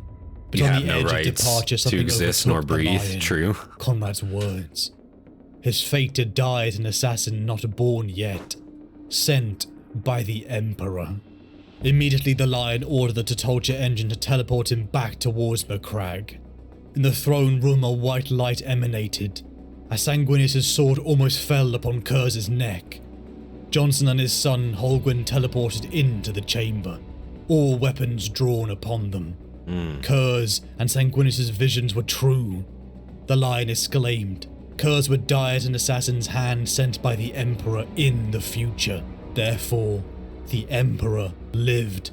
Terror still stood. The Dark Angels, Ultramarines and Blood Angels assembled. Hundreds of thousands of Astartes, millions of mortal men and 3 Primarchs launched to the stars. Wow. Their destination, terror. They would find a way. That'd probably be a crazy to break scene the to see. ruined storm. Like, I imagine that'd be nuts to see. You're literally talking about, like, in total, what, like, I'm assuming around 10 million ground assets taking flight at that point. That must be insane to see. I don't even know how logistically you'd get that off the ground in good time, and then be able to still make way to Terra. I assume, like, getting your assets into space alone would probably take you a month, like, if that, in this time period, you know. I wonder if Khorne would accept Mad Bat Skull to allow me to send Demonhood. Maybe. You should ask him. Although I will admit it would have been hilarious if Kurz asked for a lawyer. I think Kurz really should have, like, taken more what's the word? Respect to his legal counseling. That's what I'll say. I think he should have really taken that seriously, and I believe he probably would have gotten further. You know, and obviously, like, I'm just saying, the way he was taken in, that was very clear. Abuse of force is what I will say. So, you know, like, I think Johnson's in for a big lawsuit is what I'm going to say here. I think he needs to watch his ass on that one.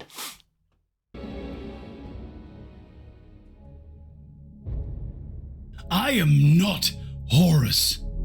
No, you are not. And you are not what he has become.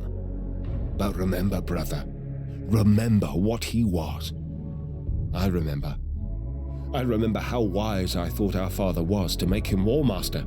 I remember Horus's doubts, how he wondered if he was worthy of the task. How could this brother turn on us? Great Remember narration, that none of course, us saw of course. his treachery coming. Our father didn't see it coming. Remember all of this, and remember that here is where Horus fell. Now tell me you are certain there is nothing below. He's right. I would like to know what happened to Horus. You think I don't? And if Sanguinius is correct, what then? Is our strategy to replicate Horus's error? Yeah, G-Man, he's good at organizing, that's true. An eyebrow G-Man could raised. probably make it happen. Where do you stand, Rabute? Why won't you tell us?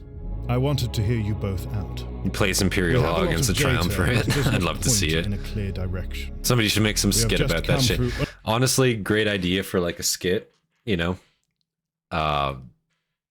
Kind of the same as what we've seen, like with if the Emperor had a text-to-speech device. Somebody should make like if Conrad Curse had a lawyer, you know? I think that would be a fucking hilarious fucking series. That would be awesome to see animated. Yeah, fucking that'd be fucking pretty pog, I won't lie. A lot of data, but it does not point in a clear direction. We have just come through unambiguous evidence of the importance of Davin. But the necrosphere tells us nothing about how we should deal with the problem this world presents. He drummed his fingers on the table. On balance, I agree with the lion. Our enemy isn't here. It is somewhere in the necrosphere. You saw it, Sanguinius. You've done battle with it already. We can't fight it until it declares itself. I agree. Destroying Davin may bring it out. In any event, I think a landing here will be a distraction. It will not be. We have to know what is down there. We have to go. He stared at the center of the map. No, they could not understand. There was someone who would, though. I must speak with Conrad. I am the Lion saw law. it in Yeah. surprise. You think he would Ah. No. Nevertheless, I would speak with him. As Sanguinius reached the stratagem's door, the lion said, I will take action without delay.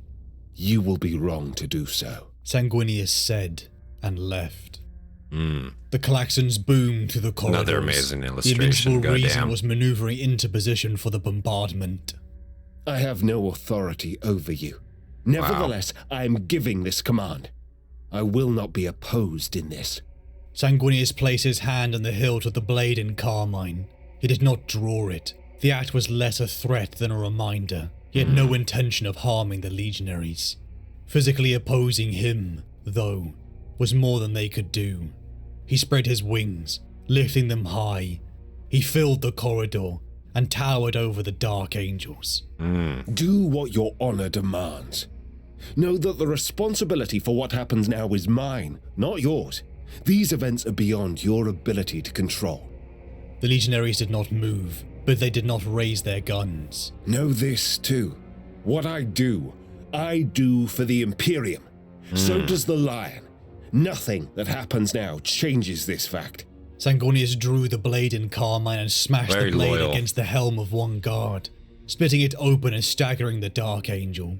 He whirled and seized the other guard before he could fire. He raised the Dark Angel and slammed him against the wall, his breath hissing with anger at the necessity of what he did. He struck both guards with the flat of his blade, Ooh. hammering them into unconsciousness. Forgive me. Lucky He only turned from them to a unconsciousness. small chamber a few paces further up the hall. It was the guard post. He entered it, yanked open a plasteel vault, and took the chains and neuromanacles he found inside. He returned to Kurz and worked in silence as he transferred the Night Haunter from the wall shackles to the new restraints. The beat of the klaxons continued, counting away the time before Davin's annihilation. No threats. No warnings that I will die if I try to escape. Escape to where, Conrad? Well said. There is no escape for any of us, is there? He took Wow. Kurz down from the wall. He shackled the Night Haunter's hands behind his back, but left his legs free. Kurz cocked his head at the His sound back of the is broken. klaxons. I hear the blaring of your time running out. There That's is hilarious. time enough. Kurz laughed as they ran past the fallen guards. You do your very best to bring me joy, brother. Sanguinius, The lion shouted through the angel's vox bead.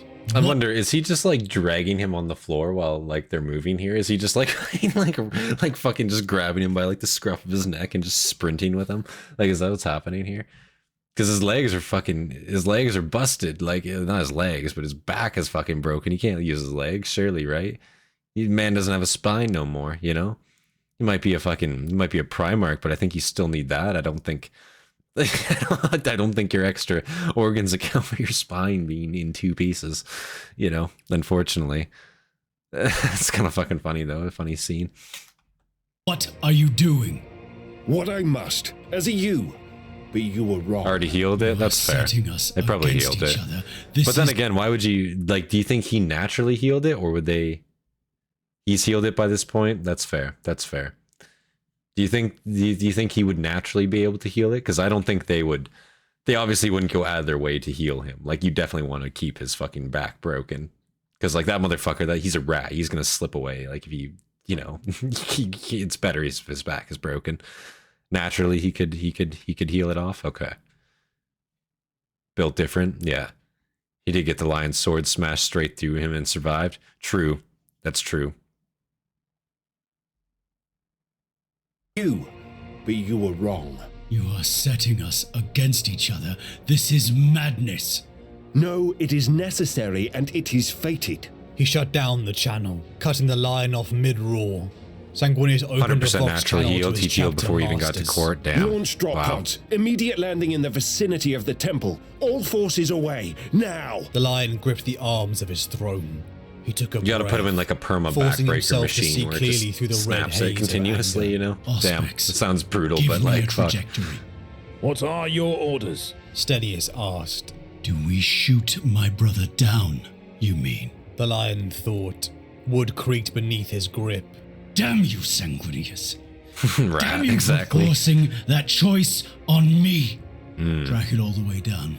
He knew where the angel was heading. He gave the command solely because one was needed.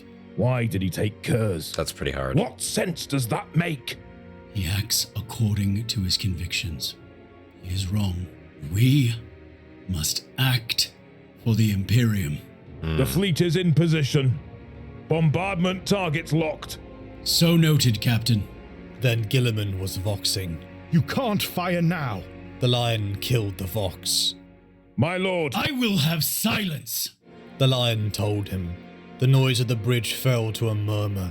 Davin filled the oculus, its atmosphere streaked by the fires of the drop pod descents. The decision loomed before the lion. He had to make it now. The madness of Sanguinius' actions convinced him even more firmly of the need to destroy Davin. The world was dangerous. It was attacking them even now, even though all the scans still showed no activity of any kind. Oh, Perhaps his existence was enough. It Oh was my a foul God. thing, and had to be purged from the galaxy. Holy If this is shit. what I must do, then destroy it and kill Sanguinius, precipitate war with the Ninth Legion, and possibly the Ultramarines as well. That would serve Horus well. And what is the alternative? Stay my hand and let this madness play out. Allow Davin to wreak havoc. Reach this point only to fall into a trap. The destruction of Davin was an absolute imperative. I feel like the latter is definitely the better choice here. You just have to stay your hand. Like, what he's suggesting is absolute fucking anarchy for, you know, the Imperium. Now, I think I know what he picks here, but holy shit. SCP containment. Yeah, dude, literally, like, you gotta put him, like, you know, the femur breaker from SCP? I remember that from the fucking original game. Yeah, you gotta put him in, like, a machine like that, you know what I'm saying? Like, you just fucking... That's what you gotta do. That's like the perfect containment for him. Put him in a fucking box. Or actually, you know what you could do? Just for the extra, like, you know, like the extra, like, you know, rubbing it in factor. You get a statue of L. Jonson in the kneeling position. You stretch this motherfucker on like a rope or like some chains or something like that. And then you just fucking drop him on the fucking knee every so often, you know? Like a 20-foot drop just on like this fucking like marble statue knee. That'd be the way to do it. That'd be some shit right there. I'm just saying. No, that's creative, right? Like that's very creative. That's the way you do it. That would rub salt in the fucking wound right there. If he had any doubts left after Epimos, they would have been burned away by Sanguinius' actions. The corrupted worlds must die, and Davin was the source of the corruption. Give the order, said the inner voice of brutal necessity. You know what must be done. The lion nodded to himself. Captain, Prepare to... He stopped. His blood froze at the enormity of what he was about to say. Cancel the bombardment. Prepare for a mass landing. We are taking Davin. The lion stormed from the bridge. He marched through the corridors, his fury warning all, legionary and mortal from his path. He did not At least stop he didn't until just he bomb it reached into the Curz's dirt, cell. into the ground, though. He dismissed the guards. It's definitely a He lot had better. no good reason for having come here. Cryo He freeze hadn't him? That's consciously also a known way to where he do was it. heading at first. He stood in the cell and faced the The wall, lion would have to do it staring himself. at the empty manacles. He blinked. I mean, listen, you could just keep Conrad on the lion's ship himself, and then just every hour or so, just come in and fucking just do the deed, you know? Do what has to be done and, you know, fuck off for a bit. I mean, like, I feel like his healing ability is good, right? But, like, there's got to be some way you can set it up for, like, absolute convenience sake, I'm sure. Like, there has to be. And faced... At least, I mean, he at least admitted he was about to do something fucking insane, so that's good. Davin, the world where it all began, where the heresy started, where Horus fell to chaos. The lion and his brothers have tried to break the ruined storm for a long time, coming across many examples of the true unpleasant nature of the traitors and chaos. Where before the lion had believed this was a simple rebellion, it has finally sunk in that his brothers are corrupted, and that the source of this is the warp. The very thing Kurz taunted him with. The lion and his brothers have come so far, faced threats such as the rippling chaotic wall on the planet of Pyrax that spanned the length of an entire system. Echoes of their traitorous brothers' rituals, and the scars of this so-called pilgrim that was ravaging the systems around Davin. But now they are here, and the lion wants to destroy it. It is just like the beasts of Caliban. The problem must be extinguished. The secrets behind Davin and this chaos further tightens the leash of his trust. Right. How this maleficent force seems to worm its way into the hearts of those they once called brothers. How in a way there is no true protection. He will brook no compromise on Davin's destruction because he trusts no other way to deal with it. His bullheadedness draws a comparison from Sanguinius, that perhaps this is the same surety that led to Horus's downfall. Right. That their wayward brother's surety wasn't a wall, but a crack. The comparison enrages the lion, because perhaps there is a grain of truth to it. He himself keeping secret the use of the Totolcha engine. The lion is determined to destroy Davin, erase it, until Sanguinius breaks Kurz out of the Dark Angel's hold.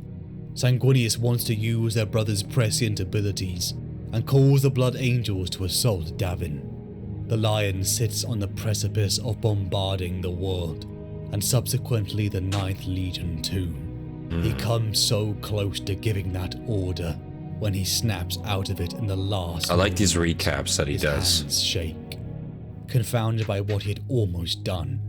His paranoia, his distrust, his shame for his conduct within Imperium Secundus, and his downfall. He now sees that his surety was something he dived into to escape the true feelings of his heart, which was that he was second-guessing every decision he had made up till now. He had retreated to stubbornness to avoid asking himself the difficult questions, such as, was I wrong? Am I failing in my duty? He needed to trust. He needed to hear his brother's wisdom. The lion orders the Dark Angels to join their brothers. They would assault Davin together. The journey to Davin had cost thousands of lives, as the forces of chaos had confronted them at every step. Yeah, because they had to go through the chaos storms and also like actually fight chaos forces to get there to begin with, and so then just to show up, nuke the place, and you know, not even see what the fuck is going on would be pretty like counterproductive. I feel like the music is very, very good. Wow, yeah. The lion and his brothers had entered into the necrosphere, the megastructure boneyard of the infinite floating in space. It contained more than the skeletons of beings that had once been alive. They were the skeletons of dead vessels, of cities and of worlds. The inanimate had turned to bone, iron and stone, alloy and gas. Everything was bone and cold and grey. The planets had rib cages now, and cities had skulls. It was the death of all dreams. That's a pretty crazy the representation. Past and present and all to come. All the hopes died in the necrosphere. The lion, Sanguinius, Guilliman and Conrad Kurz in chains walked up to the gates of the Serpent Lodge on Davin. Twilight had fallen, and 2 colossal iron doors formed the entrance to the temple. They were rusted. Their engravings of 2 serpents entwined around a spreading tree was worn down. The dust around them was red. The stone was red, but in the gloom of the evening all was grey.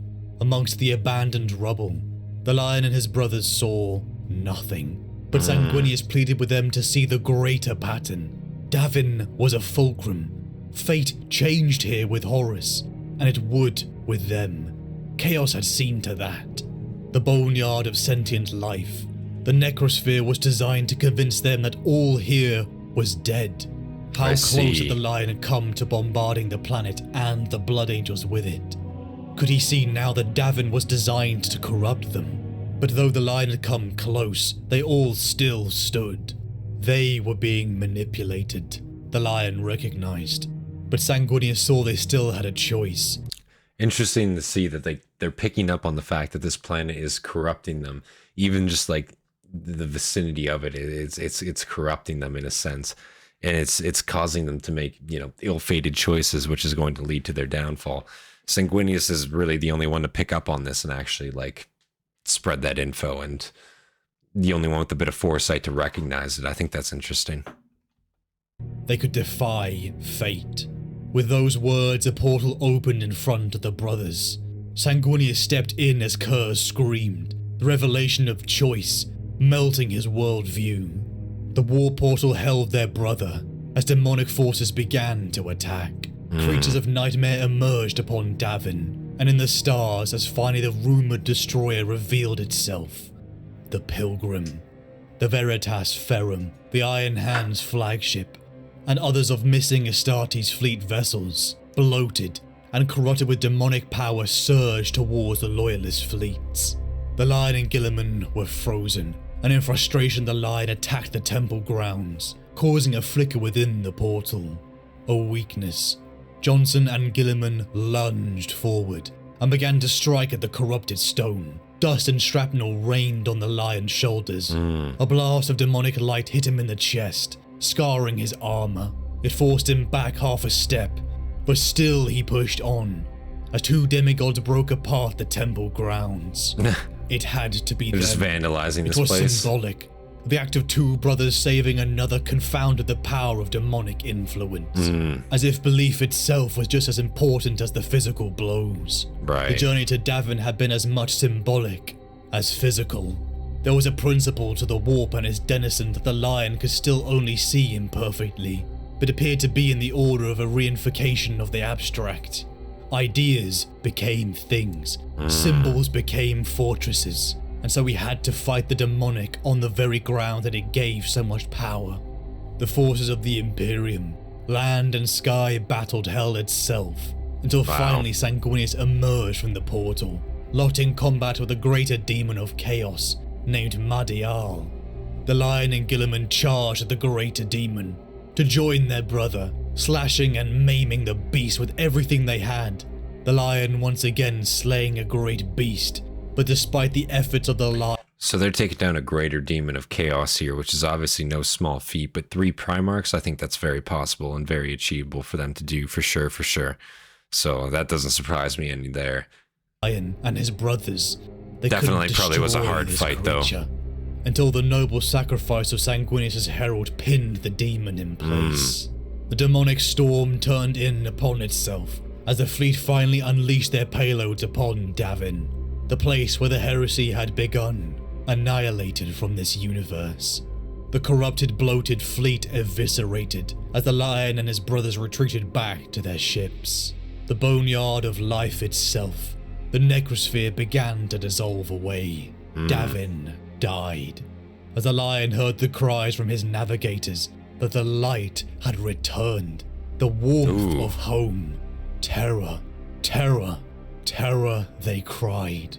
The lion, Guilliman, and so they actually were able to get rid of the warp storms there. The road there. to terror was open. Wow. The warp blockade had been overcome, but not the forces of Horus. Right. Only one of them could make it back to terror. Sanguinius, eager to meet Doable his for them, destiny, shouldn't be any would issue. go. Yeah, for 3 Guilliman Primarchs, I would feel tie like up that's the a pretty traitor easy fleets, feat. Not but the easy, lion would but go definitely elsewhere. doable feat for To sure, the for home sure. worlds of their traitorous kin he would voyage. Perhaps the destruction of that which they valued most would draw the forces away from the siege. The lion had come to learn the value not of conquest, but annihilation when it came to this chaos. The lion looked upon his brother Sanguinius, knowing the fate he would meet at Horus's hands if destiny played out. He looked to the brother he admired and loved, knowing that they would never meet again. With the power of the Totolcha engine, Chemos, Barbarus, Colchis, and Chthoniya burned, their people and history wiped from the material universe. The lion himself questioning whether these acts blurred the line between tactical strategy or vengeance. Wow. Traitorous forces across the Imperium were annihilated in a crusade until the lion approached the planet of Kievar, the home world of Corvus Corax and his Raven Guard, finding alive his brother Corax and a face he was not pleased to see.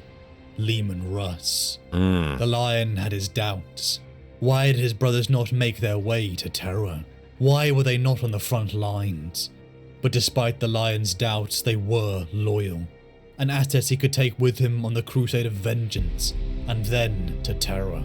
Finally, the lion and his allies roared their way to. I like how he found these guys. He found them and he was still immediately like distrustful of them. Like, why the fuck aren't you at Terra, you goddamn imbeciles? But no, they are just like loyal. They're just, you know, they got their own stuff going on, much like they had their own stuff going on. Makes sense, you know. Finally, the lion and his allies roared their way towards the throne world. The light of the Astronomicon a building hope, only to be crushed as they arrived. The War Master Horus had been slain. The traitors had been scattered, but his brother Sanguinius had been slain. The Emperor was mortally wounded and interned upon the golden throne as a Carian lord. A grief so deep, so profound washed over the lion as he felt the dream and his oath die.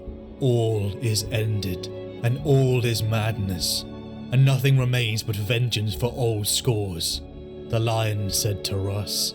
His anger, so blinding the world, blurred around him as his jaw clenched so hard his teeth almost broke. You should have been faster. It was your pride that kept you in the void, the lion roared at Russ, drawing his sword.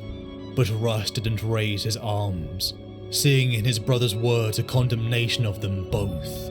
The shame. The lion ran his brother through, Russ accepting the grief and shame the lion needed to exert with the blow. They had failed, and for a moment, the lion unleashed the beast born upon Caliban. Interesting that Russ is just letting them do this to him, because it's like, I guess he's kind of seen like, yeah, we were both late, like, you know, and it's punishment in a sense for that, but like, he's just fucking taking it, like, goddamn, like, you know, you gotta at least like sidestep that shit or something. The one he had hidden underneath the layers of knightly oaths and training. The wound on Russ would heal, even if the shame of failing the Emperor would not. The lion and the Dark Angels felt a quiet descend over them. A shattering truth. Whenever Russ meets Lion, it's always funny. Yeah, they always beat the shit out of each other, from what I noticed. Would only be trading blows very constantly, and it's not even to like kill each other. It's just unironic. Purged. And for this, the lion would finally return to Caliban, ready for reinforcements and to see his homeworld. Into Calibanite space, the scarred vessels of the Dark Angels returned. The lion once again looked upon his true home and hailed the man he had left its care in. His adopted father, Luther, only for the guns of Caliban to come to life with hateful fire. The lion and the Dark Angel in space felt their ships rock as Luther and Caliban attacked their own. The lion was confused. This was Luther. This was his home. They had been betrayed by their very own. Really? This was the machinations of chaos. It Luther had to really be. turned against The him. fury of the lion was unlike anything the Dark Angels around him had ever seen. The lion orders men Literally to the attack Lannister the and traitors. Starks. And Wow, like tears of that's fire, actually a they pretty good rotted down representation. towards their homeworld. Angel fighting Ultimate angel. prick move by the lion. The Respect to destruction Russ, the upon one who's Caliban normally was the raging brutal. one. That's As exactly what I was thousands of thinking. Dark Angels raised under the Russ is manipulation usually of the one Luther, that can't threw be reasoned themselves with. to the veterans of the Horus heresy. The lion cut through the swathes of legionaries raised on Caliban, some who had never even seen true battle. Finally, the lion came face to face with the man who had raised him, Luther, only to see a twisted, bloated monster infused with the power from the dark gods. What had happened to Luther in his absence? Upon that face that struggled to show emotion, the first signs of despair showed. A titanic duel began between the two within the walls of Alderuk, munitions and bombardments all around them. Swirled with the power from the dark gods, Luther matched the prowess of a Primarch. The clashing of steel and ceramite between those who had once been brothers ended as the lion disarmed Luther. Very interesting how Luther actually got corrupted here and now. This is literally like their, you know, this was their recruitment planet. This is their home world. And all those people they just cut down to get in here, it was literally all their recruits, all their supposed to be new recruits. And then that begs the question of like loyalties within the Legion, I'm sure at that point too, because like, holy shit, like how long has this been going on for, you know, to an extent? Lion had the resolve to execute his own sons. Luther even hadn't to really kill gone a brother Primarch. Luther hadn't But fully here, gone to chaos. Looking upon his father, his brother Sounds like he Luther, kind of has he almost. hesitated. An opportunity seized upon by Luther as he launched himself again at the lion, emanating a psychic attack that mortally wounded Lion El Jonson. Decades of resentment, of abandonment had built up to this moment, and when finally Luther had the man who had taken his achievements from him in his grasp, Lion he came back too to Caliban hesitated. like that guy with the He was pizza killing walking his into a son. burning building He was meme, killing pretty his much. brother. What Like, what had the he fuck's done? going on? How could he let himself be corrupted like this? The prize of the lion's death was ripped away from the Chaos Gods, and in their fury they launched a warp-infected attack upon the crumbling battlefield that was Caliban. The planet began to break apart, and those fallen, the Dark Angels that had sided with Luther, were scattered across space and time. But Right. before Lion El Jonson, the Lord of the First, could be found, the Watchers in the Dark, the Xenos protectors of Caliban, intervened, grabbing the mortally wounded Primarch and taking him to safety in their own sanctums. The Lord of the First was now believed dead, lost to his legion and the Imperium for the millennia to come. So these Xenos actually just kind of like stole him away and kind of hid him for a millennia. That's kind of fucked, isn't it? But I mean, I guess he's still alive in a sense. But yeah, just leave of absence, like, definitely could have been useful for sure, for sure. He came close, as in one step away from turning. What started him down the path is Luther wanting to learn old Calibanite lore so he could use the warp energy as a weapon. So is that does that have to do with like their codes from the Age of Strife, like that lost technology they had from the Age of Strife? He's trying to harness some of that because they kind of used the warp freely at that point, if I recall.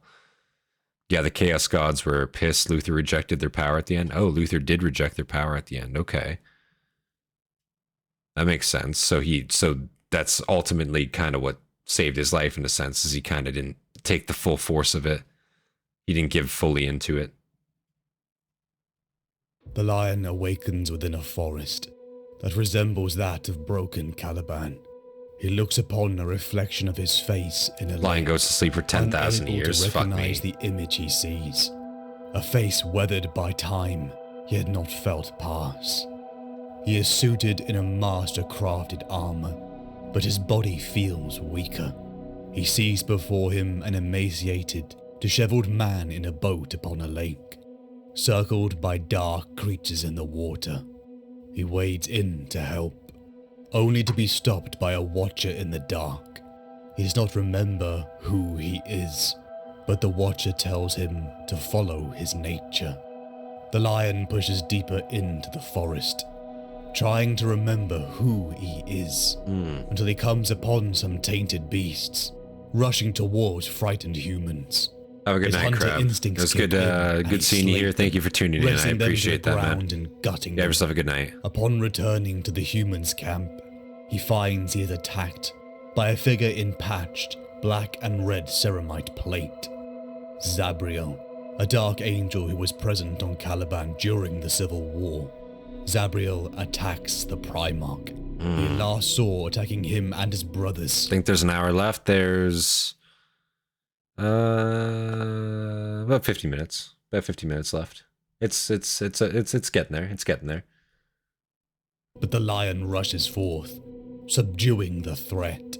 Memories begin to Oh, I flood missed back it. Oh into him. no.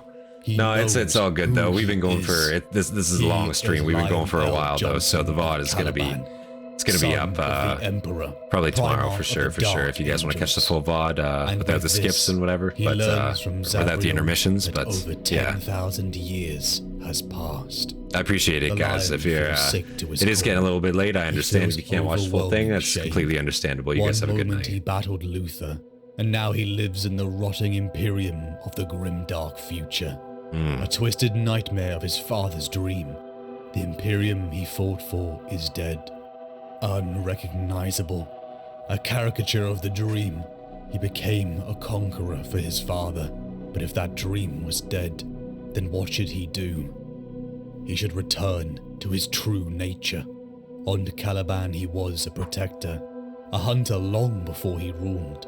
And if in the grim dark future, humanity was preyed upon by monsters or beasts, he would slay them. The lion turned to Zabriel, giving him the truth of Luther's lies and his fall. To Zabriel's shock, the stubborn Primarch, who killed for duty without a second thought, asks for forgiveness, as in turn Zabriel for the misunderstanding of Caliban's war. I will not command, he says, but others may follow. The Lord of the First was going to war. It would begin here on this world, Kamath. It would find humanity's oppressors and kill them. It would find more of his sons. God damn. I failed my father. The lion says, the words coming unbidden to his lips. I fear I also failed my brothers. I do not wish to fail my sons. Your sentiment is somewhat late. The rearmost warrior says caustically. The lion looks over the marks on his armor, placing him. Knight Sergeant Afgar, it is good to see you again. I cannot say the same. Afgar replies. His finger is not far from his bolt gun's trigger. The lion suddenly wonders how wise this meeting was. He is unarmored, and even a Primarch has reason to fear a point-blank blast from a plasma gun. Yeah. I presume Zavriel explained that I placed no onus on you to come here? I was deceived by Horus 4 years, while he pretended to be loyal to the Emperor. I was deceived by my brothers, and I was deceived by the powers they served.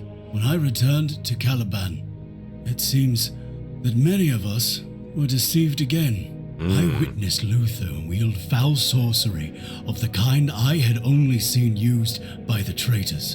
And I now believe that many of my sons who were on that planet with him had been deceived as well. Yeah. I knew nothing of his fall.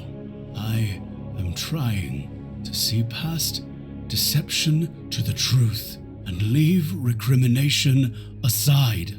It is very convenient that you should come to this conclusion now you have returned to an Imperium in ruins and seek to rebuild it once more. Afgar says sarcastically. He removes his helmet, and his dark, distrustful eyes lock onto the lion's own. Where was the benefit of the doubt when you had most of a legion at your back? I learned to survive on Caliban by acting with certainty. And that was a mindset I took with me into the galaxy. It evidently was not foolproof. Perhaps, burned as I was by betrayal and grief, I reacted too swiftly. And given his mindset on his planet, on Caliban, it's not hard to see why he took that mindset. Under most circumstances, it would get you pretty far, but under the circumstances he was put in, especially and on a galactic scale in the context of 40K, yeah, not foolproof at all. Like, definitely some holes in there, definitely some flaws, you know, and you're going to see those as they're going to start to show, and they obviously did pretty evidently. And with too much choler, however, Caliban fired on its own brothers without warning. If you truly believe the fault was mine alone, why are you here? Can this truly be our Primarch? The swordsman interjects, waving the hand that does not rest on the pommel of his blade. Wow. His height is right, Zabriel, but his visage is much changed, and he is less vengeful than I expected. The lion's temper flares at being spoken of in such a casual manner, but he keeps a firm grip on it. Knight Commander Kai, I see your humors are unchanged. Thank you, Kai says, stretching a slight bow. That was not necessarily a compliment. That depends on how accurate one's opinion of me is. Kai draws his power blade. I see you came armed, my Lord Lion. I wonder whether your skills have decayed as much as your face has aged. If he wishes us to follow him, then I wish to test him in the only way that matters. After all, I was always best with a blade in the Legion.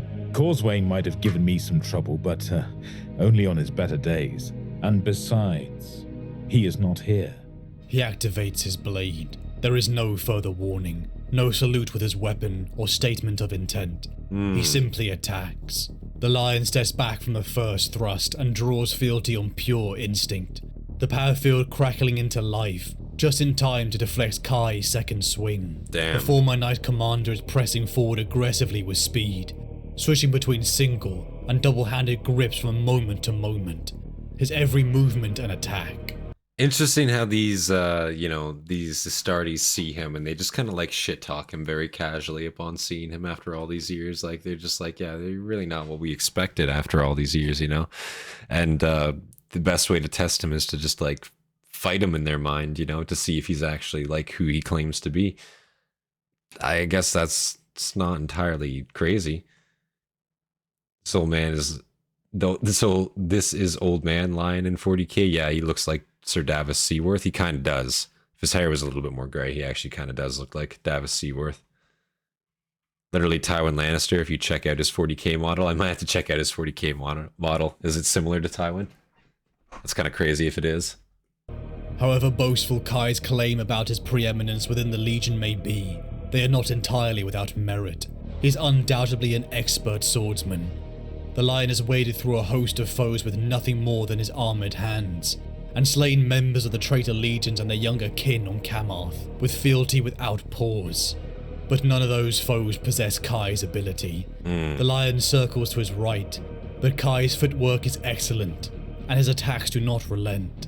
The lion slaps the point of his opponent's blade aside just before it grazes his chest. Kai has come close to landing a blow 3 times, despite his reach disadvantage, and this is because he's leaving himself open. The lion jerks his blade back from the instinctive thrust that would take Kai in the side. The unnatural movement spoils his balance for a moment. Kai seizes on the opportunity and presses hard, feinting for a strike at the lion's face and then changing it to a chopping blow, which nearly leaves the Primarch's right arm truncated below the elbow. Damn. And fealty lying in the grass. Do you want me to kill you? I am attacking you. Why would you not? The lion makes a grab for Kai with his free hand and nearly loses it. Will you fight me? Kai roars, swinging for the lion's head. Where is the Emperor's foremost warrior? The lion leads backward to avoid the blows, knocks aside the next thrust that comes for his belly. This is a pretty lashes out intense with a fight, kick. goddamn. His bare foot connects flush on Kai's chest plate and knocks the former Knight Commander backwards through the air for some 10 feet. Damn. Kai lands in the grass with a thud, but he is back on his feet within a moment, his sword still in hand. Now, however, the lion is moving into the attack. He does not aim for Kai's body or head, for he suspects that his son will not be guarding himself. Instead, his next strike is for Kai's weapon. The power blade is knocked to one side.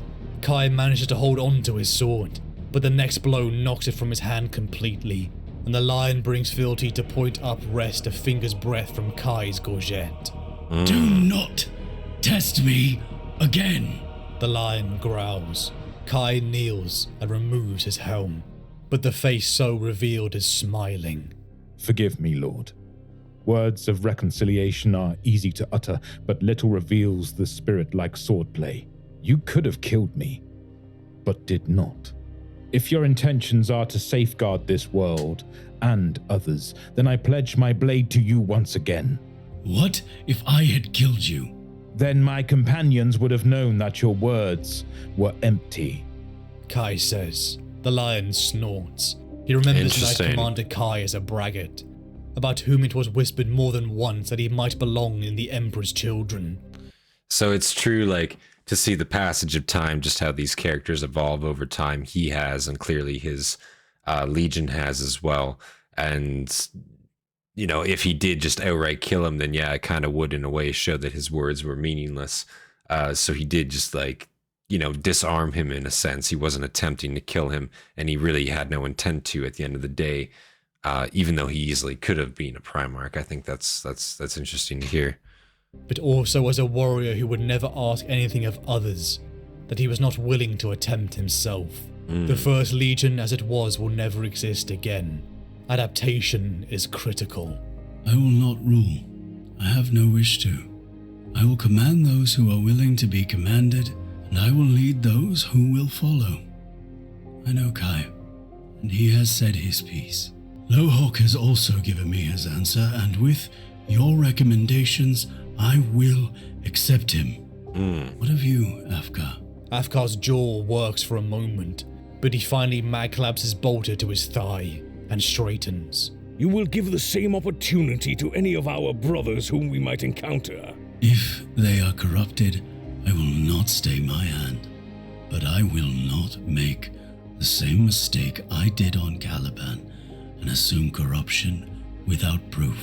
We are all out of step with the Imperium. Determining the exact nature of those differences and the reconciliation of them is for a time when humanity is not threatened by extinction. That's he raises fair. his eyebrow. But that's always, unfortunately. Afkar still hesitates. But when he does move, he moves. Lion and Gilliman are the only two loyal Primarchs present in 40k, but have yet to meet. As though fighting succumbing to a heavy weight. Or as though perhaps a long-held tension has finally been released. Do they know each other or out If there? you are not who we thought you were, then we were fools. Fools who fired on their own battle brothers for no reason. Say not for no reason. The lion says. He tries to keep his tone neutral, for condescension could be as counterproductive as his anger. Say that you were deceived, as was I, and that you now have the opportunity to atone for whatever mistakes you feel you made beside me, instead of from the shadows. Afkar nods. I will not spurn this opportunity. The lion takes a deep breath of the night's air, savoring the smell of the plants. They are a welcome reminder of the forest of his home, without any of the threat. Come with me, my sons. We have a campaign to plan. Interesting. I failed my father. I fear I also failed my Lion is aware of Rabute, but not vice versa. Okay. The lion's body has aged, even though he has been unconscious during it. But Zabriel can see that his mind. Is there a reason Rabute doesn't know? The universe has matured. The obedience demanding, quick to act, contained fury Primarch was gone. Humility had taken those things from him, because there was nothing more humbling than being truly. We don't know if Gilliman knows about the lion, but considering Inquis Cortes knows Gilliman probably does. Okay. Forest, to the walls of Alderuk. Everywhere some say yes, some say no. Unrivaled, alone at heart. And then came his brothers. Some he despised, some he tolerated, and some he loved. And now they were all gone too. A lone Primarch in the universe. Shame anchors itself to him. Shame for his failures during the Horus Heresy. Shame for his mistake of banishing Luther. Shame at what the Imperium he fought for has become. Could this universe even be classed as a victory over Horus? Not really, Shame no. at how unintentionally that this was the very future curse taunted him with during the Thramas Crusade. So the Lion seeks to hold on to the very last thing that could be taken from him. Not his legion, not his Imperium, but his sons. Thousands were misled by Luther, though the scattering throughout space and time has changed them. He knows they desire the same as him. Right. A purpose. A reason to keep on living. Yeah. It would be this warrior who would ask for help. That the fallen dark angels such as Afkar, Kai, Lohok and Zabriel would follow once again. The misunderstanding of Caliban's destruction forgiven. They would all rise not as the fallen, but the risen. Rising to their duty, once more to protect humanity across the stars. The Lion has returned to a rotting Imperium that is so far from his father's dream. He has faced corrupted marines of chaos, and seen in the night sky the cicatrix maledictum. It would be such a culture shock to show up 10,000 years later and see what the Imperium has become after all that time gone. It would totally fuck you up, I feel like. The Lion spawned on the dark side of the Green Rift, and passage between the two is tough at the moment, so a lot of things happened over there are not known by those on the side closest. Okay, that makes sense. So it's just a simple case of, like, I guess in the sense the galaxy is cut off in a sense. The Great Tear. Once again in his life, he is cut off from the light of terror. He wishes to see his father, the Emperor. But if terror is out of reach, what can he do? He is no empire builder like Guilliman. He is a warrior. He is a protector. Zabriel and the people of Kamarth followed the Primarch. After months, the Lion and his ragtag force cleared the world from taint. But as the Lion and his men walked through the forests of Kamarth once again, it started to shift. The trees and foliage became darker, more haunting, until the Lion and Zabriel recognized a similarity. This was just like Caliban. The group kept walking until the forest began to melt away, into the sands of the worlds of Avalus. The Lion again felt uneasy. He had traversed over an entire system. He now put the pieces together, that the Calibanite-like forest was not upon. Fanbase awaits the manliest of man hugs between Lion and G-Men. They argue so much in 30k, but they need each other more than ever, given how screwed the current Imperium is. They will rub Warhammers. Okay. Oh my god. Pause. It was somewhere Yeah, don't look at me else. that way. Perhaps not even within the material universe. Was this his ability? And perhaps could he control it? It could be a powerful asset on the dark side of the rift. The people of Avalus looked on in awe, as a being that dwarfed even the Emperor's Angels of Death, the Space Marines, walked amongst them. And when it was verified that a Primarch stood before them, they fell to their knees, praising the demigod son of the God Emperor of mankind, despite the idea of his father being worshipped as a god, sickening the Lion. He kept his true thoughts to himself.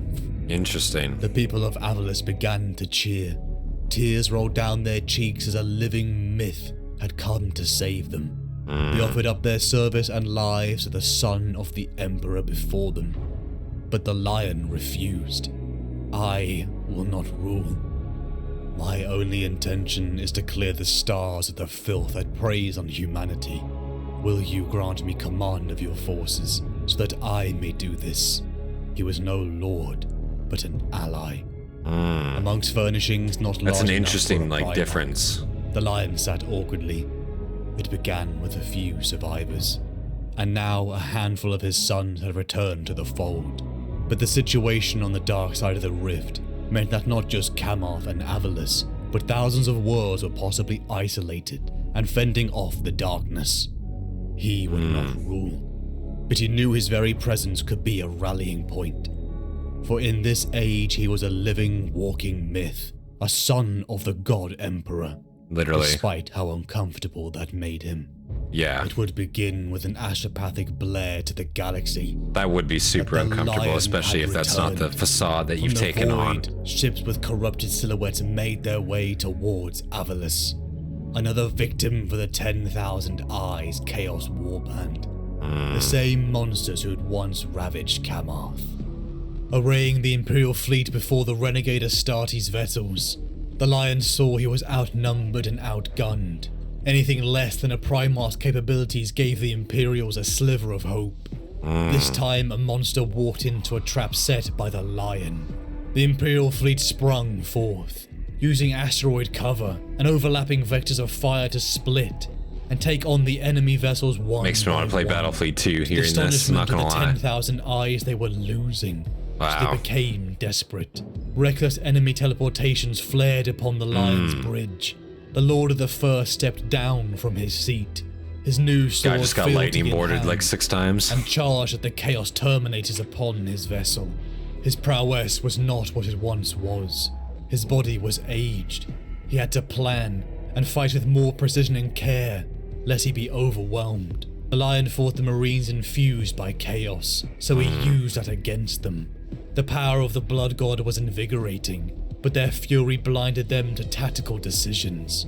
Jonson separated them, using their blows against each other, until the last was cut down. His armor had taken hits, but the Lion stood victorious. Yeah. He opened a Vox message and sent it out, that he, the Lion, had returned, and the same fate awaited those who attacked. That's kind of like The Admiral renegade Spire, fleet just began sending to out that turn call and all upon these itself. forces coming and supporting them. Knight Captain Bors and his men, more fallen had seen, and heard their liege lord and answered the call. Yeah, they just show turning up. their guns upon the ships they had been uneasy allies with. Wow. The desperate defense had turned into a chase, as the renegade fleet crumbled, broken apart by the genius of a Primarch.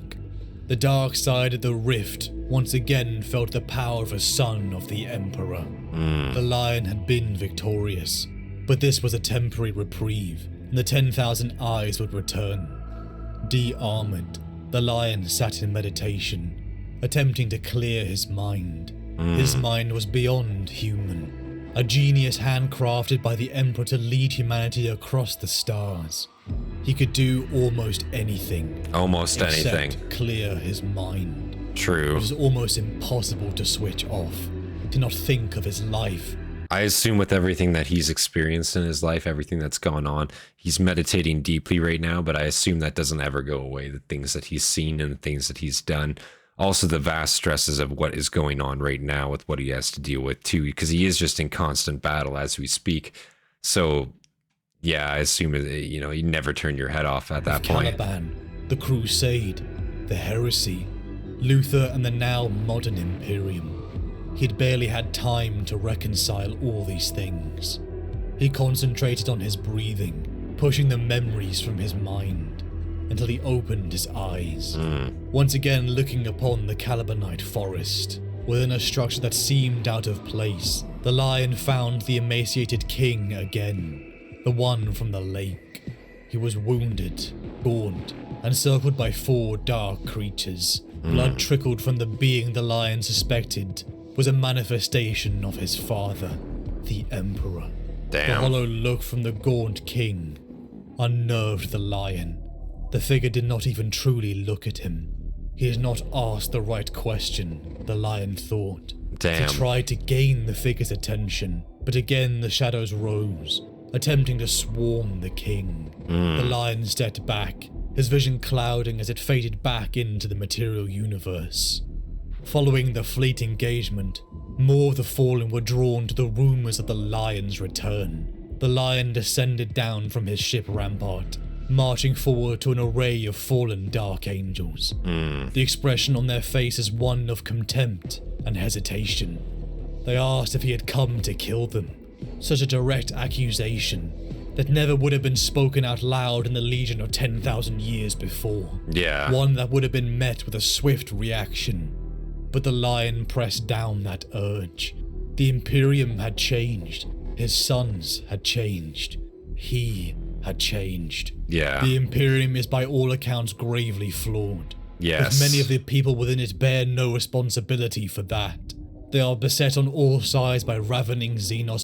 And it's interesting that Jonson is completely like capable of like seeing that like the flaws within the Imperium, but that it's not just the average person's fault.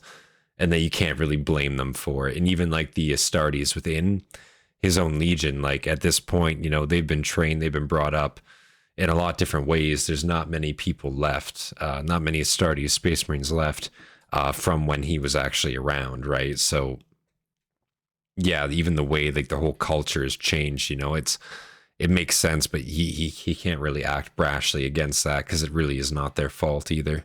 And no responsibility for that. They are beset on all sides by ravening Xenos we failed to exterminate, and by foul powers to which our brother legions, and indeed some of your own battle brothers, enslave themselves. Should we leave these mortals to reap the consequences of their forebears' decisions, and the failures of the Legiones Astartes and the Primarchs? It wasn't about blame or forgiveness, it was about hope, about doing something for humanity. Many of the Lion's sons before him were skeptical. Here stood the Lord of the First, aged, but still full of vitality. Should they look to the past, sit in bitter resentment, a 10,000-year coma has made the Lion considerably more chilled out. Yeah, he's really taken a chill pill over that time. Could they choose to Jesus. be humanity's protectors again?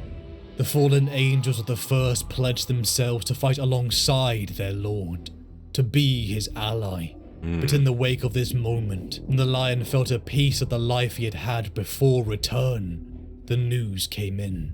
Kamarth, the world where the Lion had emerged back into the material universe, the home where Zabriel had protected the people, had been burned. Above the carcass of Kamarth, the Lion, his fleet and the growing risen angels gathered. More had come in that time, such as the librarian Bevden, one whose loyalty had been competed with the architects of Kamarth's destruction, the 10,000 Eyes warband, filled with some elements the Lion would learn of his own fallen sons. Kamarth's destruction had been a message, and the set for an ambush by the true leader of this warband, Lord Seraphax, sitting in his bastion upon the world of Sable. The Lion sat in meditation once again, as the fleet moved towards Sable, the frustration building as he looked to Zabriel, who easily entered into a state of emptiness. Jonson, even from his earliest days in Alderuk, with his father figure Luther, had been exceptional. He was on instinct a genius, and though he had trained to become a knight, to be a Primarch in the Emperor's armies, he never Rock is the found fortress himself monastery of the starting Dark from Angels scratch. made on a massive To empty his continent-sized mind chunk felt of the destroyed impossible. homeworld. It's He huge, wondered and there's if this was some how base awesome art of humanity it. felt That does sound when trying awesome. to So it's learn literally just anything. like space debris in a sense, just a destroyed chunk of their planet, and it's basically just like a fortress asteroid in a sense at that point, but obviously larger than an asteroid, but chunk of their planet, eh? That's pretty sick. Love to see some art of that. Somebody, if you're in the Discord, post some art of that. I'd love to see some of it. He wondered if this was how base humanity felt when trying to learn anything, as for once in his life he struggled to grasp something. He slowed his two hearts down.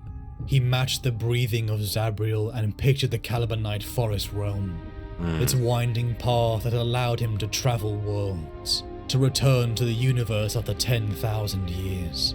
If he could harness this gift, it would change everything, and he didn't have long to master it as his forces approached Sable. Above the world which was once Sable floated a fortress of bone, forged from the population Yeah, but it's massive. of an Yeah, entire planet. yeah, it's just The gigantic. 10,000 Eyes forces arrayed around the bastion, outnumbering anything the Lion could bring. Orbital defenses and hordes of mutants, beastmen and warriors of chaos stood ready. Oh, actual only for the beastmen are here claxons of the too. bastion's inner sanctums to blare. Don't hear The about them Lion a lot. and his band of Risen had slipped through, traversing the forest path right into the heart of their enemy's hold. The Lion pounded down the corridors towards Seraphax, the hunter chasing down his prey as his men battled the Chaos Marines. Everything in his path was cut in two, faster than the eye could blink, until the Lion chased Seraphax into a chamber room. Great Old Lion sorcerer's looks a lot chains different, sprung that's for from sure. the fallen sorcery, binding the Primarch in place. Gilliman doesn't look that different in his old age, but yeah, fucking Jonson really aged up, didn't he? Jesus. Just once I want to see the Dark Angels open up the vaults of the rock, unleash all their ancient tech, and go absolutely ham on someone. Remind everyone that they are not the Ultramarines. Yeah, it would be cool to see that for sure, because like they do have some of the best tech around there from what I hear, and even the Ultramarines were saying like, yeah, they got shit that we don't even have. It'd be cool to see for sure what they got kicking in there. Chains sprung from the fallen sorcery, binding the Primarch in place. The Lion looked upon a son that had truly fallen. Seraphax, one whose face half burned permanently with chaotic fire. The Lion had promised not to react preemptively, to verify the taint, and now he saw it. The Emperor must be allowed to die, said Seraphax. Damn. Death is only the beginning for one such as him. Only then can he ascend fully into the warp, as the true god he is. Once there, no longer enfeebled by the anger of his broken mortal body, he will destroy the ruinous powers and the wailing deities of Xenos races and oversee humanity's second great crusade. Interesting. It was madness, a betrayal of what the Emperor stood for. This was not the path, and how could the Lion trust in it one is a very, so very tainted interesting by the take. war? Baelor, another of the fallen, stepped out from behind Seraphax. Because that's already kind of maybe what the Emperor's trying to do. Seraphax would kill G-Man and Cryo line just and he napping needed pretty a much. host to get close enough. And who better Gilliman than was held in Primarch? perfect stasis for He would puppet the lion's while the lion own was body like a asleep. That's twisted why they look so marionette different. That makes and sense. create a mad apotheosis. The Lion looked to the ceiling to see a twisted mirror that began to ripple. Pain soared through every nerve of his body as his soul was being dragged from it. His redeemed sons burst through the chamber doors and fired upon the twisting mirror, only for Seraphax to bind them too. Bevdan looked to the Lion.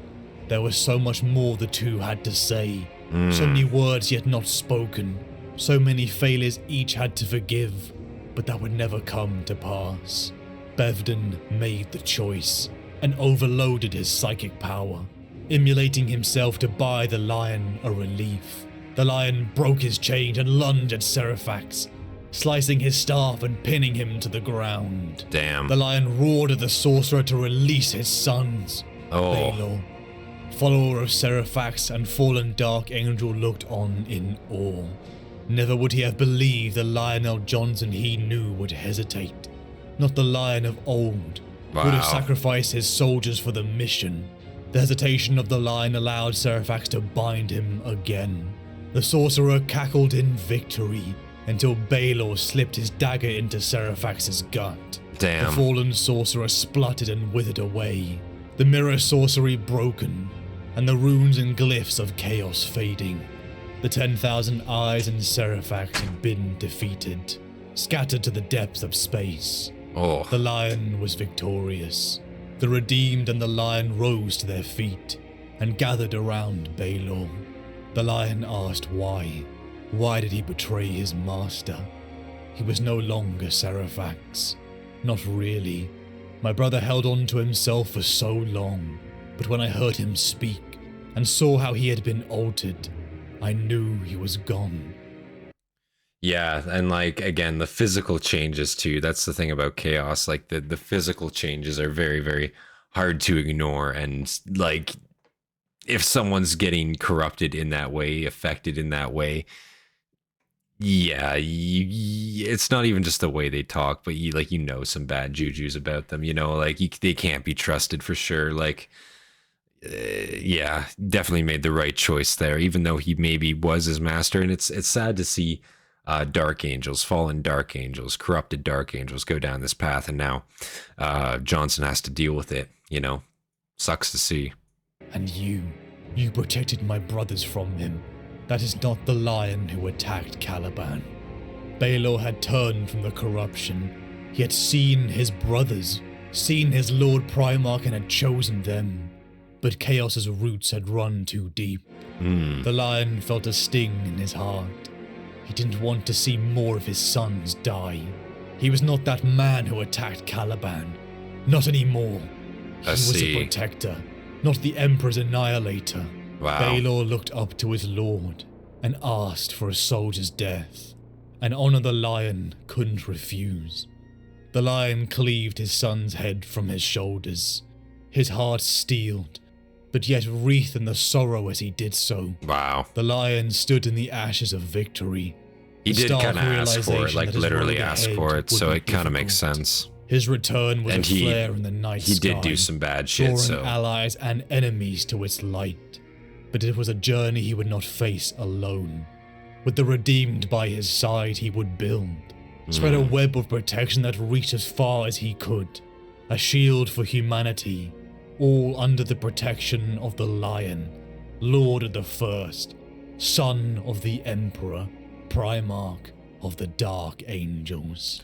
Which board is best to The post a lion pic of the emerged rock? once more Go into to the the art forest illustrations, realm, if it's looking just a for the proper wounded illustration. king. Art Before illustrations. the strange castle grounds, he found a watcher in the dark. You told me before that I was not strong enough for this. He wasn't, but perhaps he was now. The lion stepped within, finding himself within a gloomy domed room. From the shadow he saw a figure emerge. The ferocity that lurks within the lion's heart is mirrored, but worn on the surface in the flashing blue eyes, those elongated canine teeth that are exposed as the upper lip lifts in a snarl. The lion looked upon Leman Russ. Relief, anger, joy, and alarm all swirl within the lion's heart. But Russ calls him a traitor. What? And lunges at him. The lion meets with him toe to toe. That's kinda Furious fucked up, isn't it? concentration against concentrated fury as a Primarch's duel. The lion battles until the figure transforms, seeing his long-dead charismatic brother Horus Lupercal. The creature within transforms more throughout the duel. So it's a Hurtn, shapeshifter. Yeah. Jagatai Khan, Magnus the Red, all the lion's brothers taunt and maul him. Yeah. Ending with the monster that was Conrad Kurz. Yeah. The ghosts of his brothers spill harsh words. Annihilator, old and weak, butcherer of his own sons. Too late to save the Emperor, unworthy of the Emperor's secrets. Bioengineered monster. The lion brawled That's all with of them. every That's not one even of his necessarily brothers. an The remarks insult. cutting just as deep That's as all the of them. Primarch level strikes. They were ghosts, but so was the lion that they knew. He was not that man anymore. He had chosen to become something more, something better than the Primarchs of old. Right. A light flared from behind the lion. And the difference is very, very like there also. Like he definitely is not the same person. He doesn't give off the same vibes at all, and he definitely does seem very changed. He does no intent of ruling, and he really just wants to save lives at the end of the day, and not force them into dying anymore. But he understands that people need to be willing to do it, so he's only taking people that are willing to do it. It's kind of a respectable thing, you know. It's cool to see him change in that way. And the Primarchs 10,000 of years old. duty, I guess. A light flared from behind the lion. He turned and saw it, emanating from a kite shield. It was richly decorated and embossed with an icon of an eagle crowned with laurels.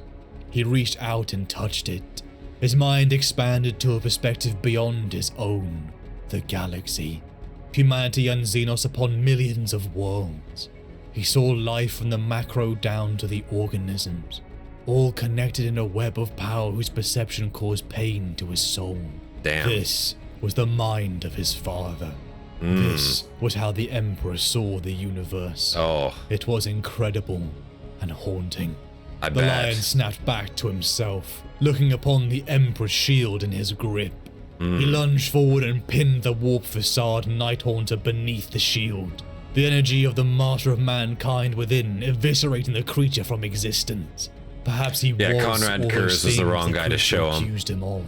But now he could become something he chose to be, a shield in the darkness of the grim Finally dark finished future. work. There you go. That's what's up. Reuniting with his sons in Avalis, the lion detected a large fleet enter the system. Ships he recognized to be Astartes. The Blood Angels chapter had arrived. They had come to investigate the rumors spreading throughout Imperium Nihilus of a great knight emerging from a forest, battling the threats to humanity across desperate worlds. Descending down from a ramp, Space Marines in blood red marched in parade towards the hulking figure in ornate, deep green plate. What should have been a sight of hope turned the lion's heart into fury as he saw a warrior in gold, donned in a mask that resembled the face of Sanguinius. Who are you to wear my brother's face? The lion bellowed, remembering the brother that he loved and admired. Wow. One now long dead in this rotting Imperium. The warrior in gold removed his mask, and the lion's anger subsided as he looked upon the space marine that was truly ancient. He sees the reminiscence of his brother's features, cast upon a visage that has seen too much war. I a see. feeling he knew well. So he was offended initially, but upon seeing like just who was wearing the mask of his brother, you know, it was probably one of the higher ranking Space Marines, or at least one of the few that are actually still kicking from that time period. So he's kind of has that honor. He was probably present, you know, when Sanguinius did actually die. He was probably there.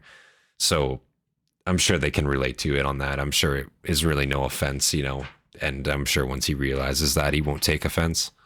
I am Dante, commander of the Blood Angels. I have served the Emperor for over 1,000 years, and I have yet to meet a being with the same bearing as a Primarch, save for another Primarch. Another Primarch. Rebute Gilliman lived. I am not alone. The lion's heart raced. Rebute. A brother. One he had clashed with many times before, but that didn't matter now. Finally, he had someone left in this rotting Imperium that could understand him. Everything he had been through. Gilliman was alive, and leads the Indomitus crusade across the Great Rift, reinforcing bastions of humanity. It meant terror still stood. It still fought.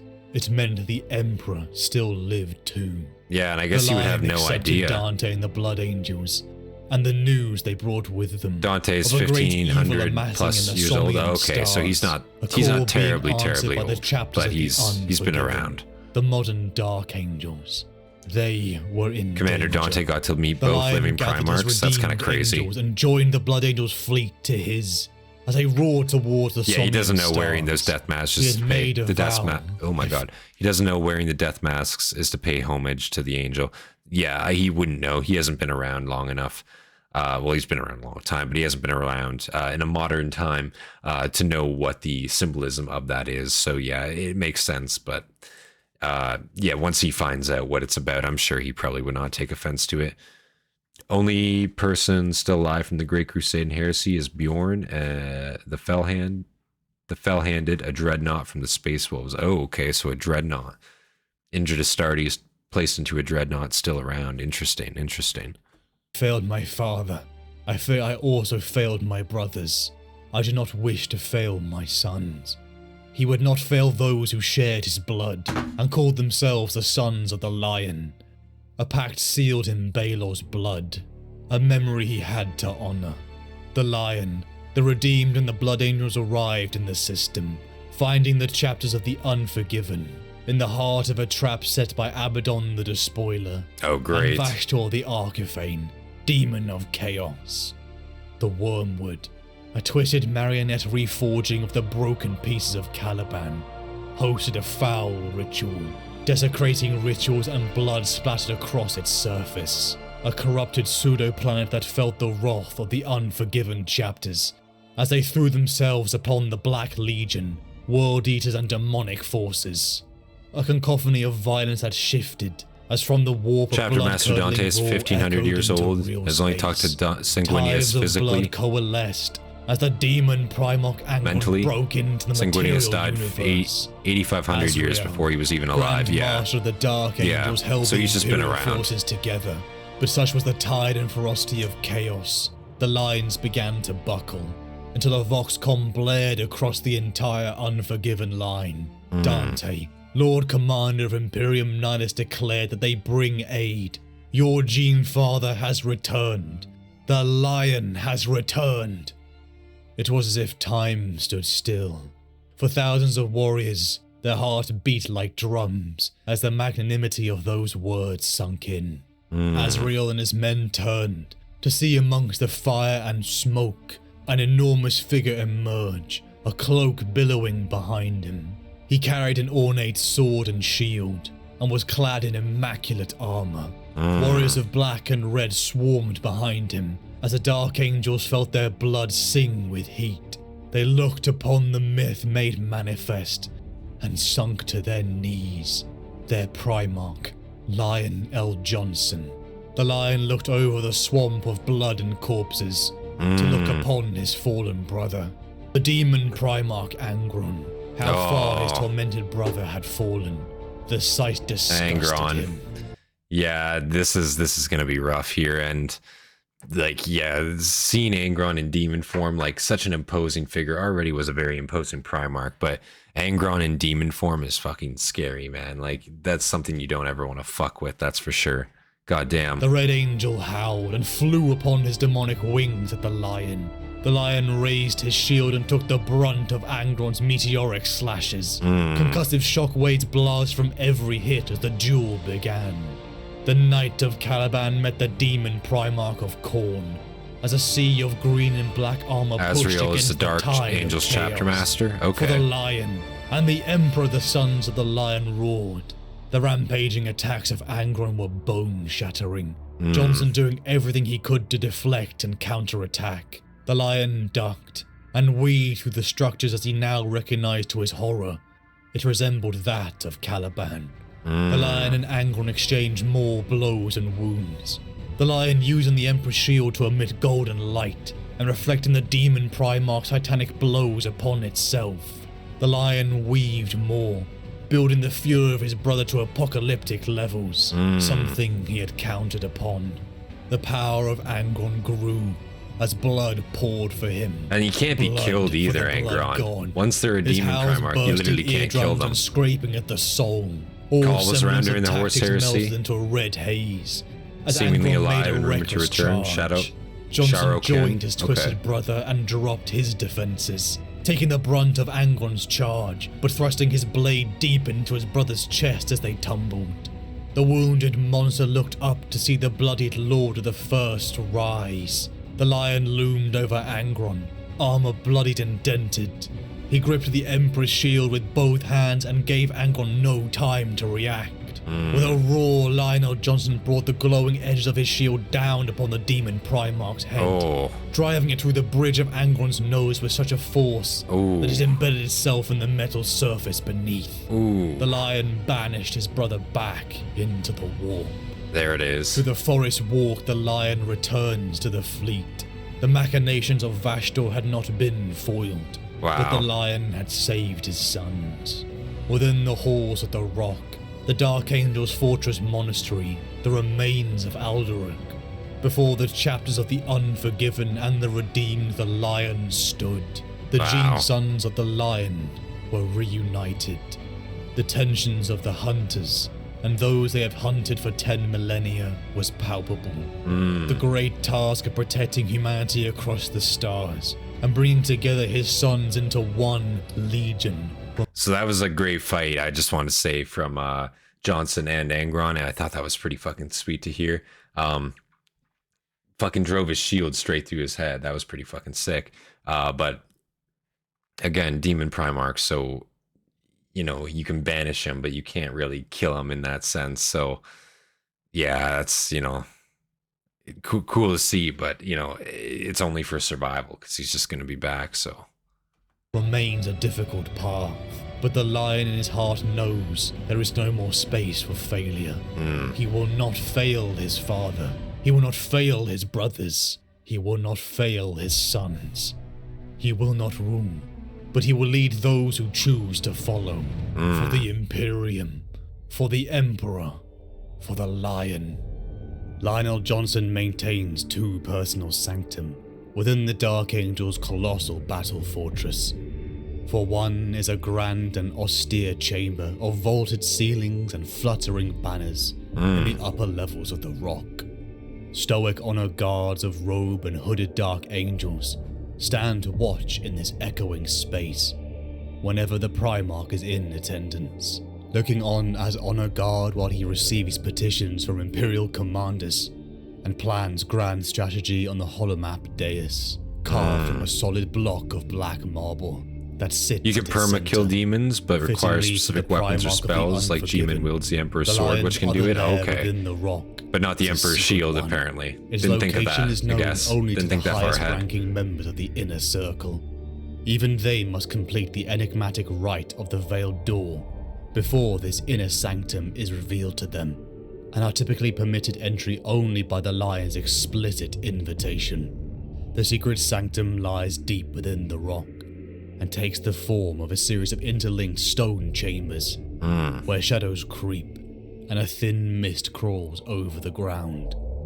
Here the watchers in the dark are seen frequently, hasting enigmatic errands, or simply lingering like mist in the gloom. The Lion's private chambers is infused with a interesting how these watchers in the dark are always still around. Like, they've always been present. Unsettling. Perhaps strangest of all, it is sparsely furnished, and decorations are interspersed within thorned creepers, and arboreal underbush sprouts between flagstones and winding across the walls and ceilings, lending the Lion's chambers feeling of some supernatural forest grotto. It is within this inner sanctum, beyond the port of Penebral Sorrow and the chamber of passageways, past which, historically, only Supreme Grand Masters have been permitted. Should we get Sen to react to DQ OV full line versus Angron fight? I don't know, Papa. Should you guys do that? I don't know. Maybe leaving a like if you haven't already and subscribing for more content from me. That would be a great place to start, of course. And yeah, if you want to leave a recommendation, of course, go do that. And yeah, and you can upvote that comment. And of course, come down, join the Discord, and you can recommend it to me there as well, of course. I know you can there, Papa, but for anyone else not here, of course, got to plug that up, of course. So yeah, guys, of course, leave a like if you haven't already.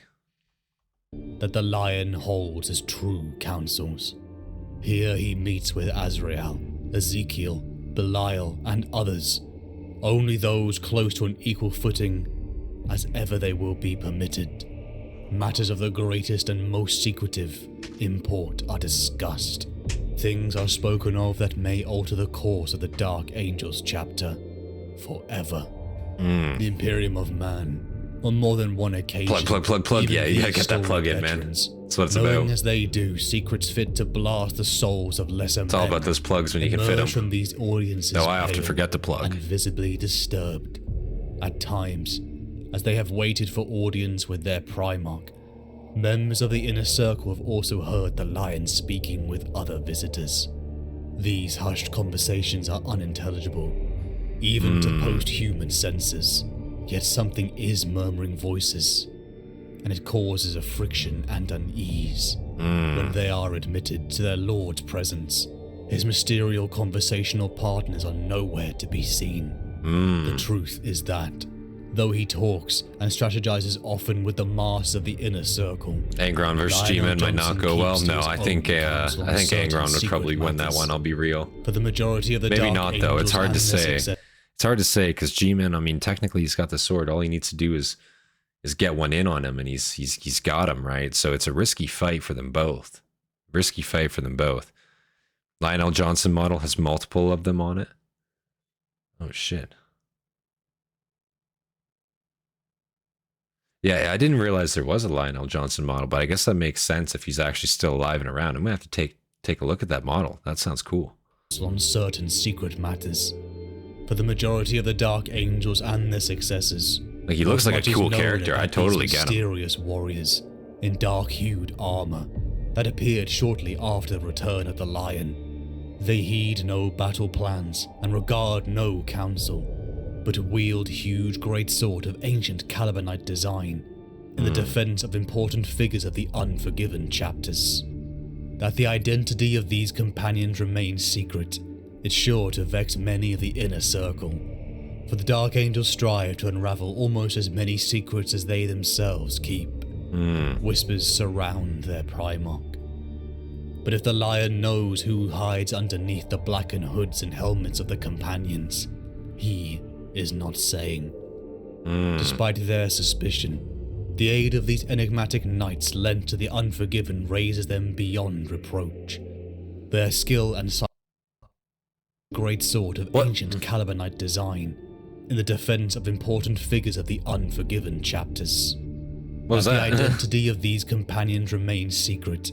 It's sure to vex many of the inner circle, for the Dark Angels strive to unravel almost as many secrets as they themselves keep. Whispers surround their Primarch. But if the Lion knows who hides underneath the blackened hoods and helmets of the companions, he is not saying. Let's skip back like 10, 15 seconds. That was the weird. aid of these enigmatic knights lent to the Unforgiven raises them beyond reproach. Their skill and silent fury have already shielded the sons of the Lion from harm on dozens of occasions, speaking only over heavily encrypted Vox lines and disappearing as suddenly as they have arrived.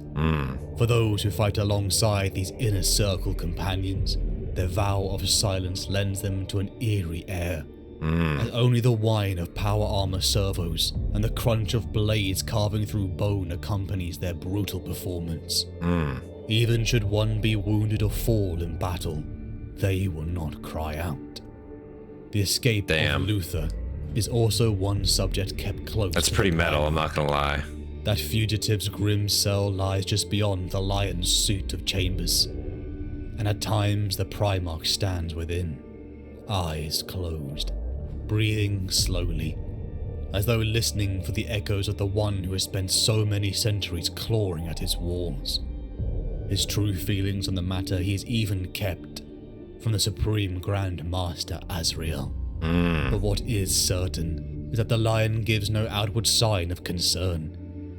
Interesting he's so secretive about it. I know he's changed, but he hasn't changed in that regard. He still keeps his secrets. He still keeps his, you know, his business close for sure. I find that very interesting.